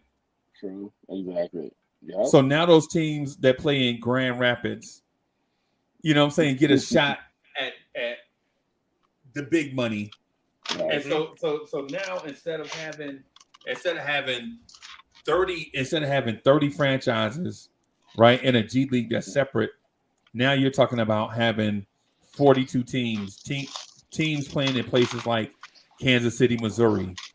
And if they prove that they can win and they prove that it's sustainable, places like Seattle, Washington, I was just about to say, prove like they're sustainable. You know what I'm saying? Mm-hmm. Places like Charlotte does have a team, but places like San Jose, California, with a big population, right? Now places like that will compete. You know what San Jose is, right?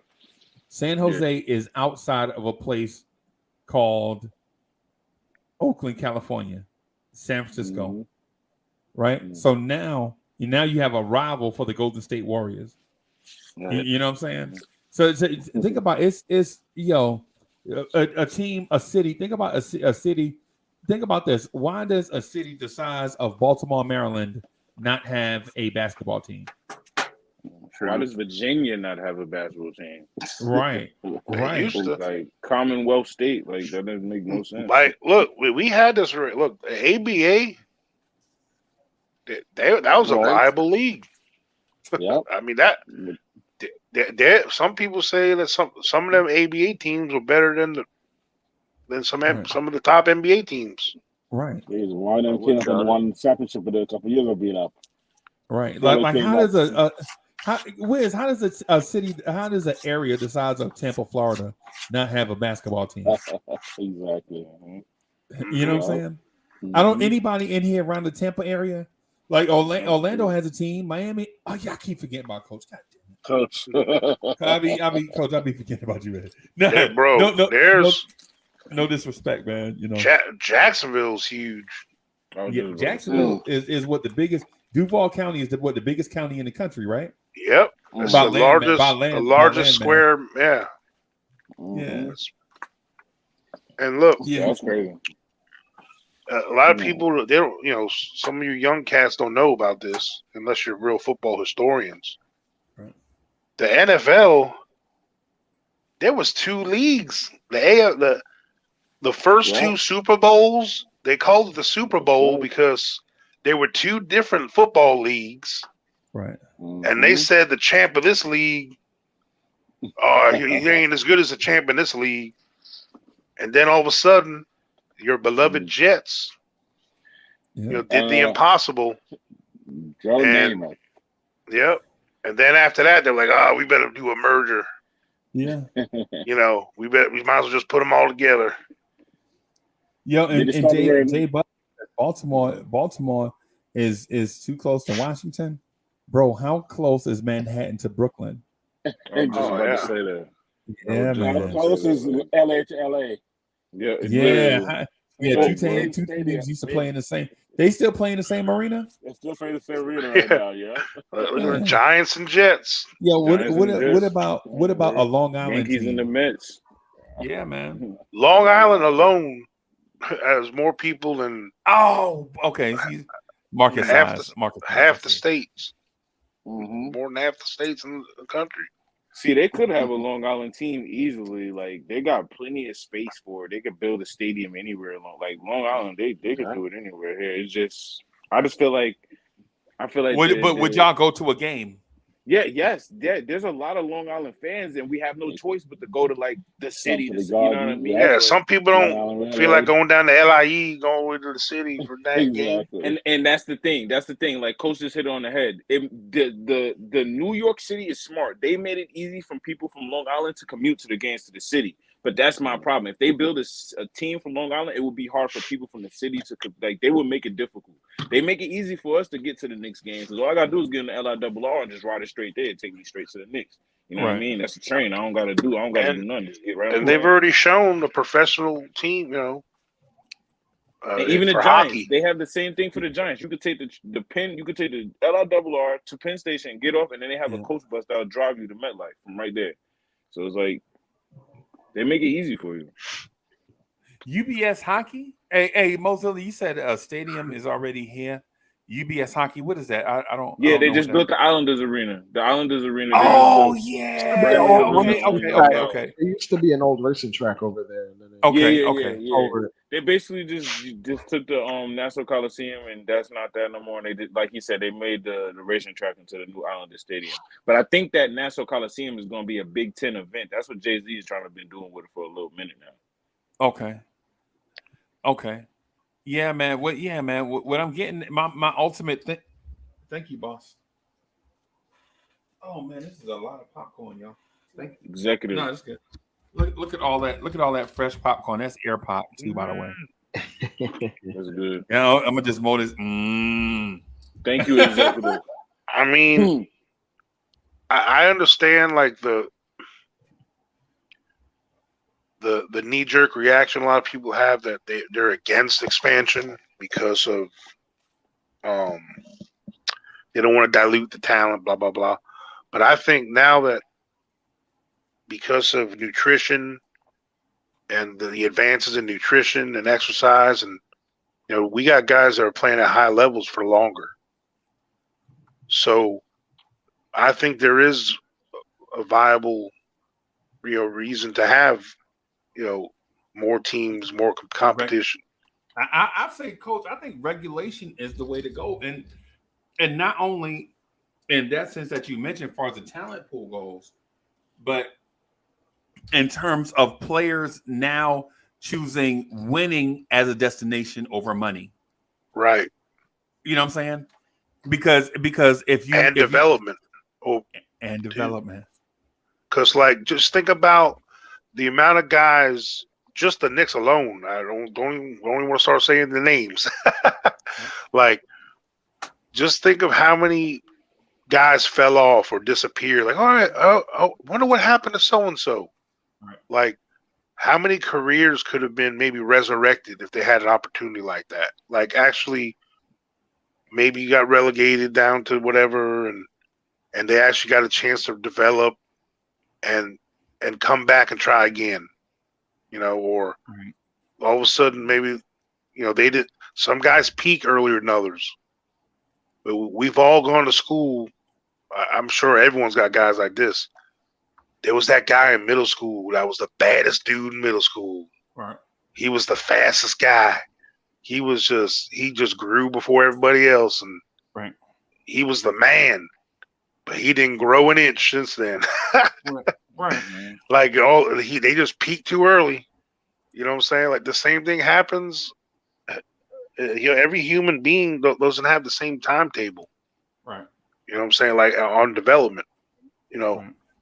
Like I've coached athletes that are college age athletes and stuff, and I played with guys. Like there was this dude I played football with in college. He came in and was like maybe 6 foot, 6'1", and he was like an H-back, kind of like barely like a fullback type guy. All of a sudden, he grew like 5 inches at like 19, 20 years old, and he put on like 40 pounds of muscle. Right. And all of a sudden, he's a BA tight end. You know what I'm saying? Like it happens.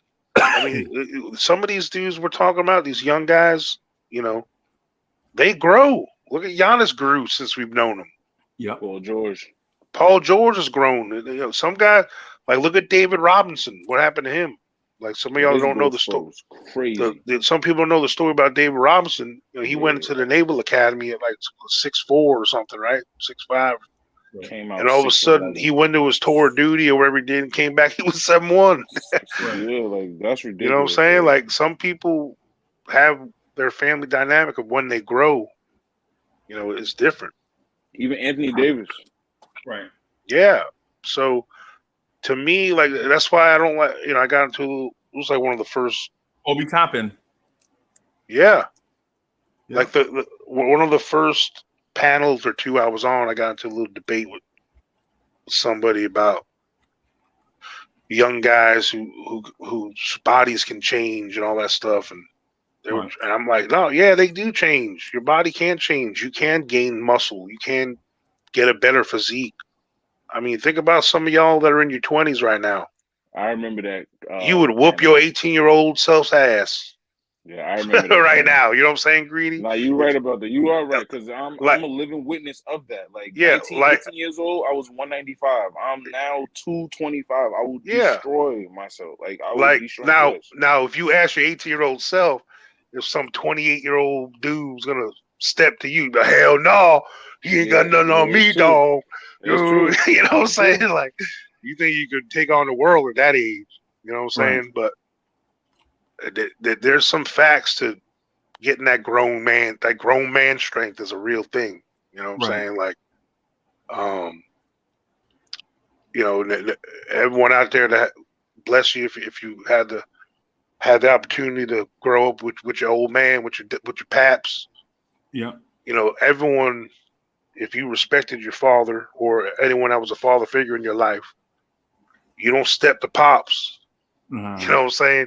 Even when I knew I was one of the baddest dudes around, like, you know, I was in high school and I was strong. I could bench 4 something, I could squat 7 something, all that, whatever. I knew I could probably take on my dad if I really had to, but I wouldn't, you know, because he can still, I don't know, he just had that mental thing over me. You know what I'm saying? I wouldn't just step to my dad like that, first of all. But I could tell when he grabbed my arm sometimes or something, I'm like, oh, shit. You know, like, Pops is strong, boy. I don't know if I'm going to tangle with him yet. It's just like in nature when when you got the chimpanzees or the lions and they're trying to come around, like those young bucks try to come around trying the old dog, you know what I'm saying? Like, you ain't ready for this yet, son. You know, and it happens. You know, like some of these guys, like, we're gonna look at look at LeBron James. You know, he was. You look at his rookie year. He was a man child. He was built like a grown man already. But compared to what he is now, I mean, look how thin he looks. Just look at Giannis. Like, Giannis. Yeah, Giannis too. He's like a whole different human being. Like, if you look at him, his rookie year, how his jersey is just hanging off his. Like, he looked like Kevin. He has Kevin Durant, frail, linky. Like if you look at his shoulders right now, you're like. The thing about it, he was always cut. Durant wasn't cut like Giannis, though. Yeah, but Giannis was even for it to be cut like Giannis is. Yeah, he was just lean. He was just super lean. Yeah, he had bulk now. But see, you said a name there. Can't look at Kevin Durant. The biggest joke was he couldn't even bench 185 in the combine. And he got that wiry strength now. 185. You know how light that is? He couldn't even bench his weight. He couldn't bench his weight once. This is someone that's supposed to be an elite athlete, and I know heavy weight training isn't. Coach, coach, can you bench your weight right now? I couldn't now. Hell no. Close. Can you bench your weight?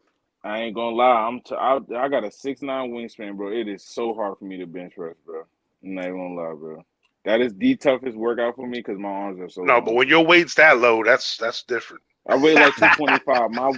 I was never a bencher. I'm not even gonna lie. Like now, I'll probably get to like almost 200. Yeah, I'm an extreme case. My weight's crazy. There's not many human beings in the world that can bench my weight. Done. Greeny, you got to get your back stronger, bro. Yeah, get a stronger back. That way you have a base to get. You know what I'm saying? Like I'm 4 bills. I'm not even gonna lie. I never. Coach, you don't look for. You keep saying that. I still don't believe you, bro. I am, bro. I'm like 450 pounds, probably. Get the fuck out of here. I am, bro. But I'm like the sexiest 450-pound man in the world.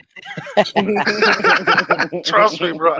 I've been told that in person. I'm like, there ain't no way. They never believe me. I'm like, I am, unfortunately. Right. But I can do 315 about 7 or 8 times though. Yeah. Whatever that translates to. But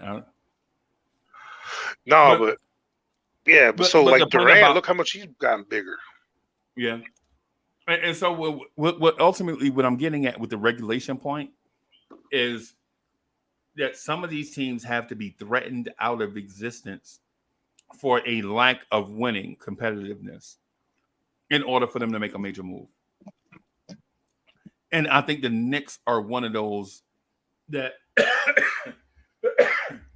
that may have to be threatened out of existence, like threatened out of the league in order to step up and be that. Because you've seen all the teams around us get better and even threaten for championships. Toronto's won a chip. Philly has gotten better. Brooklyn has gotten better. The Celtics threatened for a chip. I mean, what have the Knicks done? Nowhere to hold them. Nowhere to fold them. And yeah, I mean, if I can go back to what you asked earlier, Freeze, I never answered. You had asked about where we see our teams at, and I might get some tomatoes thrown at me, but I mean, I ain't gonna lie, I see the ceiling as the Knicks being the 8th seed. Like that's it. Like the Knicks, like I understand the Knicks got good, and trust me, I'm a Knicks fan. I want to see my Knicks do good, but I'm a realistic Knicks fan. Like the Knicks, the best they can do this season is be the 8th seed. We got good, but the East also got good as well. Like I can name 7 teams right now off the bat that I feel that's gonna be better than us off rip. PTSD, bro. You want me to play some G Herbo? I don't think all them teams are gonna be lucky to be that healthy. I mean, I can go 5 right now off the rip. Yeah, no, 5, I can too. Like talent wise, but every year, I ain't wishing this on Boston at all. I'm sorry, bro. I know I always bring them up, but they've been lucky. And like I said, I'm a realistic Knicks fan. The Knicks are not about to come in here and all the offense is clicking off the rip. Like I'm a realist. Like we're the 8th seed is our ceiling. Like. I don't want to sound like a downer, but I'm just being realistic. If the 8th seed is the ceiling, why not just tank? That's how I look too, because you're gonna be in the same spot. You're gonna be fishing. But you don't think if RJ and Randle play out their mind and Brunson plays awesome, like there's the possibility of all of that happening and nobody why not getting injured? Like. What's the possibility that Golden State drafted 2 of the best shooters ever on one team? They always do it. I just don't see it. I think the Knicks still need time to. That's just it for me. Think about it. The Golden State Warriors in every generation has had a shooter tandem. It's what they look for, right? Think about it. There was a time when they had Mitch Richmond and Chris Mullin at the same time. Hardaway. Yeah. Now, and I'm talking about it's pure shooters though. Yeah. I'm talking about it's pure shooters. I forget what's the guys they had in the 70s. They had I can't remember his name, but it was him and Rick Barry. You know Rick Barry that had all the sons, the Barry sons that played in the NBA. Mm-hmm. Phil Smith. I can't think of him right now. But what I'm getting at to coaches to what coach is saying is Golden State looks for a certain player prototype, right? The Knicks do as well, but that prototype just doesn't work. But we keep looking for it. We are looking for a humble, average athlete to carry a franchise to a championship, and it never works. The Knicks look for the best available player. Yeah, no, they're trying to hope they get Michael Jordan every year. That's their thing. That's what Knicks fans want. Right, but when have they drafted a Michael Jordan? No, never. A Jordan prototype. What I'm saying, a 6'6" uber athlete that can dribble, pass, and shoot. When the Knicks draft that? They never come down to us because everyone else drafts them before us. And we never get the top pick. We're always Yep, the and then bridesmaid, never the we bride. never have The a only backup plan to time get the the other Knicks got the guy that everyone wanted was the year they gave us the lottery number one pick. 1985. That was the first time they hooked us up. Yep. And we've been paying for it ever since. Yep, and Think the about NBA it. owed us that. So what is it, Uncle Free? Did the NBA owe us that, or do we had to pay off 30+ years of debt to get that pick? We still ain't like. The NBA owed us that because of how they did us with Kareem Abdul-Jabbar. When Kareem said he wanted to leave Milwaukee, he wanted to come home to New York, and the league stirred him to LA. The Knicks were going to out the NBA as staring Kareem to LA, and the NBA gave us Pat Ewing. Well, so the Knicks owed us for about 50, 60 years now. But then we'll mess around and get the number one in a year where we got to pick someone like Anthony Bennett. Right. Or when there ain't no real number one out there or so, you know what I'm saying? Like, that's when it's gonna happen. About 60 years now. I mean, we'll draft Sam Bowie instead of Michael Jordan or Charles Barkley for position. Yeah. That 2013 draft was really nasty. Looking back at it, is that the Bradley Beal draft? That was the Giannis draft. Oh, wow. 96. Once Freezy broke it down to me, the Knicks fumbled the bag. It was 96. Anthony Bennett. We had 3 first-round picks. Cody Zeller. Could have traded in a draft that Jordan on. Hold on, I didn't hear what Dre said. Dre, what you my bad. Oh, I was naming the top 5 picks from the 2013 draft. I didn't hear you though. I didn't want to have 2 conversations. I just wanted to hear what you said, so we can go back to what Coach and Greeny said. You can go back. Oh, you want me to say it or? Yeah. Go ahead. Anthony Bennett, Victor Oladipo, Otto Porter Jr., Cody Zeller, Alex Len, Nerlens Noel, McLemore, KCP, Trey Burke, CJ McCollum was the first All-Star. Well, Victor Oladipo made an All-Star game. Wow, that's nasty. Michael Carter, Steven Adams, Kelly Olynyk, Shabazz Muhammad. Who did the Knicks draft? Who did the Knicks draft that year? Did we have a pick? You took Tim Hardaway Jr. that year. Doodle, the Chuck artist. Bro. I'm sorry, Coach. What were y'all saying? What I'm saying is like the draft. Like we get 3 picks. Yeah, we get 3 picks in a draft where the draft is like 5, 6 deep. Godly. No, it was a good draft, but we were where all the best players were going to get picked already. The franchise changers. Yeah. Mm-hmm. So instead of using 2 of those 3 to move up, or all of them, we stayed where we was at. John Wall's is going to fall to us. Meanwhile, you got Jordan on that contract offer. Yep. You got contract, or you got Jordan on a contract order, offer him way more money than Chicago offered him. Yep. And we could have had Kobe. So you would have had Patrick Ewing, Kobe, and Michael Jordan. And Shaq. Because the pitch to Shaquille O'Neal was sure the LA Lakers are gonna build something, but they want to build it with Kobe. We already got Kobe over here. Facts. And I don't know if and y'all we can would have had imagine. Patrick too. Jerry West is a mad scientist, man. No, we was gonna trade Pat. We was gonna trade. Yeah, Pat, no, you I know. That's what I'm saying. We have Pat here just to get, you know what I mean? Just like, oh yeah, we could send him over for Shaq. Because the deal was if we got Shaq, we were gonna try to trade Pat Ewing to the Boston Celtics. Yo, the Knicks would have been chilling for it. We Six never, championships. we never got the front office shifter, that guy like Jerry West for us. Right. We never got that guy.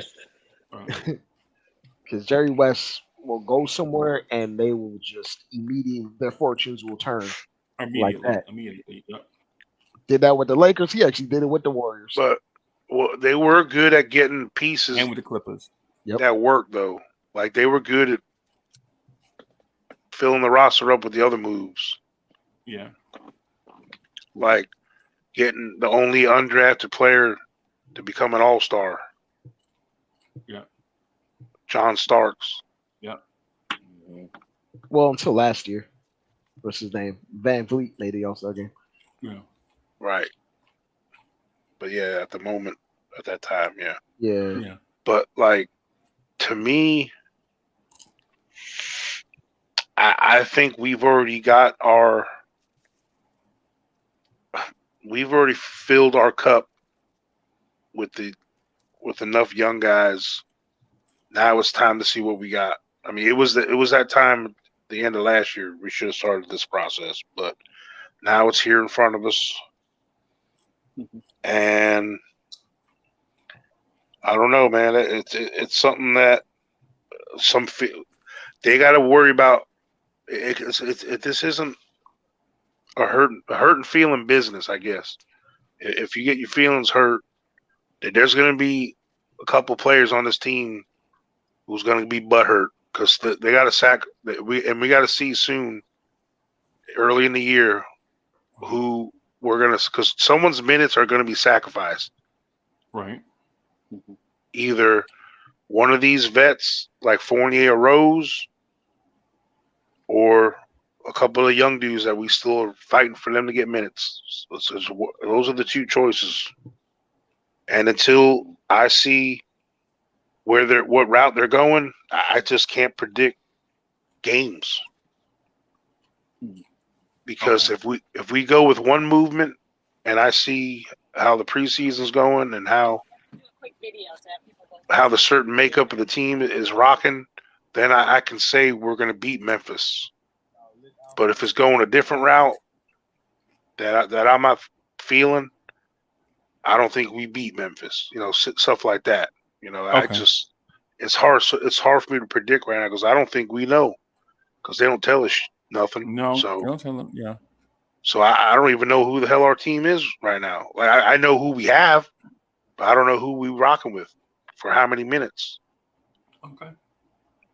I mean, I guess it's a luxury that there's some teams in the NBA right now that maybe they wish they had our problem. Right. I mean, I guess it's kind of a good problem to have because we have a good handful of people we can make the choice for. Okay. You know, I don't think as many teams have as many choices as we do. The one thing that I take that's good out of it is that we have a lot of insurance on our team. Right. There's fail safes. So like what Coach is saying, if I don't want to pray injury on anybody, but if one of our older guys or veterans get injured, it kind of helps one of the younger guys because now they got playing time freed up, or vice versa. If we want to win now and one of the young guys get hurt, now you got time for extra space and minutes for the vets to come. You know, so right. I just think it's a good insurance policy. Yeah, like luckily, our team is made up where what's his name Tibbs, he ain't got no choice. He ain't got Alec Burks this year. He's gonna have to play one of them young dudes, right? Unless he turns Fournier into a. I was gonna say, wait a second. Yeah, well, he does. Why does he have to? D Rose and of course Bunsen to play 48 minutes all season until Rose gets hurt. That's the only way they could actually play point with D Rose all season.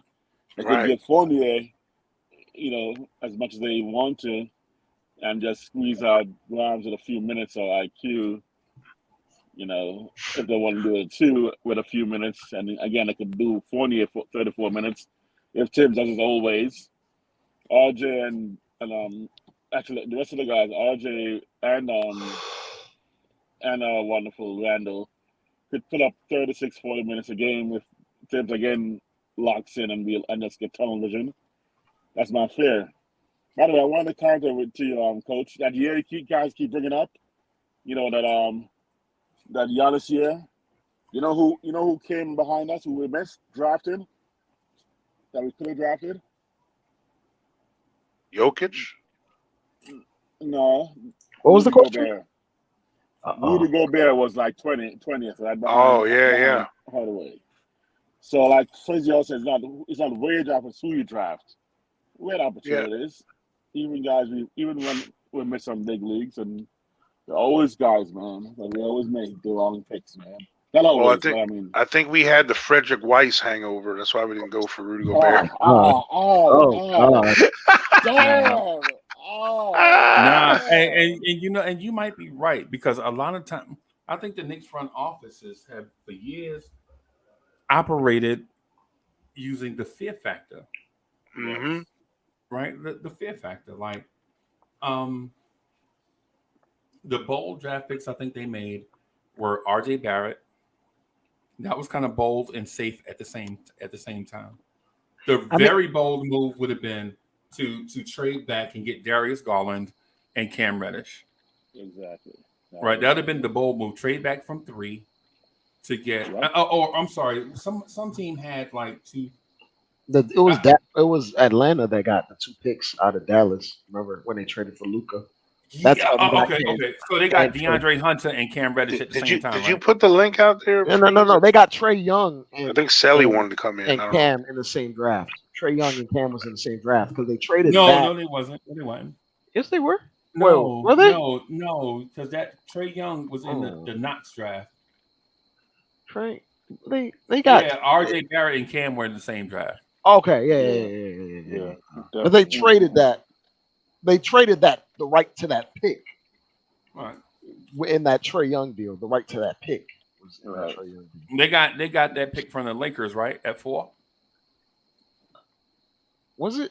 Yeah. I'm remembering they traded back so Dallas could move up to get Luka, and they traded back and they drafted Trae Young, and then they got a pick for drafting.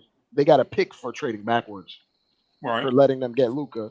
I'm just trying to remember when that pick conveyed, and I know when the pick conveyed, it conveyed for Cam Reddish. I don't know where you guys were going with it, but I just don't know what year it was. It was the very next year. Yeah. It was absolutely the very next year. Yeah. DeAndre Hunter was in the Luka draft. Yeah. No, DeAndre Hunter was in the Cam draft. Oh. So they drafted. Oh yes, Cam they did and draft DeAndre Hunter the same year. Yeah, I'm trying to tell Dre that they got Cam. Yeah, I'm trying to remember everything. And then a couple of years later, proceeded to draft Jalen Johnson. Like, what are they doing? Yeah. Like we've always been afraid. Like Phil Jackson, he took a chance with that's what I'll give him credit on as far as Porzingis. Yeah. Like we that was the first time in a what's up, buddy? What up, Sully? That was the first time that we didn't go safe in a while. Like we tend to have gone safe even since then.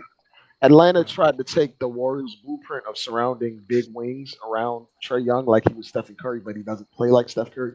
Yeah. And they figured that out early. More ball dominant. Yeah, he doesn't really empower players around him with his gravity. I think he's going to play a lot like Steph this year.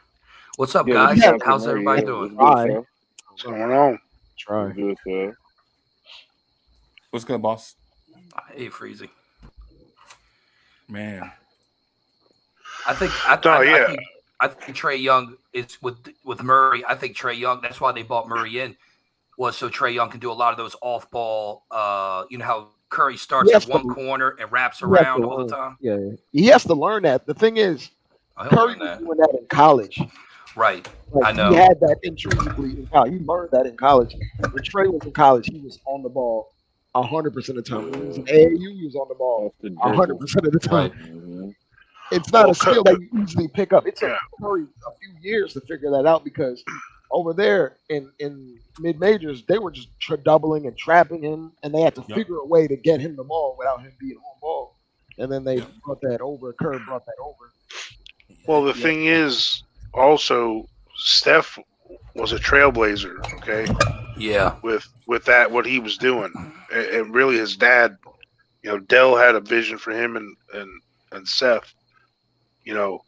So he was a trailblazer. So Trae Young came in playing with that blueprint in the back of his head. That's why the comparison started happening for him in college. And let's not get it twisted. Oklahoma, as far as Division I college basketball, they're kind of mid-major level. You know what I'm saying? I mean, there's some mid-majors that are higher level colleges than better teams, than Oklahoma. Like the Gonzagas and the Xavier. So who are the best? So who are the best players to come out of Oklahoma recently? Blake Griffin. And if you want to go that far, I mean, recently they had a couple. Yield, I think, right? More than Buddy Yield on that team. No, I'm talking about recently. I'm talking like the last 10 years. These dudes ain't came out the last 10 years. Buddy Yield was nice when he was in Oklahoma. Was he? Nah. But even like before that, before Blake and Trae came, they were like Wayman Tisdale or something. But back in the day, right? But besides that, I remember watching Curry kill my dreams with the Maryland game. He just slaughtered us, man.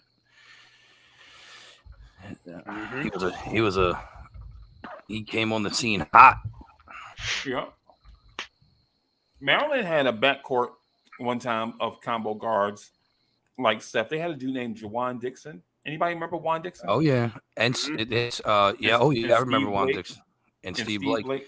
Steve Blake had a nice career, man. It really, for what he had a better career than I thought he was going to. Because his physical limitations, he had a long career. I mean, he played with Kobe. He played with, he had a good career. He did the Alex Caruso stuff. He was pretty fly for a white guy. He's a professional guard. That's what he was. Right. Because the Wizards drafted him and Juan Dixon. Yep. Yeah. And they were bringing Maryland they kept him in the DMV. Lonnie Baxter was a player on Maryland on that same team that he just never panned out, but I thought he was going to be something. I don't know if anyone remembers him, but yeah, him and Keith Booth. Remember Keith Booth? Yeah, Keith Booth. Yep. I love my college team is Georgetown, but I watch Maryland. Yeah. Too. Oh, Hoya paranoia. Oh my God.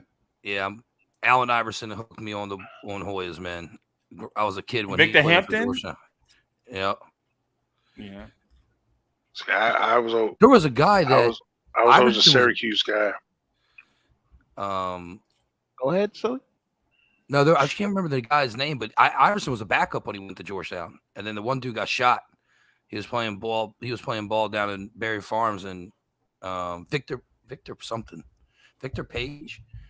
Victor Page? Is it Victor? No, Victor Page. That's his name. Yeah. He got shot. He was there.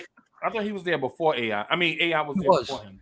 But he came. But he was definitely like on his way to be Gilbert Arenas. Yeah. They were. I don't want to say AI. I would say Gilbert Arenas more. Agent Zero, man. I love Arenas. I'm a North Carolina man. There's only one team in college basketball history that can beat half the NBA teams right now, and that was that Jordan team. That was crazy. Did you see who was on that team? Well, I was going to say. I'm sorry, Wiz, but you outnumbered right now. You got two blue devils in here, baby. Stop playing. You got two could you pick any blue devil team that could have beat the NBA team? Because that team could have beat an NBA team. I just saw highlights of Jordan against Len Bias. And that was That a team would have crazy beat the game, Knicks. man. That you talking about They that would've beat- '83 Carolina team? That team would have beat the Yes. '83 Knicks.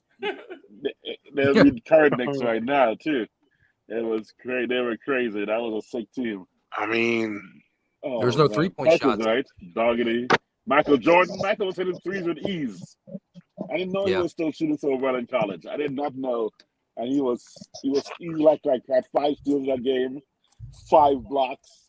He got called in 2 fouls that were clean blocks because he moved so fast and got up so high. The refs were like, okay, it must be a foul. I know he didn't block that. The replays were like, clean block. He was above the rim and above the 7-footers, blocking those shots. It was crazy. I really didn't realize how good I Michael was still in take college. David Thompson. I still take NC State David Thompson over Michael Jordan every day of the week. Ooh, wow. in college. In college, right. In college, yeah. Akeem.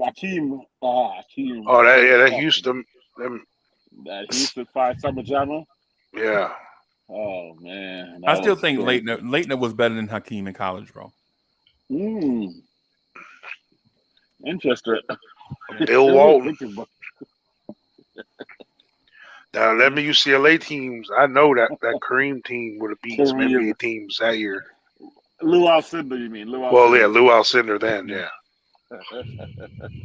Like that's those times, like when the heyday of the big man, with the dominant dude, there was some young cats coming in at center, and they were becoming MVPs of the league and rookie of the year at the same time, and like Lou some of them got college numbers.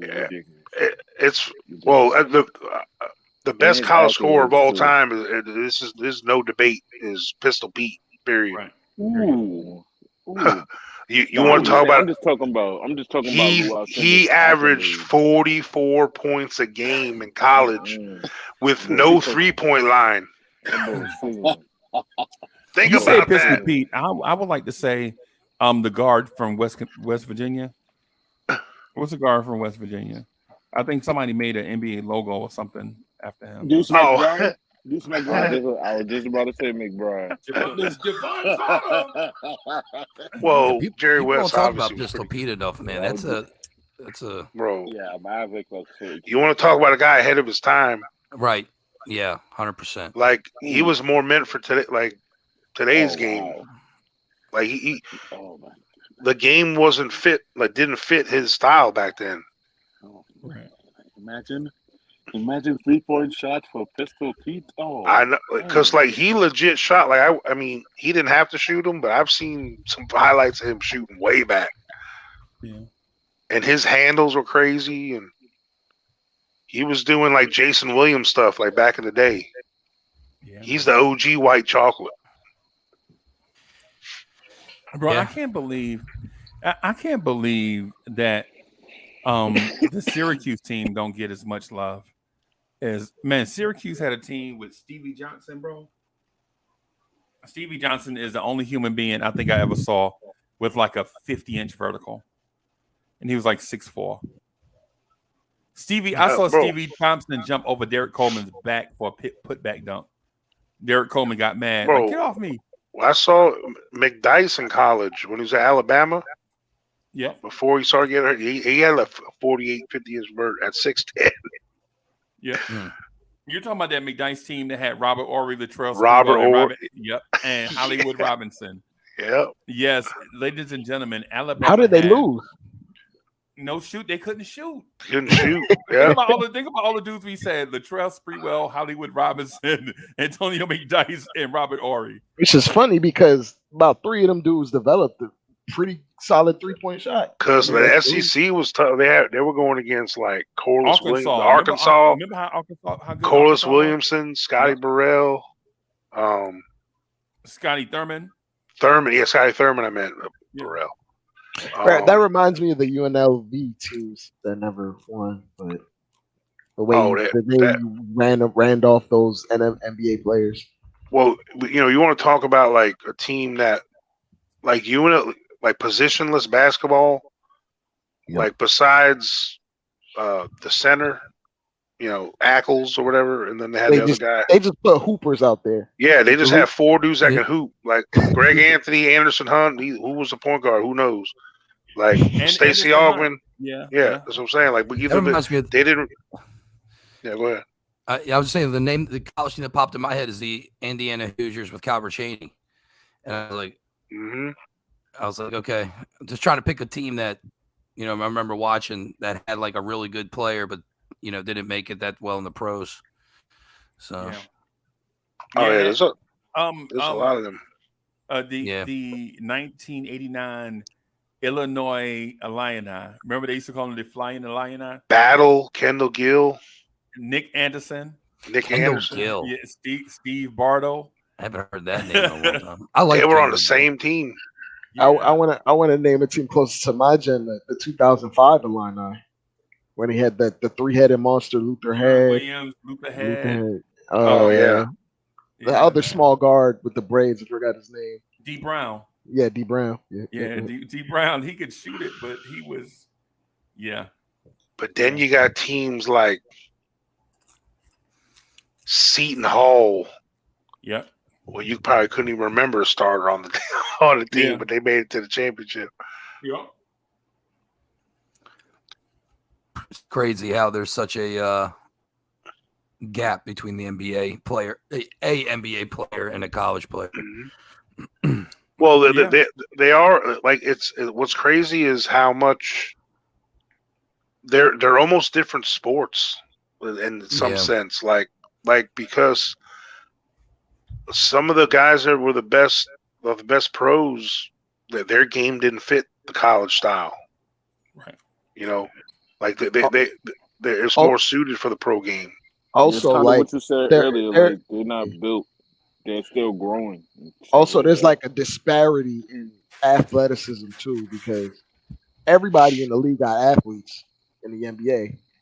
Right. Not everybody is matched up like just pure athleticism, God-given ability in college, and that's where you make it up with coaching and like Bobby Hurley is not an NBA point guard, but he was really good in college, right? So remember, Kelly, that's my friend too, by the way.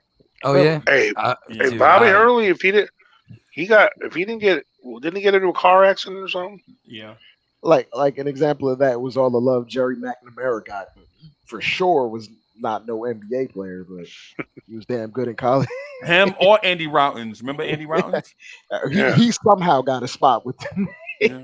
Tyler Hansborough. He played about 4 or 5 years in the league. Yeah. No, but I know Psycho T. It's trash. But he just reminded you of just that dude at the park that tries so damn hard. Remember the guy that they swore up and down was going to be the next Larry Bird from Gonzaga? Yeah. Adam Morrison. Adam Morrison. Yeah.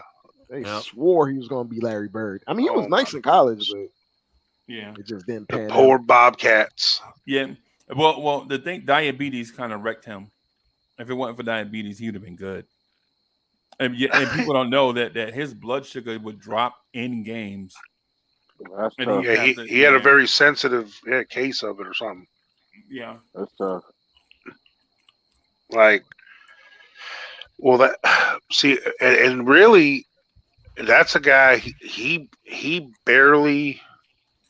If he came out 5 years later, the game suited his style now. Yep. Like he would be a stretch four on somebody's bench.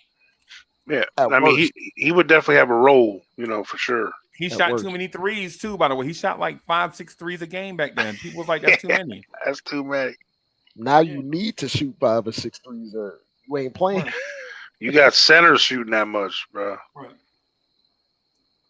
You could start a shooting guard for the Knicks by doing that. You need to put up 8 for the Knicks a game, 8 or 9. How much did Fournier put up a game? 8 or 9, like something like that. Would y'all be mad if they moved the 3-point line back? Yes. Okay. I wouldn't mind it. I wouldn't mind it, right? But I just think I would be mad, not for the obvious reason. I would be mad because now that you have certain records in place, like in generation that like everybody can shoot the three-pointer now, right? But now Steph Curry has pushed the 3-point record, so far out of limits that if you move the 3-point line back again, that nobody will ever touch Steph Curry's record. And then people will legit be arguing, well, it's only his record because the three-point line was so close. I don't. Right. Yeah, and I know this is petty. Hey, Sally, you know what I would say though to that? Here is my alternative, and I've been offering this for years, and people think I'm crazy. If a close 3-pointer is worth 3, then why not make a dunk in a restricted area worth 3? Which is a harder shot to get off, a contested 3-pointer or a dunk inside a restricted area? I mean, I think if they do that, your team, though, because if they want to make that rule, then they got to take away the 3-second rules. They need to allow the defense of that to be better. What about the corner? Ridiculous. What's that? See, Giannis would be ridiculous if you have. Oh yeah. I agree. They should do when they implemented that 3-point line of the distance it is now. They should have widened the court to make every 3-pointer the same 23 distance. That's what I was going to add. That's what I was going to say. Is what about if they take the corner 3 and make that a 2? Oh. Because that's a cheap. That's a cheap 3. 3-point line would just be cropped out. It would just be an arc. There would just be no line that cuts. Right. It would just start. It would just start at the hash mark because the corner 3 is gone. Because think about the other thing is like most NBA players. Have you guys ever stepped on an NBA court and looked at the actual distance from the line on the sideline to the side? You could barely fit a foot in there, bro. Yeah, barely.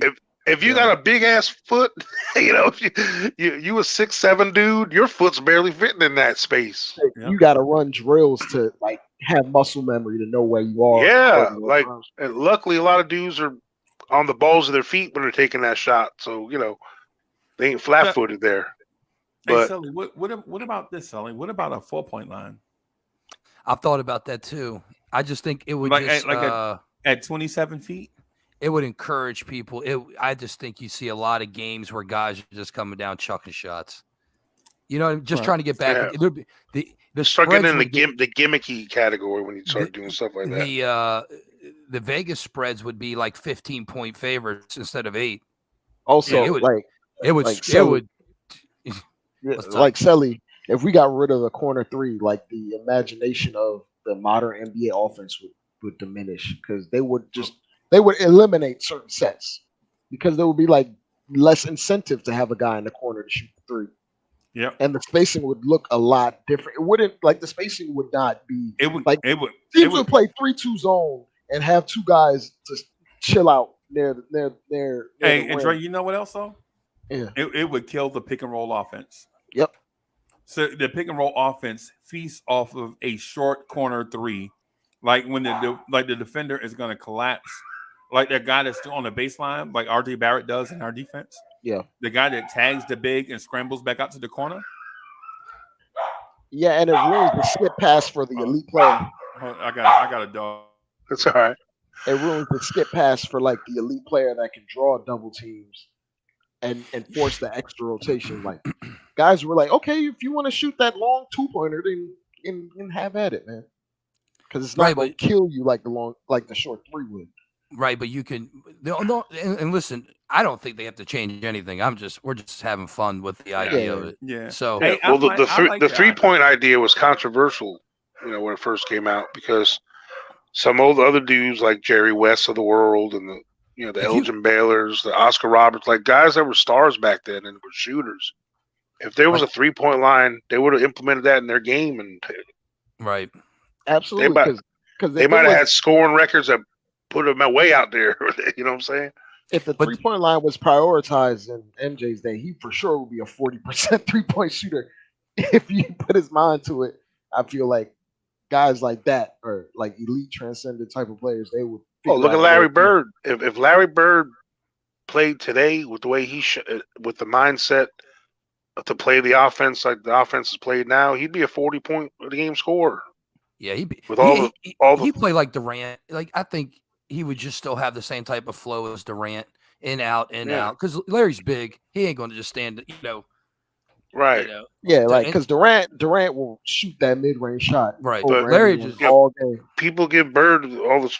He was such a good. He was such a 3-point shooter. What did he put up? What was his average attempts? Like only 4 or 5. One or two. 3 attempts a game. Yeah, I can't probably no more than 5. Danny Ainge was a 3-point chucker with those Celtics teams, bro. Mm-hmm. And yeah, the 3-point shot back then, there was always the 3-point specialist guy on each team. Like each team had that guy, like the Craig Hodges. Larry Bird for his career only took 1.9 threes a game. Wow. Like he hit 649 for his career. Steph Curry hit 400 in one season. That's crazy. Right. But who's a better shooter, Larry Bird or Steph Curry? Oh man. That's a loaded. That question needs to have some. It depends. What's the qualifiers? Like contested or like off the dribble or because like I feel like contested Larry Bird is probably a better shooter from everyone on the court because he can hit the mid range. How about this? If your life depended on it, who you want shooting? Larry Bird. Yeah, I mean, the fate of the world. An alien comes down. An alien comes down, and the player knows that this pressure is on him. I have a hard time saying that, man, because Curry has delivered. Now, okay, so there's two different shots. If Curry doesn't shoot, Curry's stat says that he does not shoot well when the team is losing. Right. But as far as shooting talent, it's Curry. But he wins a lot of games, so there is I'm sorry, like it makes sense that he's not shooting well because if he's not shooting well, they're probably not playing well. They're probably not going to win. Well, this is why the year he didn't have Clay, he didn't look all that great, man. Like I would love to see Curry's. I would love to see Curry's career without the second best shooter. But we got to talk about the sample size for that year because he got hurt in 10 Man, he said he got hurt, bro. That was like, come on, man. It was clearly a tank move. Yeah. It was a tank move, but when we saw him the next year and Clay wasn't there, he was averaging 30 when Clay was hurt. Like and they made the play in. Like he was all. But Dre, like you said, they made the play in. Yeah, and Clay? You think Larry Bird number one seed before Clay got back this year? But he made the play in. Do you think Larry Bird? But they were the number one seed before Clay got back this year. Is what I'm saying. Yeah, I don't know. I think it's an amalgamation. It's a hard conversation because it's amalgamation of system, roster. I think it's easy to me. Let me add this caveat. Okay. Or this one. I think is a detail. Okay. I think if Clay and Steph were on opposite ends of the court and had to shoot 100 threes, I think Clay beats them. I think Clay is just as good as a 3-point shooter as Steph. And then when I look at that and say, hey, is Clay just as good or better of a shooter as Larry Bird? I'm like, hell no. Is Klay Thompson now when Clay gets hot, like Game 6 Clay, it's not even fair. Yeah. You know what I'm saying? But I saw Larry Bird take a shot over Dennis Rodman with Bill Laimbeer double teaming in a pinched corner. And when he released the shot, he looked at the Pistons bench and told them, I told y'all better triple team me. Yeah. That's the thing about Larry, man. Was his persona. like to me. Think about the defenders I just mentioned. Yeah, Dennis Rodman and Bill Laimbeer in a pinch closed off corner. He barely catches it, shoots it before it goes in. He points to the Pistons bench and like, I told y'all should have tripled me, and then the ball goes in. And another thing, there would be more incentive for Larry to be a better shooter. He was just naturally a great shooter. he would have more incentive to even take more shots, and he'd be. I'm here to more tell of a you the rhythm, only maybe even reason better. why Larry Bird didn't shoot more threes is because the game was less fun in a blowout. That's the only reason why Larry Bird didn't shoot more threes, bro. Larry Bird wanted to toy with his opponents. That's why he kept the games close. Larry Bird is the two people we think are the greatest, not stat accumulators, but I'm talking about the purest shots, are Jerry West and Larry Bird, right? Steph is a great shooter, and he's in the conversation, and I don't take anything from Steph. It depends on the day. I reserve the right to change my opinion on this. It depends on the data that I get. But I saw Larry Bird get so hot in a game that the opposing team was rooting for him. Yep. Bro, I saw it's on tape. The Atlanta Hawks. The Atlanta Hawks, Larry Bird got so hot against the Atlanta Hawks that they were rooting for him on the bench, laughing. Bro, and there are great shooters like Mahmoud Abdul-Rauf is a great shooter.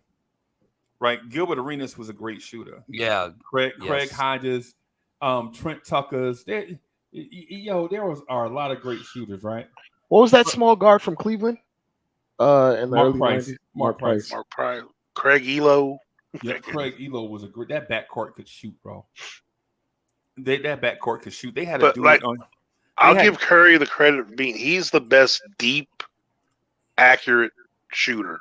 Like, just he makes shots that just are supposed to be prayers, 27, 28, and he makes them look like regular shots. Like that, yeah, he's got that down. Like, as far as shooting talent and like making shots that are just like, are you kidding me? Like Curry does it on a regular basis, like shots that don't look normal to shoot. I'll give Curry his credit because, like, we talk about the Warriors system and all this, that, and the third. When they went a greatest shooter for his own franchise. Ooh, who you gonna put over him? Rick Barry, Chris Mullin. Well, bro, did you see Chris Mullin play in his prime, bro? Bro, that dude was buckets. Right. Like, and he's another guy that, because the 3-pointer was not in the coach's game plans, right. Yeah, he didn't shoot. Like, he was definitely capable. Right. The thing I'm gonna give Curry his credit for, especially in his last finals. Normally, like, we would talk about the Warriors' offensive system and how he basically pinball all over the court to get his shot off. They ran a ton of isolation, high pick and roll, and he was shooting the lights out because they were just making Draymond. They were just making Draymond a non-factor out there. The Celtics, like, Draymond was lost, and they were like, you know what? We'd rather Steph kill us from a million miles away than have everyone else kill us, and he just obliterated them from 30 feet away, just bombs. And I give him his credit because he ran a ton more isolation that we're used to seeing from him. Because they forced him into it. So. Man, I'm caught up looking at Andre Bryant in this chat, boy. That's hilarious to me. Who's the best shooter in Boston? Paul Pierce. Andre Bryant, you're either 20-something years old or a racist. One of the two. No. I'm sorry. You have an opinion that strong. That is wow. There's no planet where that sentence can be said. Yeah. I mean, you're either clueless. I mean, bro, hey, I respect you. You got your opinion. Come on, man. Think about what he's saying. He says best shooter. He didn't say 3-point shooter.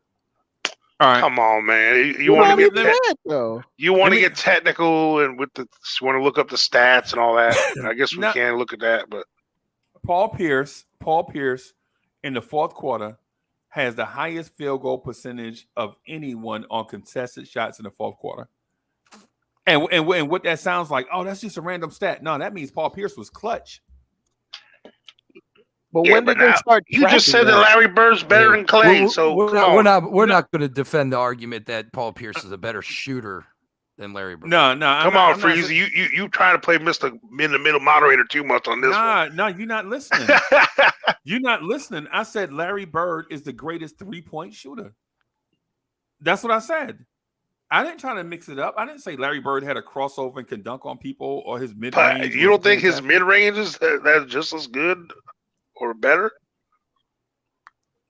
You mean are there? You mean is Larry Bird a better scorer than is the greatest scorer of all time?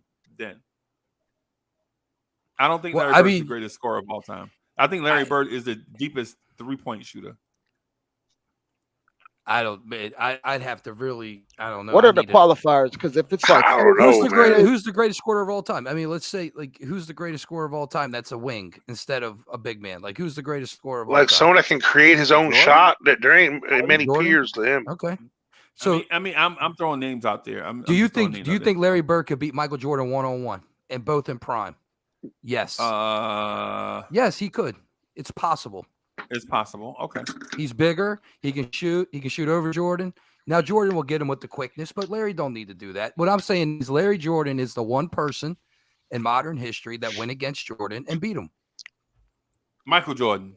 Yeah, when he went against Jordan and he beat the Bulls, and we talked earlier about this, and I looked into it. Like Jordan even said that he took some of Larry Bird's game as he got older, so he could stay in the league when he lost his athleticism.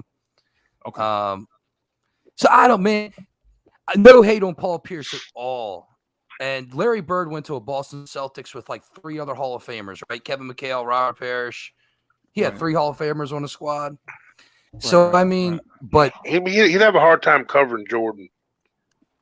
You know, just like foot speed, just getting. I think Jordan would be able to juke by him, cross him up a little bit.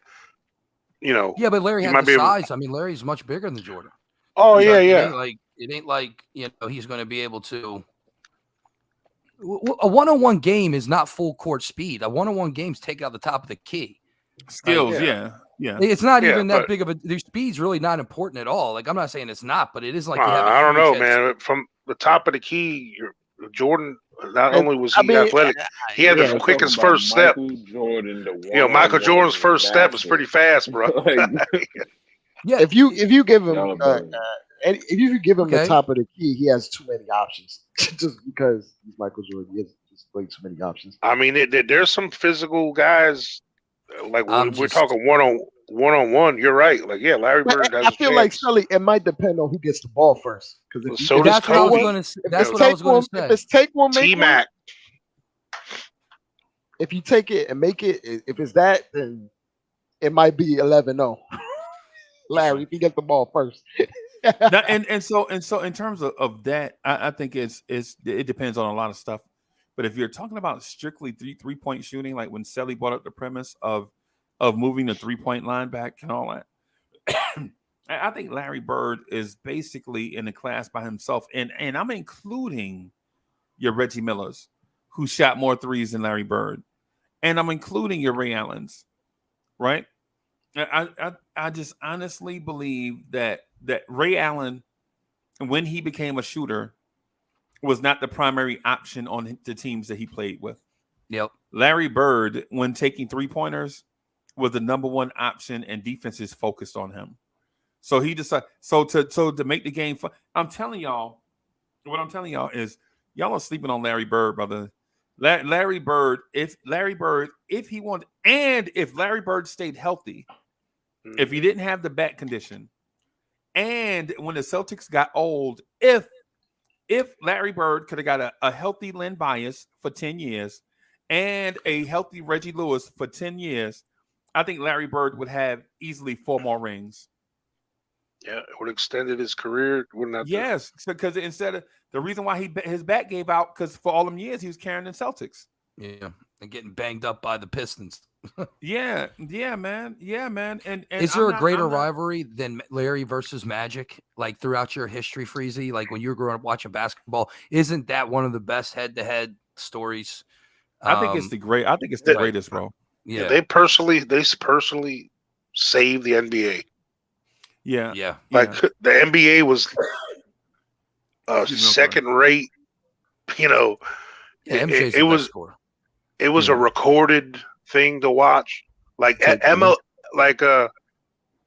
like soccer was in America.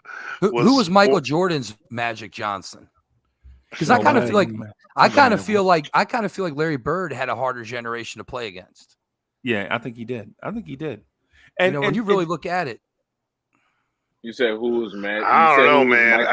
I don't think there was a better idol was Julius. The Eastern Conference.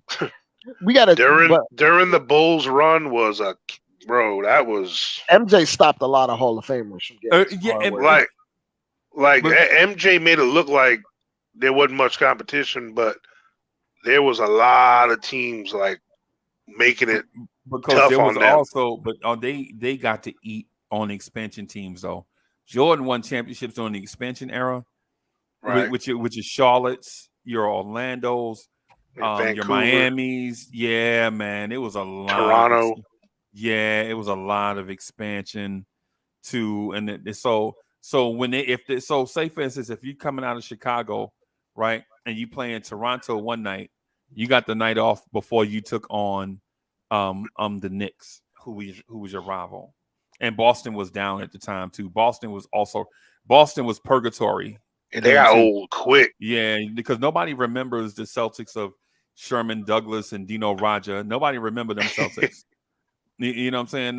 Vitaly Potapenko. Nobody remembers those teams of Ron Mercer. They trade Chauncey Billups. Ron Mercer. You know what I'm saying? Anton Jameson. Nobody remember. I'm sorry, Antoine Walker. Nobody remember those Celtics. You know what I'm saying? As a matter of fact, I would say this to Coach's point. The very top of the Eastern Conference was like playing a championship series every night, right? Mm-hmm. But once you got out of those cities, right? Once you got into your Washington D.C.s, who was trying to figure it out, they had the George Mirasan and Tim Legler. Yeah. Tim Legler. Nobody who was scared of Rod Strickland and Tim Legler as a backcourt. Yeah, nobody. Although Miami and Orlando, they stepped up pretty quick. Yeah.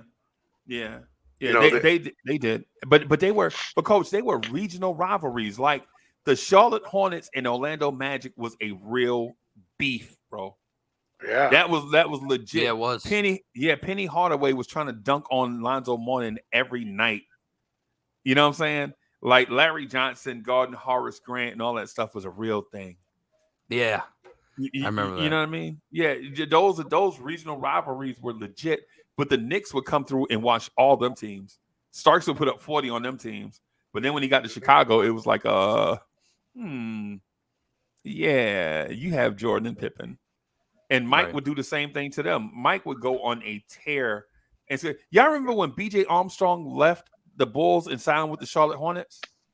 Mm-hmm. And I think the first 3 or so games B.J. Armstrong played against them, B.J. Armstrong scored like 30 points a game against them. Until Mike Nunn was like, oh, okay, that's enough. All righty, that's enough. You showing out now. You got to know your role, young man. I think they held him to like 4 points, and he got kicked out of the game. So yeah, man, Coach, I'm with you on that. The East was a beast up top, but then they were 4 or 5 seeds were. Yeah. Even I would say, you say top 4. I would say even top 7. Even because we had obviously Knicks, Bulls, Indiana, Miami. Miami was a little later in the 90s, but don't forget Cleveland. Yeah, I was gonna say Cleveland. Don't forget Atlanta. Atlanta still had. Atlanta had Mookie Blaylock and Steve Smith in the backcourt, and then they also had Stacey Augmon. Yep. Yeah. There's not to go off top too much, but there's a lot of videos of Grant Hill crossing Michael Jordan. Getting them, bro. There's a lot of videos of Grant Hill putting work on Jordan. And Gilbert Arenas was the one that said that Grant Hill was version like 1.0 of the big man with handles and that could cross. And I looked at he was like Braun before Braun. Yeah, and I was looking it up, and if his injury situation was different, Grant Hill would be. Grant Hill's short area burst, short area quickness was so elite, bro. I saw him go by Tracy McGrady, and I was like, "Oh, yeah, bro, did he just Did he just blow by Scottie Pippen? And by that time, Scottie was like what, an 8, 9, 10-year veteran, whatever. Mhm. So things. But go ahead, Coach. My bad. No, but I was saying like his athletic. That's what people forget about his athleticism. You know, a lot of the young bucks remember the tail end of Grant Hill when he was going on Phoenix and all that stuff. What was he like? 6'8", 240? Yeah, but when you saw what he did, like when I knew he was like when I was watching Duke, and he caught that alley. Yeah, I'm like, this dude. I don't know if y'all ever get a chance to look that up. Grant Hill's dunk in college when he hit his head on the backboard against Kansas. Kansas. Oh, I remember that in the tournament, and there was. What college you say he played for again? I need to hear the college name. Duke. Oh, he played for Duke. Yeah. Grant Hill played for small forward U. That's what Duke is. Small forward U. You want a small forward? Go get him. I was just making sure. And then I got lots of blue in my room. I know. There was other guy like 2-0 Giants, Greeny. Talk about tall guys that had handles. Guys like Steve Smith. Yeah, that cat was underrated, bro. Yeah. Yeah, him and Matt Stiginga at Michigan State, bro. Yeah, yeah, man. Matt Stiginga could shoot that thing, bro. Matt Stiginga could shoot the lights out, man. So if Penny Hardaway and Grant Hill don't get hurt, those were the two versions of the next. Before T-Mac and Kobe, right? Like that was the next two that was supposed to be, on the stage. And but Jordan said he had troubles with Penny. You can look at the videos. Yeah, Penny was killing. Well, he killed Jordan on occasions, not always, but he did. And so what was so amazing about the makeup of Orlando was the thing is they got so good so quick because they had the formula that everyone wants finally. Like they had the inside long out point guard. They had the that could play make. Yep, the D Scott, the Nick Anderson that could bomb, they could hit open threes. Don't forget Jeff Turner. Don't forget Jeff Turner, bro. They had a stretch four.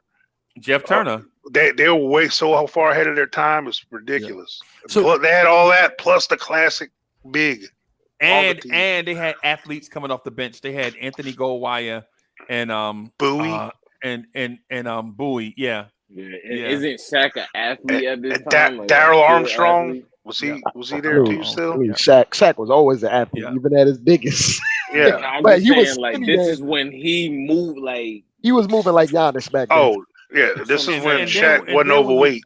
And then when you broke Orlando down, when you didn't let them get out and run, they would bring the point guard. They would bring another point guard off the bench, and he would just run the pick and roll with Shaq to death, and you couldn't. Scott Skiles.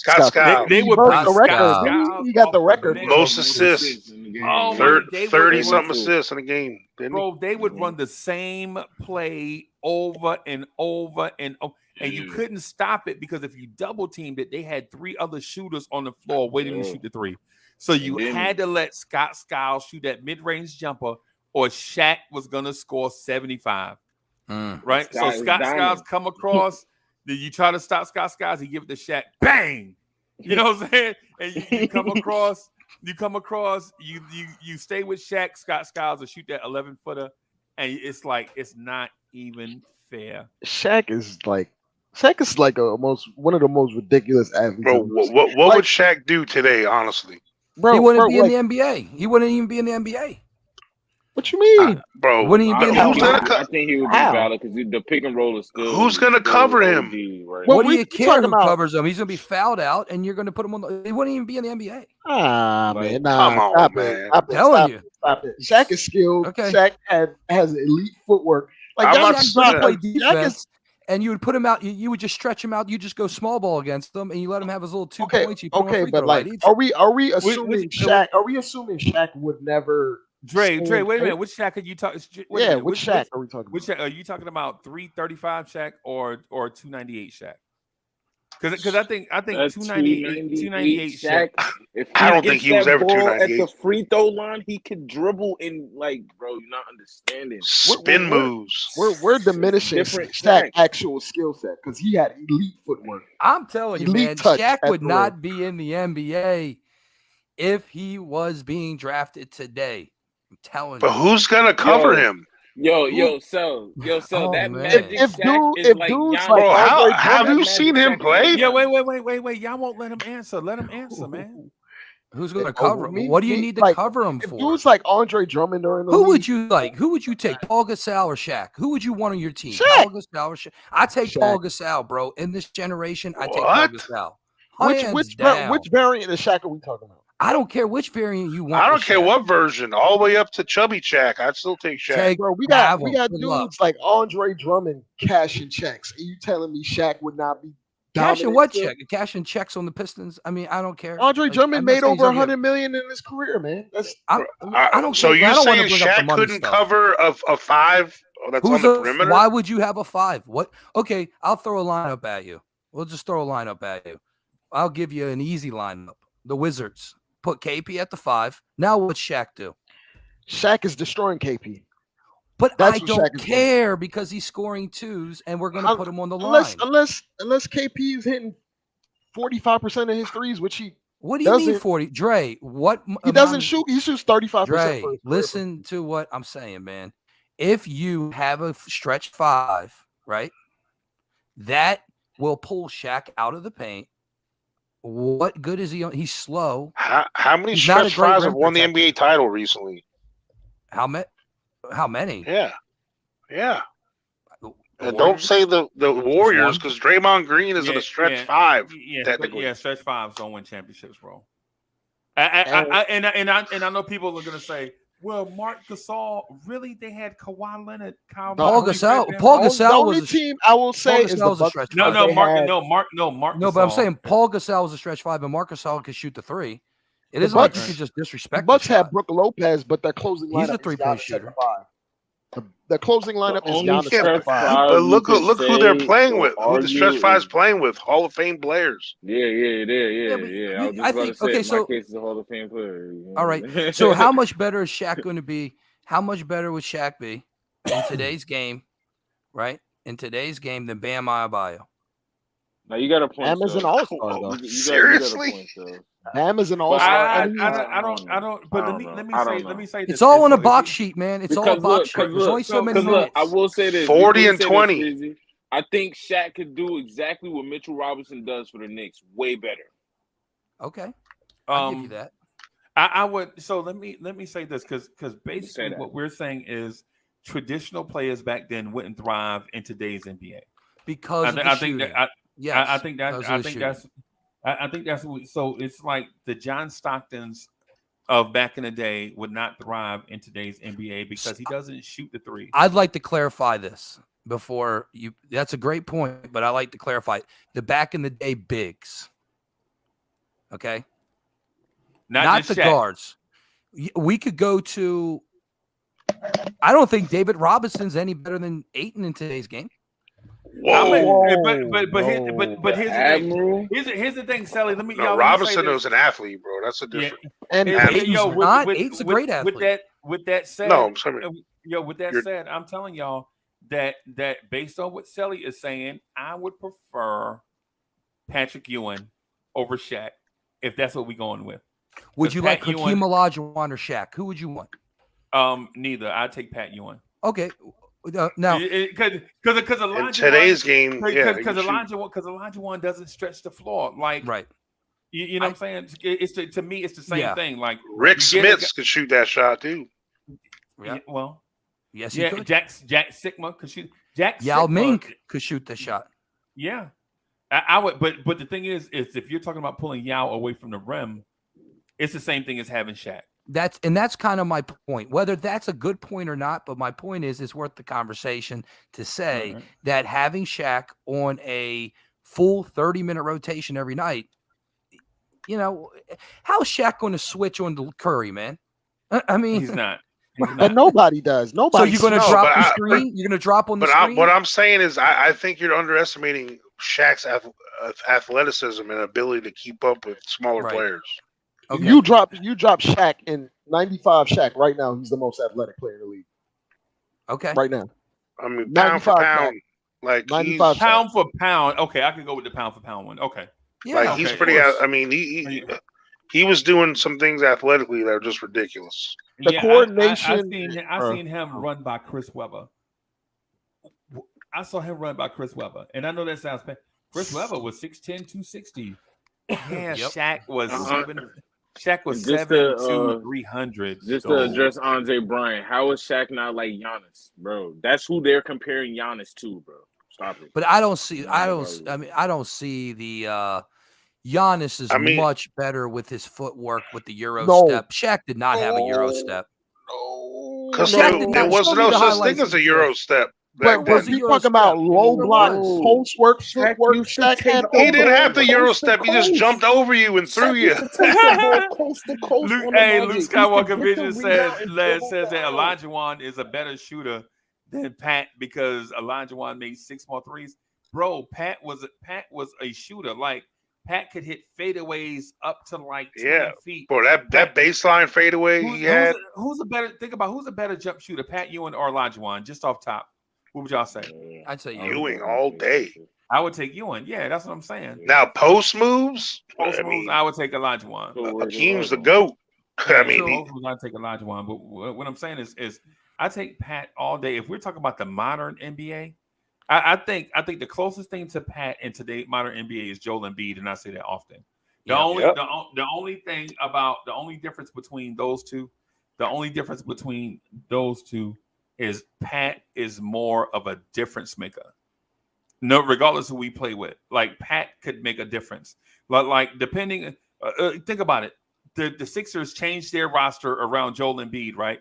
They got rid of Simmons, they brought in Harden, they changed around all that stuff, and the Sixers are still a second round exit team. Right? Think about all the moves they made. Ever since they jumped into the playoffs, they are still in the same place that they've been with Joel Embiid. Right? Yeah. There you go. Right. And the game wasn't built like if the game was built that way, Ewing in the offseason would have acquired. Yeah, he would have worked. He had the ability to shoot a three. Like he had the stroke. If you want to see what would happen to Shaq in today's modern NBA, go look up Big Country Bryant Reeves versus Shaq. Because Bryant Reeves took him out of the paint and hit mid-range jumpers on Shaq all the time. And even Shaq will tell you he hated playing against him. Right. Once you got Shaq out of the paint, man, he's going to foul you. Like you could get Shaq fouled out of a game. Like it's not really. We talking about Shaq. The Shaq we talking about is the one that already threw on 30, 40 extra pounds after he came into the league. We talk about the one that Kobe Bryant called fat and lazy. Yeah, remember that's why they broke up because I don't care which Shaq it was. It was Lakers Shaq, Magic I'm not Shaq. hating on Shaq, man. I that love dude, Shaq. I think Shaq's great. I mean, to me, I don't think that's a whole different human being, bro. That's a different breed of person. Like, because he's dunking on name the two baddest dudes in the NBA right now, and he's dunking on them. Coach, let me ask you this: when's the last time you saw guards execute a post entry pass? Well, that's the problem. My friend, is the problem. Right, because that's what I'm saying.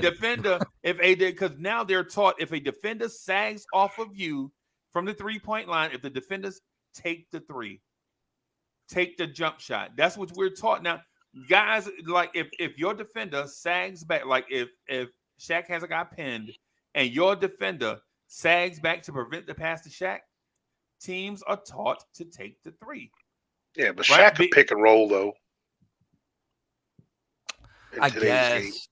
Nah, Shaq ain't. Not really. You can't pick and pop. You mean to tell me he wasn't capable of setting a pick and rolling to the basket? No, that's not what I'm saying. Man, what I'm saying, if Montrezl Harrell can average 2 points, man, I don't want to hear it. Hold on, Dad. Let me tell you what I am telling you. What I'm telling you is pick and roll men are often injured. Okay. And if you think Shaq can stay healthy being a roll man, then good luck with that.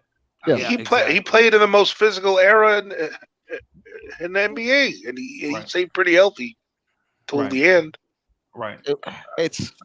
But I the mean, thing that's conflicting to me I is just don't think Shaq's a good example, man. I feel like the thing that's most conflicting to me is it's like people paint it as like just Shaq just dunking all over people. It wasn't just that. He was bro, posting people his and his getting to his counters. He had counters for counters, and then he had his Right. little floater. And he had an elite touch at the bro, rim. some of his So it post wasn't just moves like were dunking on ridiculous. people. It wasn't just Nah, dunking on people. nah, I'm not saying that Shaq's just a dunker, bro. I Oh, don't not think that's. you, not you, not you. Yo, what I'm saying is like we all watch basketball, right? We know pick and roll men stay injured. We Fair. know this. There is no pick and roll man in the league that doesn't go through missing that 8-game stretch or that 7-game stretch. Even if you're talking about like the Clint Capellas and all of that stuff, it's the reason why Atlanta and Houston always had like multiple backups for them, right? It's the reason why the LA Clippers took turns with Blake Griffin and DeAndre Jordan being the role man. Because if you just focus on one guy being a role man, you would wear that one out and he'd be out for a long time. Like Amari. Right. Yeah, like Amari Stoudemire, right? Yeah, it's just a point. It's like the reason why people don't draft running backs in the first round like they used to, because the pounding of the position just wears down a guy over time. The game has changed. Yeah, and that was my point, Dre. I'm sorry, but my point, real quick, Dre, is not Shaq's ability. It's the game has changed. It's moved on from that. That's all. That's all I got to say. Like, Yeah, that's my point. Not Shaq's ability. I feel like he would be able to adjust though. That's my opinion. I want to give him credit too, Dre. I want to give you and Coach credit for that, like his ability to adjust to the modern game. But what would that entail? Does that entail Shaq going from 298 to 280? And if Shaq loses 20 pounds, is he still the same Shaq? I feel I just don't think it's a weight as much of a weight thing as it is just his like he was agile and athletic enough to cover and quick and fast. Yeah, and people on the perimeter better than you think. And on the offensive side, there's no human being that could stop it. Like, have you seen some of his stat lines? Yeah. So in what's the finals? Joel Embiid doing? What's Joel Embiid doing, man? Like, so that's not what averaging. Shaq is. He's doing it in Joel a different is way. averaging 30 They're right the now. same size though. They're like the same size. Time out, Sully. Shaq Joel made a conscious effort to take less threes this year, and he almost won MVP this year because he became more focused on being closer to the hoop. Yeah. While he takes mid-range jumpers, and he focused more on his post game. And why did he give? So, look how beat up he got. You know what the part of the driving force of him doing that? Shaq and Barkley called him out on it. And stop taking them jumpers, man. And you know what the thing is? The other thing too is bigs get so beat up in the post. That's one of those things that you got to take into account too. Right. The reason why Joel Embiid is always hurt is not because he's hurting himself. The dude had a fractured eye socket and played through it. Yeah. You don't fracture your own eye socket, bro. You get hit. Hackers. No, I'm not down his toughness or ability either. No, I'm talking. No, but coach, I'm talking about injuries. Oh, like because you can be tough and get injured, right? And you ever saw X-Men movie? Dude, even superheroes get injured, bro. They get hurt. You know what I'm saying? And it's not that they're not tough. I saw Thanos hit Captain America and spin him around in a circle on the ground. Right? Cap was hurt. He was injured. What Thanos did to Hulk. Yeah, Thanos did to Hulk. Hulk was injured, bro. Hulk wasn't. It's not like Hulk wasn't tough. Hulk was injured. Humans get injured. I'm not saying that Shaq is not tough. Shaq is probably one of the tougher human beings. Y'all remember the era when Shaq was doing MMA? Yeah. Him and Al Shaq Harrington. Fu. Yeah, Shaq was doing MMA, bro. You know what I'm saying? I'm not saying Shaq's not tough. Shaq is tough, bro. But I would say to what Sally is saying, I can see where he's going with it. Now would I not grab Shaq? Yes, I'm grabbing Shaq and taking my chances.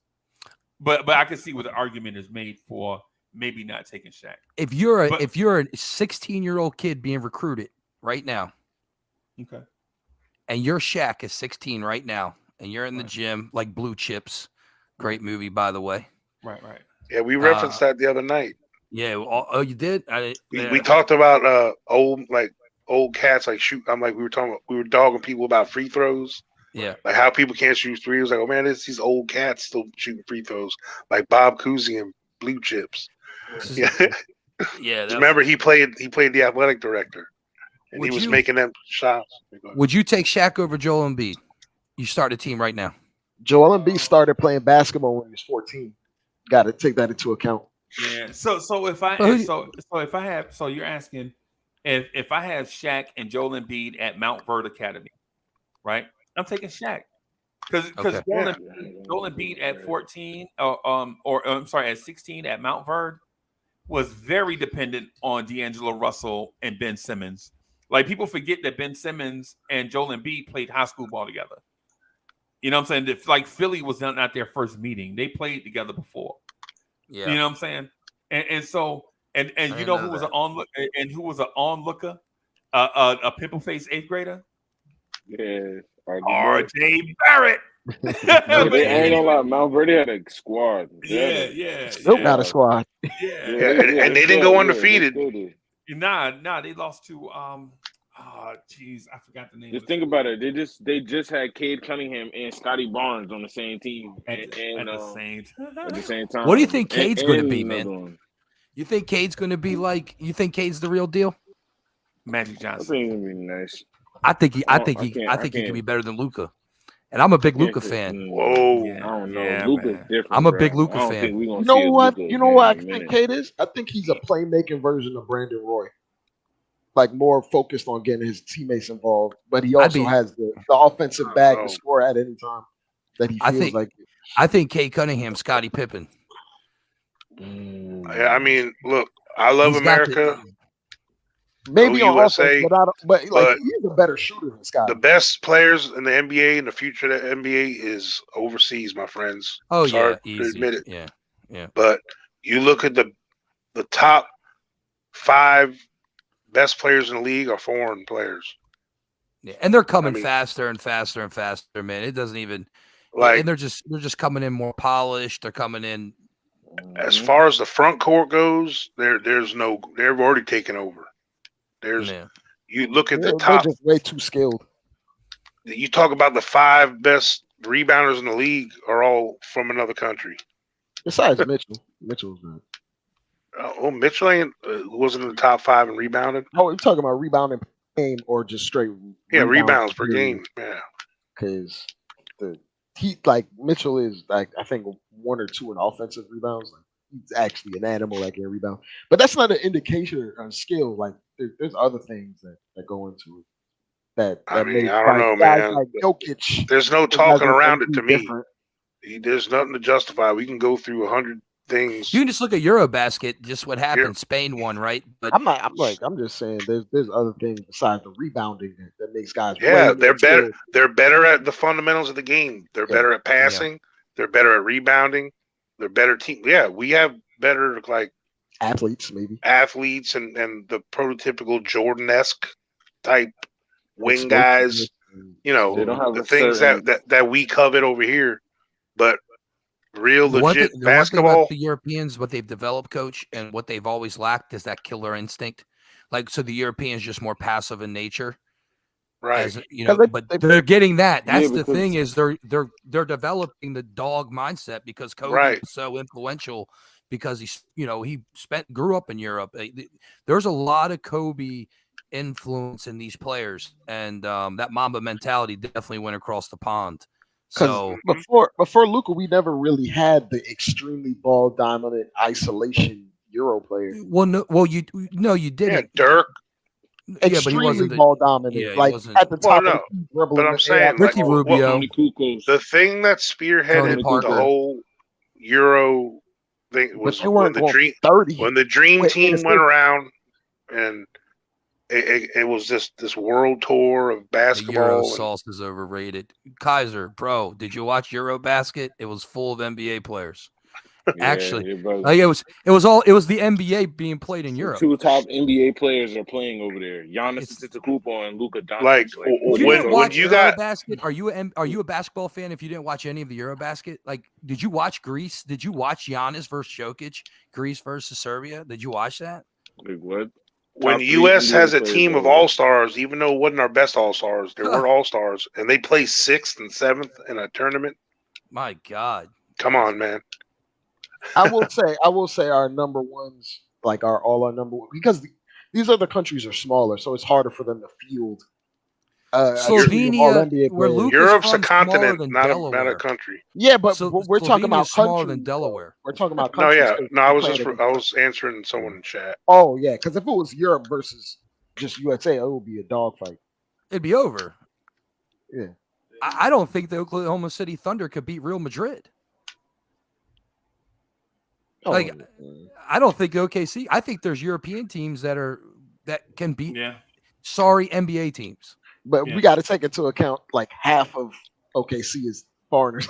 If you look at their roster, no, not really. Their team is SGA is from Canada.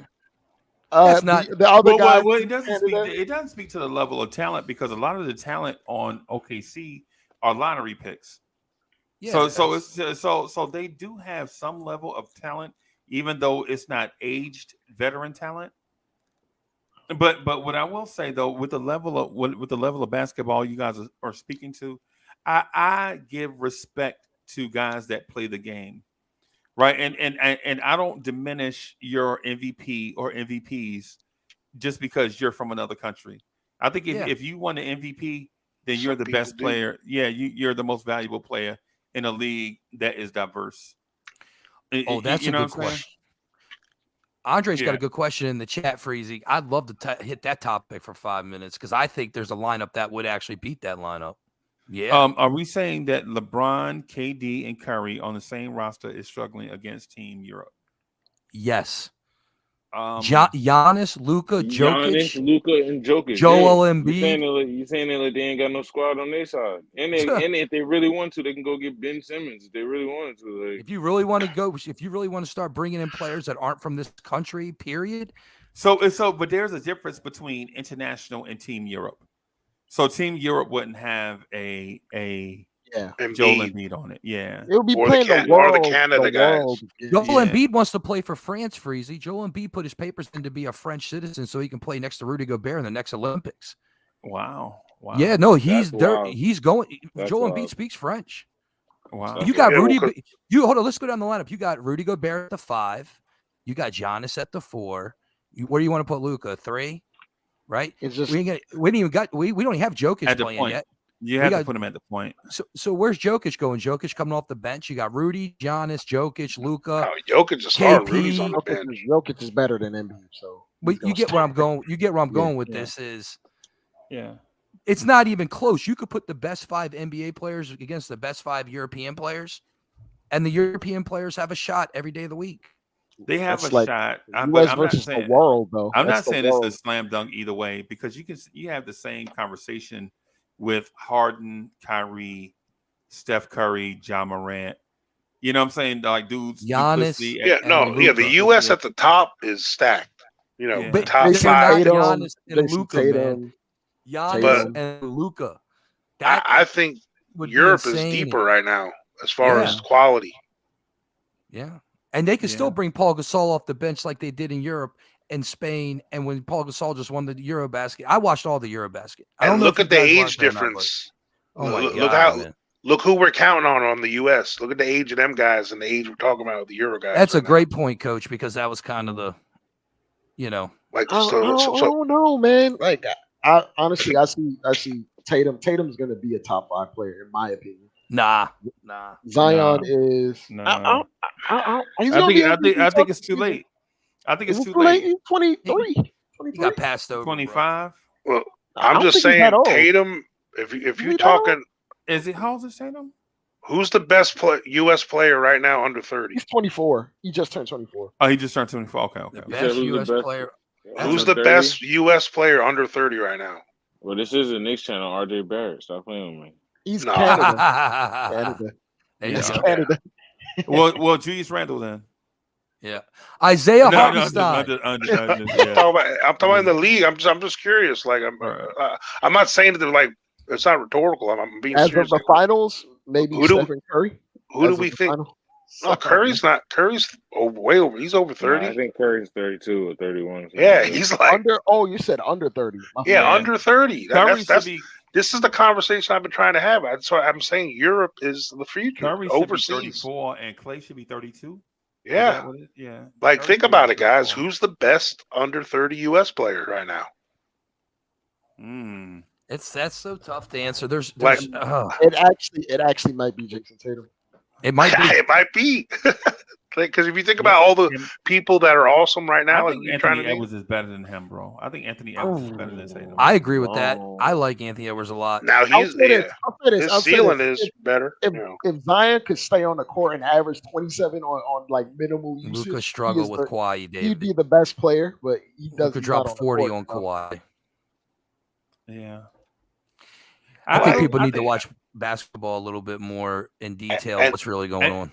And I understand where you're going, Sully. I think the further point is people need to get a better respect of others outside of our borders. Yeah.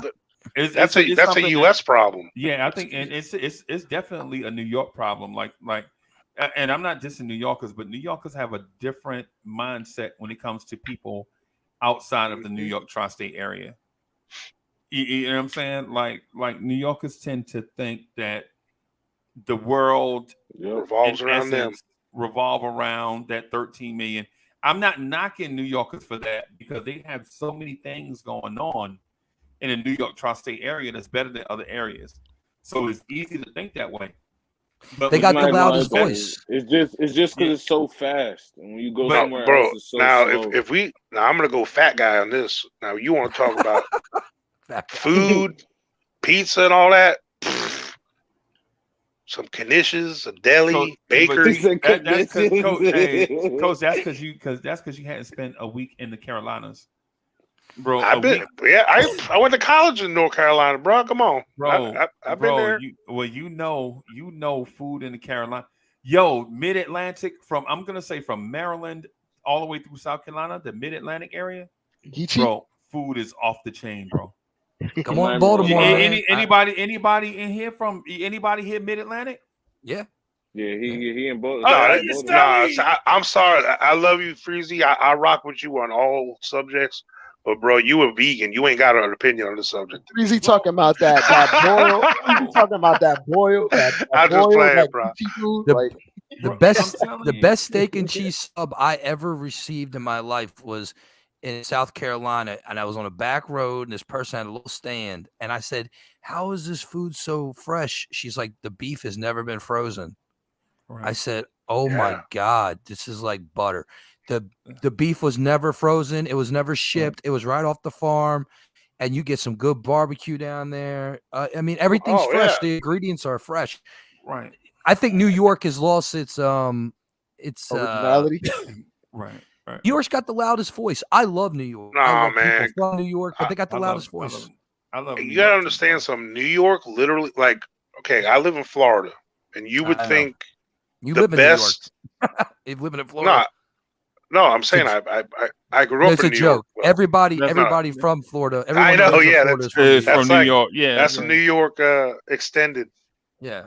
South Jersey. So Florida, you would think the oranges would be delicious and all the citrus fruits. It's trash because what we do is all the best crop we take and we send it up to New York or populated areas. All the best stuff gets sent to the populated areas, and then we get all the leftovers because we live here. You know what I'm saying? But it's cheap. But it's cheaper though. It is cheaper. I'll say I don't know how y'all live up there, man. Maryland's expensive. One city that rivals New York in food is Chicago, in my opinion. Chicago's nice. Every time I've went, I've had great food. I'm gonna say this: any place that you have Caribbeans and Italians in it, you're gonna have good food. Yeah, Caribbeans. I got a Jamaican restaurant right up the street from me. They are. Who doesn't like Italian food? I'm not just saying it because I'm Italian, but come on. Hey, you want to know where my spot is? Hey, if you want to know where I go to Sabatino's in Little Italy in Baltimore, man. That's my spot. If you ever come to Baltimore, go to Sabatino's. That's my spot. That's my plug for them. Like Italians have this saying, there's two types of people in this world. there's Italians, and everyone who wishes they were. And then there's Sicilians. That's what. But because they just take a lot of pride in the finer things. Like not that any other cultures don't. But if you think about that's just pride. That's just cultural. Yeah, just the things that Italy would take the cars, the Lamborghinis, the Ferrari, like you talking about high end cars, the food, the fashion, there's so many things that like from Italy, like they're the epicenter of culture, just they were one of the first modern civilizations, but they fell.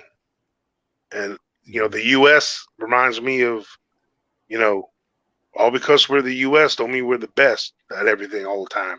And we have to humble ourselves. Definitely not. Yeah. We have to humble ourselves sometimes. But that's what I'm saying, though, Coach. I'm saying the thing about it. Sometimes it's about perspective. Mm-hmm. It's just about the way that you perceive certain things. Like I love the food in Baltimore. Right, like the DMV, not just Baltimore, but the DMV, because the DMV have like these steakhouses in Virginia, bro. It's crazy. And I know y'all like, man, you vegan, but I wasn't always vegan. I know. You know what I'm saying? But the places like in North Carolina, Virginia, man, Maryland, bro, they have these places that you can go to, bro, and it's like, they take now you get me hungry.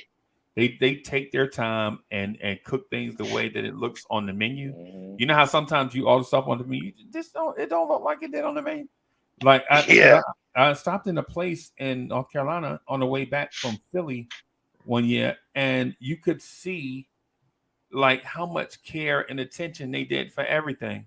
Yeah, services, but presentation and service.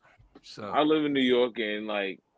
The food here, I ain't gonna lie. I'm not gonna be like, oh, New York got the best food. I'm not gonna lie. Probably the only two things that New York food probably tastes better, and for a fact, pizza, like hand down. When I went anywhere else, the pizza is not like it is in New York. Oh, and Chinese food, the Chinese food too, because there's a lot of Chinese everywhere you go. Like, but that's the difference. When y'all get Chinese food, where we get Cantonese food.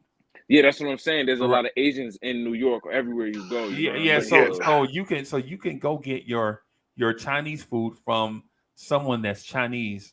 Where we don't necessarily have Chinese people cooking Chinese food. No, you're right. You might have a Korean cooking Chinese. You're right. Right. Somebody from Laos, Vietnamese, whatever. We don't even get their food. Let's keep it real, man. We get the American version of the Chinese. No, we have the Americanized version. But that's the point that I'm getting at, because it's fast to cook.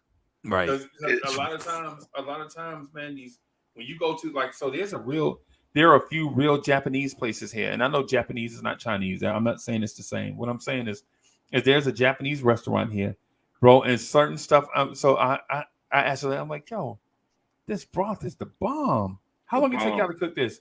She was like, yo, we've been letting it simmer for like 10 hours, and we don't let it out until it gets ready. And I was like, 10 hours? She's like, yeah, because it's, I think they do like a oxtail joint with like the stew. Yeah. Anybody know what oxtail is? Don't even talk about oxtail, please. Bro, oxtail's like $700 a pound now, man. Yeah, I thought it was I thought it was 900. You must have caught some on sale. You know what I'm saying? I could never get a taste for it, bro. I dated Caribbean girls before. I just never liked it. Well, come over. Hey, coach. I heard all that. Oh, you ain't heard it the way I made it. Oh, hell no. I had all kinds of ways. Me too. You ever had like Cowheart? I mean, I've had cow brains. Not the clothes, coach. Not Carhartt. Yeah. Not Carhartt. No, I was eating. Have you ever ate a Scully before? Like, bro, I'm saying, like old hat Italian dudes, they eat some crazy like. I tell you what, man, brains. That heart for the price, and you season it up, it ain't too much of a difference in taste, man. From just like a flank steak. I'm sure. It's like $3 the same thing as Rocky Mountain oysters. I'm gonna just chalk that up to you having bad luck, coach. That's just bad luck. Nah, I've bro. never I'm had sorry. oxtail, but I've seen it. It's an acquired taste you got to grow up with, bro. It's just one Like of them cow tongue, cultural. right? Yeah, like for me, like Tasting in my something culture, that's tasty. in Italian culture, all the old Italians, bro, they love cow brains. That's like that's a food, bro. And they cook it. They cook it up like chicken nuggets, bro. We're pretty much the only country that doesn't eat the whole animal. Like you go. Oh yeah. You go everywhere else. There's no spare parts, man. Like you ain't been to the Carolinas, bro. If a pig slip and fall down around our house, bro, we cooking everything. I mean, I've had cutty goat, like a goat. I just can't mess with goat, bro. I tried so many times. Yeah, you never had curry goat, bro. I'm finishing that out of there. Bro, you can have mine because I ain't into it. It ain't, bro. I've had it from straight from the islands, girls. Like I work because I'm a nurse, and there's mad Jamaicans, and maybe they just can't cook. Maybe they just, I don't know. They can cook. You just don't like New York and get it. You gotta come to New York and get that Caribbean. I heard the same thing from. Oh, you ain't never had my curry goat. I've heard all that stuff, bro. I've tried them all, man. I just can't. It's just the texture. It's a little more stringy and slimy tasting. I don't know, but yeah, man. No, it's an acquired taste, bro. Yeah, I mean, it's even like burgers. Coach, you like burgers, like beef burgers? Yeah, like regional burgers are all different. Yeah, like sometimes people put an onion ring on it, and then sometimes people put a pineapple on it. You know what I'm saying? Yeah, it depends on. That's a little weird, but I still try it. I put that crab meat on it. Yeah, I've had peanut butter. You ever had the peanut butter on a burger? I've tried that. Want the buffalo style, yeah. The peanut butter. One thing that I will tell you that a New York person hate on their burger is mustard. They will curse you out if you put really? I love mustard on my burger. Here's the thing. That this is a real thing now. New York is the only state in the United States that all the McDonald's and all the fat don't automatically put mustard on the burger. Nope, do not put. Every other state in the country. People eat mustard on burgers. They put mustard on. But here's the thing though. So New Yorkers are weird in that respect because they won't eat it on a burger, but they love it on a pretzel, on a hot dog. Yeah, I don't want mustard on a pretzel. I want cheese. I want cheese. I like salt cheese. You know what's crazy? I never like mustard on my burger, but I'll eat mustard on my turkey sandwich instead of mayonnaise. Mustard on a turkey sandwich. I love mustard, man. I don't like mustard at all. I like brown mustard. I'll take some garlic aioli though. Yeah. I like some garlic aioli, but I ain't messing with mustard. But see, is it easy to make garlic aioli? Do you make it yourself? Yeah, I have. It's not that hard. But this is mayo, garlic mayo, really. Garlic mayo. You don't really gotta make it, but it's not that hard. Like, here's the thing. Like, even in like I said, it's what you grew up with. Like, it's your acquired taste, more or less. But like, even in Italian culture, like everyone's sauce or gravy, some people call it red gravy or whatever, is different. Like, you grew up with your mom's sauce or your family's like tomato sauce, and it's going to be different from my family and your family. Yeah. Like, that's why if I go to Olive Garden or Carrabba's or some mom and pop Italian joint, that's like, if a Mexican dude went to Taco Bell or something, you know what I'm saying? It's Coach, another thing about a lot of people don't know about Italian, well, the old school, is that the pasta was actually the side dish. Right. The pasta was the pasta was never meant to be the main dish. It was a side dish. It was kind of like macaroni and cheese. It was never meant to be the main course of your dinner. Oh yeah, your pasta dish was one of the courses. Like New York, Italians, when it comes to holiday cooking and dinners, like, bro, you got mad courses, bro. You got the nut 12. Course, like when you eating the nuts, like all different kind of nuts, like walnuts. I'm a Paisone, man. I got you. Yeah.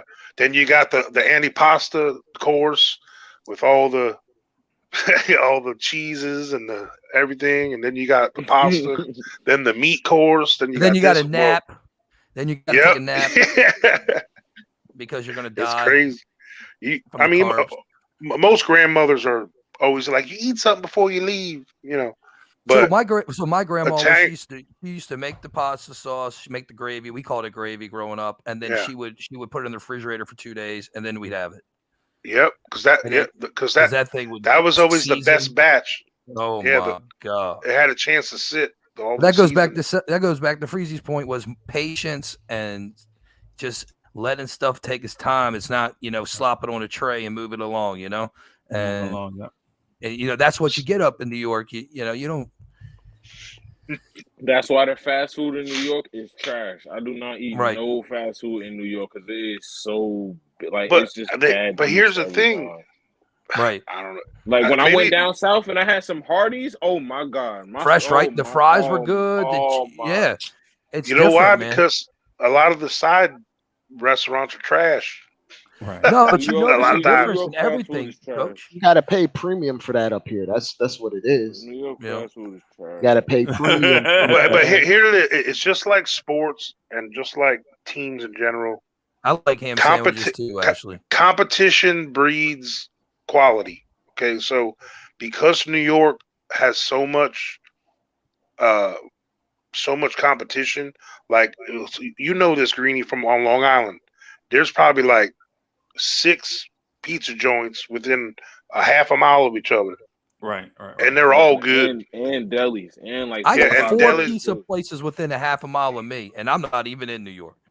Yeah, but I'm talking about they're all could possibly be the best pizza in New York. You know what I'm saying? Like they're all that on that pace. They all got to compete with each other. It's all about the quality of your ingredients with the pies, man. You gotta have good cheese. The thing is, it starts with the dough and the water. Oh yeah, I'm talking about New York. You got good dough and crappy cheese, man. It's gonna taste like hell. Yeah, New York water, that's a thing.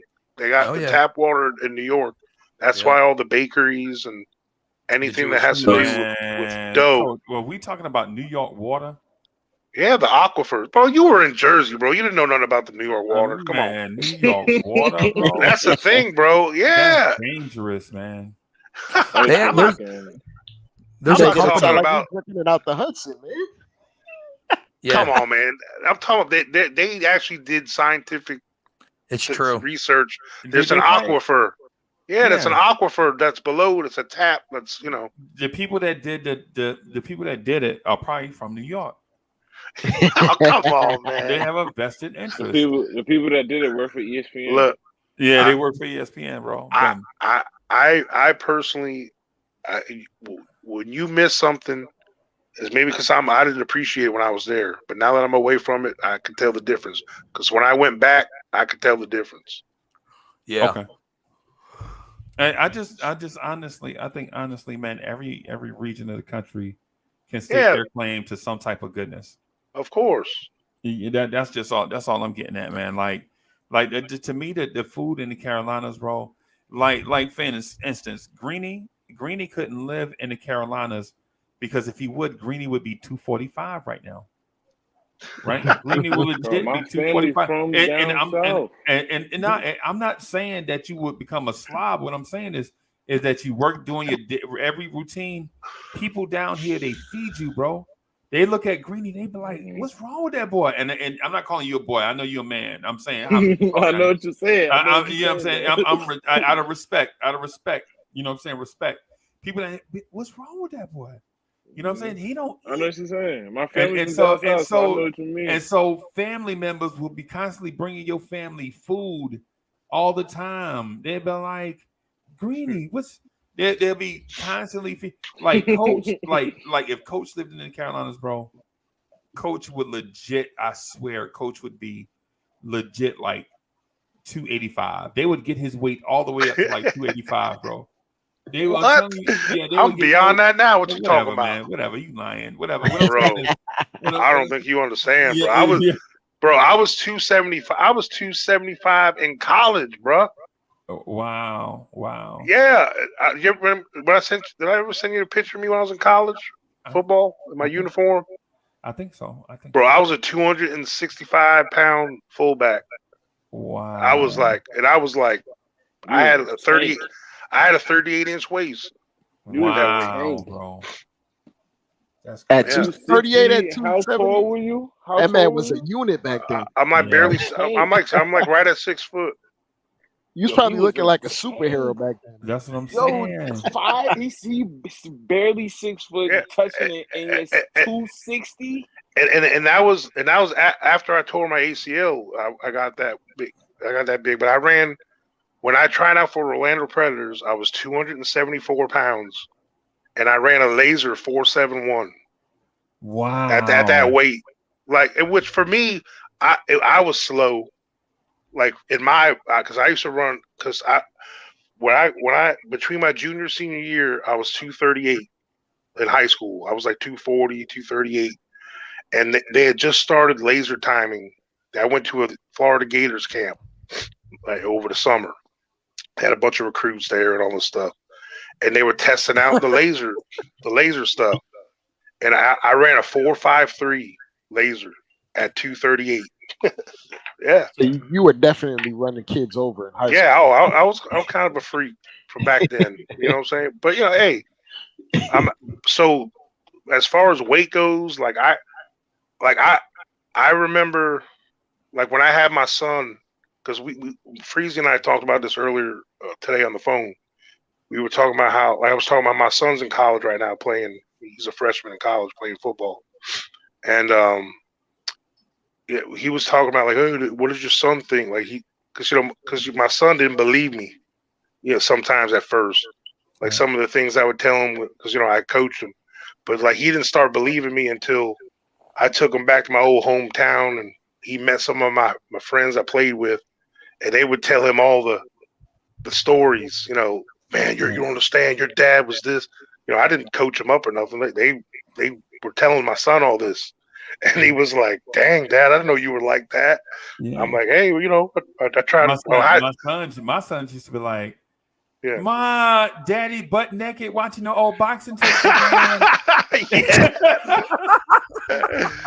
So like, like I be in the living room watching the old boxing tape, butt naked, eating ice cream out the carton. Like, damn, I used to be something. Man, that was what the days. Did you ever, hey Freezy, did you ever fight on any tickets? Did you what was your boxing career? Yeah, I was what you call a prize fighter. Okay, I wasn't. So it was more like local. It was chitlin circuit stuff. You know what I'm saying? Like the chitlin circuit where you be hood famous. Like you know what I'm saying? You wasn't Kimbo slicing out here, were you? No. We was bigger than that. That dude was fighting. Them dudes was he was fighting in the backyards. Yeah. But because if you get caught doing that, it's illegal. You have to have be licensed, and you have to be insured and medically cleared, and all this stuff. So I'm the 2-time Green Street Grocery heavyweight champ. Right, I won it back to back in 1990 and 1991, and I was like 20 back to back. The first time I got my ass whooped, but I pointed out a dude, and he ran out of stamina, and so in the third round, I just I just went to town because I had to, bro, because we was only fighting for $500, and it's winner take all. So I let this dude beat me, and I run out of gas, and I'm gonna just sit there and take a butt cutting and let this dude run out of gas and lose and go home, bro. No, bro, nah. And then the year after that, I was in shape, you know what I'm saying? And I just outpointed a guy, and he was just a lesser opponent, and he got lucky to make his way up through the thing, and I got him and got him out of there. I was fortunate that the guys that he beat didn't fight me because they were better than me, but they were trying to knock him out, and they were like throwing haymakers. And so they were wild. He was fighting strategical. Yeah, he was fighting strategically against them, but by the time he got to me, he was a strategic fighter that was fighting the ultimate strategist. Yeah, you know how they call it. You met your match. The master. Mm-hmm. Yeah, you met your match. That's all. Are you right-handed or left-handed, Freezer? So I'm. It's weird, right? Because I'm a righty that wants to have a powerful right hand, but I don't have a powerful right hand. So I'm a southpaw because my right hand is quicker because technically I hit harder. And I don't mean to say use the word technically just willy-nilly, but technically, like as a technical fighter, I could generate more power in my left hand than I could with my right.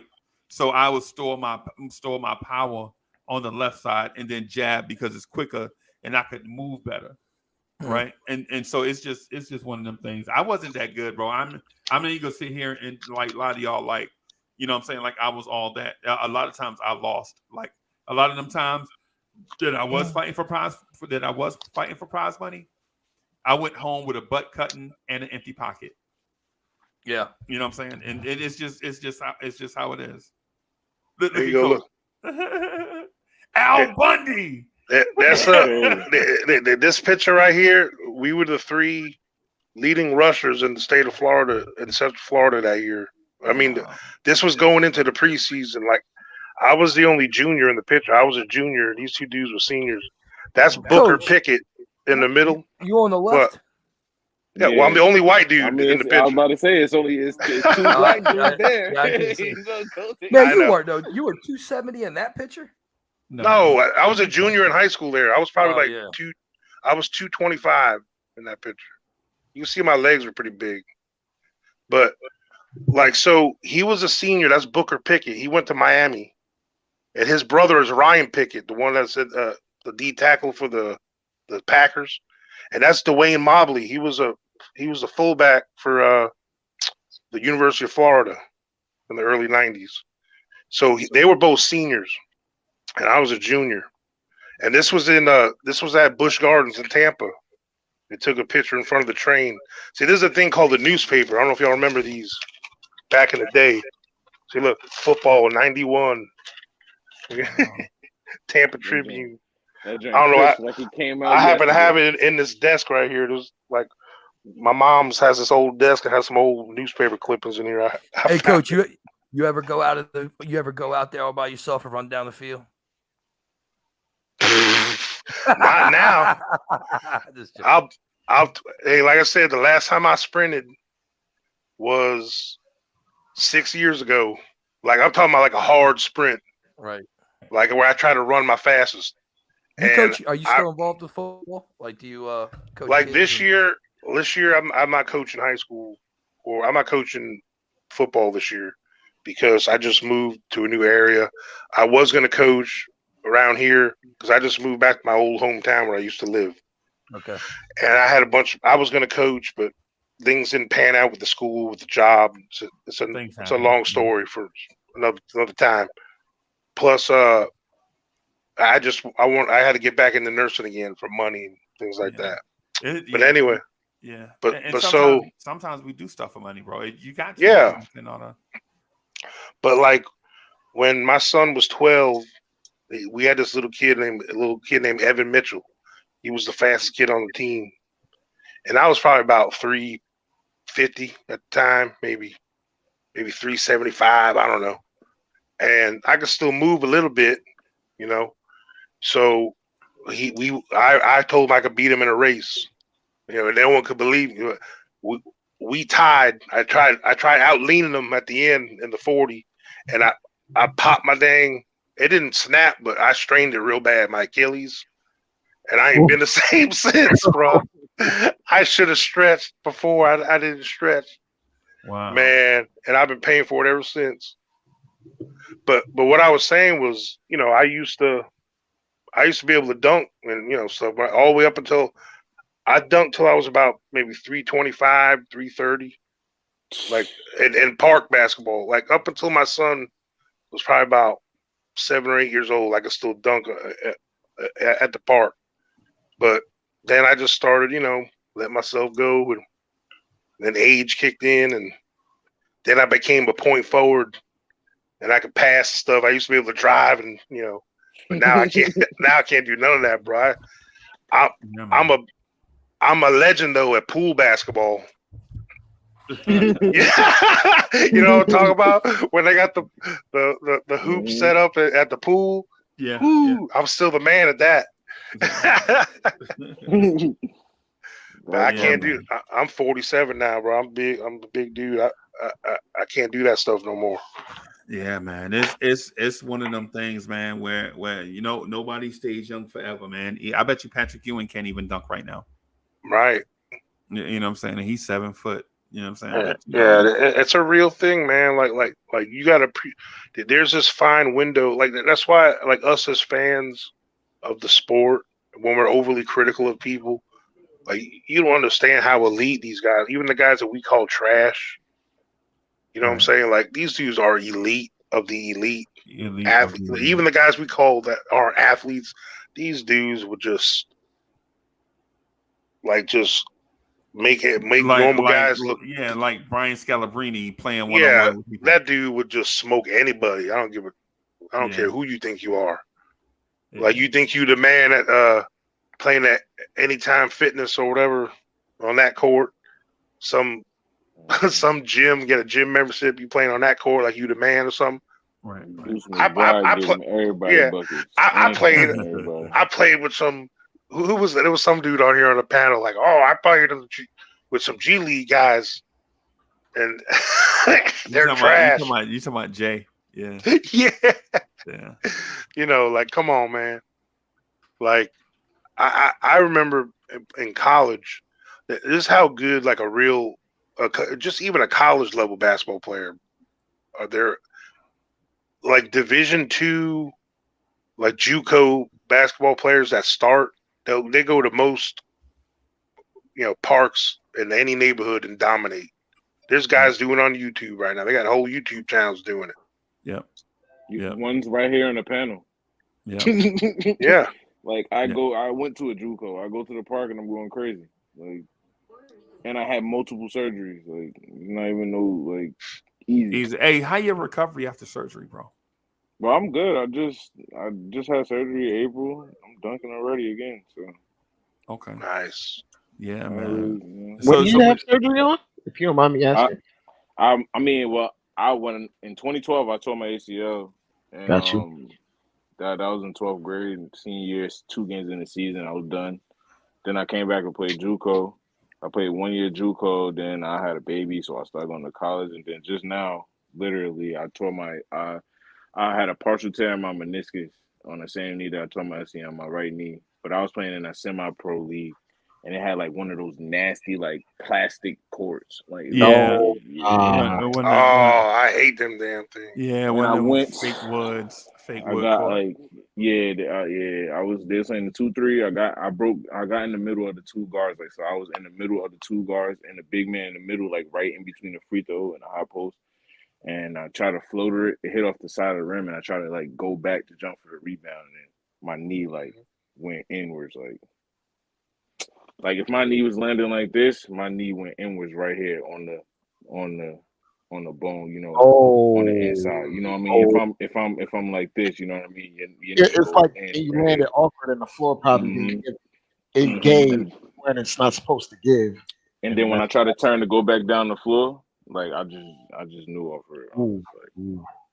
I mean, I mean, the injury thing, man, it sucks, man. It's so, and the thing is about injuries and the mindset of when we call some players, injury prone, like it's something that it's a defect that they can't work on or something, It's a lot of it's a freak thing, man.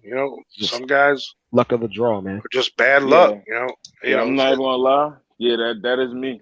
That's me. But I'm one of the people that was I ain't gonna lie. Before I tore my ACL, I was jumping OD high. I was jumping OD high. I could dunk. I could run super fast. I used to run 11-second hundreds. You know what I mean? I was a quick, tall dude. I wasn't slow. You know what I'm saying? So.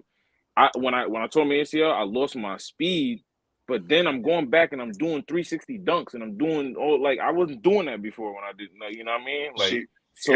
I don't know. I was a one-leg jumper, for the longest time, and being right-handed, I jumped off my left foot, when I dunked because I did the long jump and triple jump and stuff too in high school. So I was always a 1-foot jumper, and then that's the thing, you've seen. So after I tore my ACL, it was my left ACL. When I rehabbed and got stronger and everything, when I started coming back and when I got to start playing again, and then I started playing basketball, pickup games and stuff, I noticed I started 2-foot jumping more. I don't know if it was a psychological thing or I just feel like I didn't have the 100% explosiveness like I used to off of that one leg. So then I started like doing a lot of 2-leg, 2-foot jumps. Mm-hmm. Hey, yo, let me just say something real quick because while I got y'all here, just want to say, so we got the Vibes and Stuff channel up and running, right? So Vibes and Stuff has been up and running since February, and so at about 8:45, we're gonna review a movie called New Jack City. We're gonna break it down. Classic. Yeah, so we're gonna break down this movie called New Jack City, where we talk about all the scenes of the movie, right? And then, but what I wanted to also say for those that are, since y'all are talking about lifestyle and stuff, so what we're gonna be talking about coming up is how to manage your finances, right? One of the things that I wanted need that. And well, also one of the other things we're gonna speak to is how to lose weight and keep it off. That's one of the other things. Did you make this show for me? Nah, the money thing and the weight. I need both of those in my life. And for those that are struggling with trying to find your way in the financial sector, what we're working on is how to start a business from scratch, like legit how to take stuff that you own and are not using and turn it into venture capital and grow a business. Dang. And so we got all that stuff coming up within the next 2 or 3 weeks. And it's one of those things. I know this is a Knicks channel, but I also want to offer like this thing for those that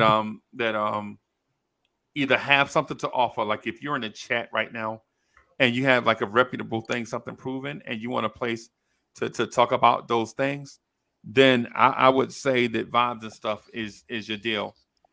Because right now I think I'm taking a old junk car that I have and selling it, and then I'm going to take the bread from that and start just a side little hustle business, and I'm going to put it on the channel so that people can see how it grows into something mega, just by me putting a little water and a little plant food on it, and letting it grow exponentially. For those of y'all that like fun stuff, like if you're a fan of something like that show Power or something like that, you can watch stuff like this firsthand, from where we take something that's worth nothing to me but worth something to others and turn it into something that's worthwhile to me, and then grow it exponentially. Just grow it and grow it and grow it. And I'm going to put the dollar amounts and all that stuff out there. It'll be like, if you ever seen that show American Pickers? Anybody watch that? Anybody saw that show American Pickers? Like when they take something that's they drive around and yeah. So I'm gonna do something like that without all the driving around. I'm just gonna take something that I own and not using, and sell it, and then keep flipping it, and then I'm just gonna show you the interactions on the channel, and then put the dollar amounts out there and just do something fun. You know what I'm saying? And for those that have interest in that or are already doing that, I invite you to come along and hang out with us and do that. So anyway, Coach, I just wanted to throw that out there. Yeah. This morning at 8:45, we reviewing the movie New Jack City. We're just gonna break it all the way down, and everybody's invited. So yeah, man. And for any of y'all young bucks out there, like you guys don't understand how blessed you are to be part of a community like this, where you got some dudes like real old cats that got some real knowledge, like Freezy, that I didn't have. Like I have my dad and stuff, and like you guys have an opportunity to go into a thing like that and learn some of these things from. Freezy's learned all this stuff over the years by process of elimination. He's learned from his mistakes by doing stuff the wrong way for a long time. Like you don't understand how valuable. Like and I'm not saying that it's never too late, for me or whatever. Like if you broke, you don't have to stay broke. Yeah, like this is stuff. Like the biggest thing I could tell y'all out there, man, you get a jump start on your life, like with tips like this from this dude here, like you don't understand what kind of good head start you can have for your life, and you're gonna start a family one day. Some of y'all that are young. Coach, like take $800, right? Take $800, buy a car at the auction down here, fix it up down here with cheap parts down here, and then take it up to the city and sell it for $5,500. Mm-hmm. Right. And for a lot of people, that $4,700 come up is life changing. Yep. You know what I'm saying? You know, or you could do two of them, get two cars and sell them both. You make $11,000, right? That $9,400 that you made, that $9,400 profit is a come up for sure. It changed your life. Mm-hmm. It like changed you said, the way keep doing that until you get a business. Yeah, man. Like, and and I'm not trying to make it like an all young dude thing where I'm talking down to you, but instead of getting them Jordans for like $300-$400, you know what I'm saying? Some old school Jordan, or something. If you a collector, I mean, I respect that. That's great to have, but you can do something like what Freezy said to do. Then you can get that hustle going. Then you can buy yourself some Jordans. But by the time you finish doing this and doing this and doing this, when you look at them Jordans, you're like, yep. Is that a smart investment? Right. You know what I'm saying? That's like true. if I could have started this when I was like 25, 26, there's no telling where we be where we be at, bro. You gotta get out and hustle, bro. You gotta grind. Like clout for grown ass men. It ain't about those Jordans, bro. I'll tell you that. Yeah. That's a Especially if you live in a place where the cost of living is high. Mm-hmm. Get you a connect where the cost of living is low. You know what I'm saying? Like where the cost of living is low. Like say for instance, me and Greeny be like, "Yo, Uncle Freezy, I got $2,000. I want to go buy me 3 cars." I'm like, "Greeny, you're not gonna be able to buy 3 cars for $2,000. You might be able to get 2.5 cars." You know what I'm saying? But you ain't. And so he be like, "Yeah, I got the $2,000." I was like, "Well, when you coming down?" And he'll be like, "I'll come down in a month." Right? I don't want Greeny. I don't ever want to see Greeny money ever.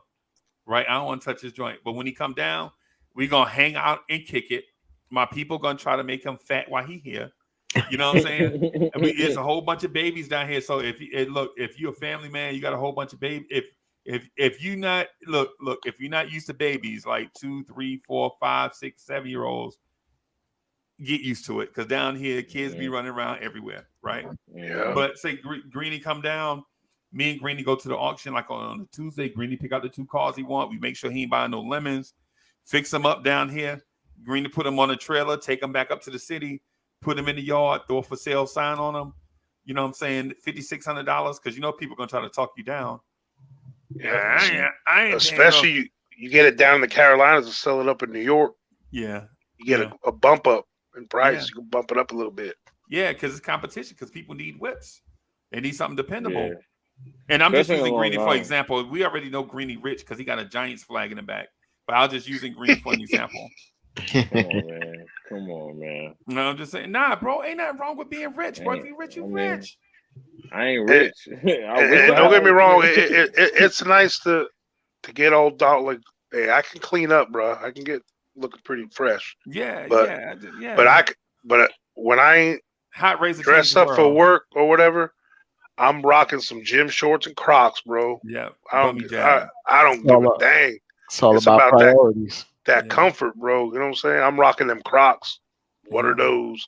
Like I was wearing Crocs before when people weren't wearing Crocs. Like when them things came out. Because as a nurse, them things are like walking on cushions all day. Walking on sunshine. I like this ain't no joke. It's hard for me to go back to regular sneakers, bro, half the time. Like them joints hurt my feet after a minute.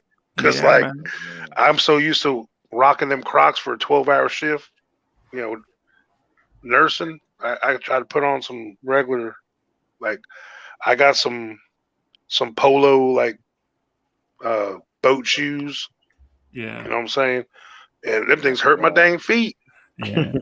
After a while. Got all of those. But yeah, man, that's what Coach, that's what I was saying with the vibes and stuff with the lifestyle channel. It's one of them things. Like that's the type of stuff that we be trying to talk about on there. But anyway, I'm gonna get out of here so I can get some sleep before we jump on and do vibes and stuff live in the morning. We don't have anything interrupting us tomorrow, so hopefully we can jump on, do vibes and stuff like 10:30 and just rock for like maybe 2 or 3 hours. Hopefully, nothing comes up. But it's life. So you already know what it is. So Greeny, Coach, everybody, man, I appreciate y'all for coming through, man. I'm gonna get out of here. So yeah, man. Nice rocking with y'all. Sally, you gotta come through at some point, man. We'll holler at y'all later. Okay. Peace.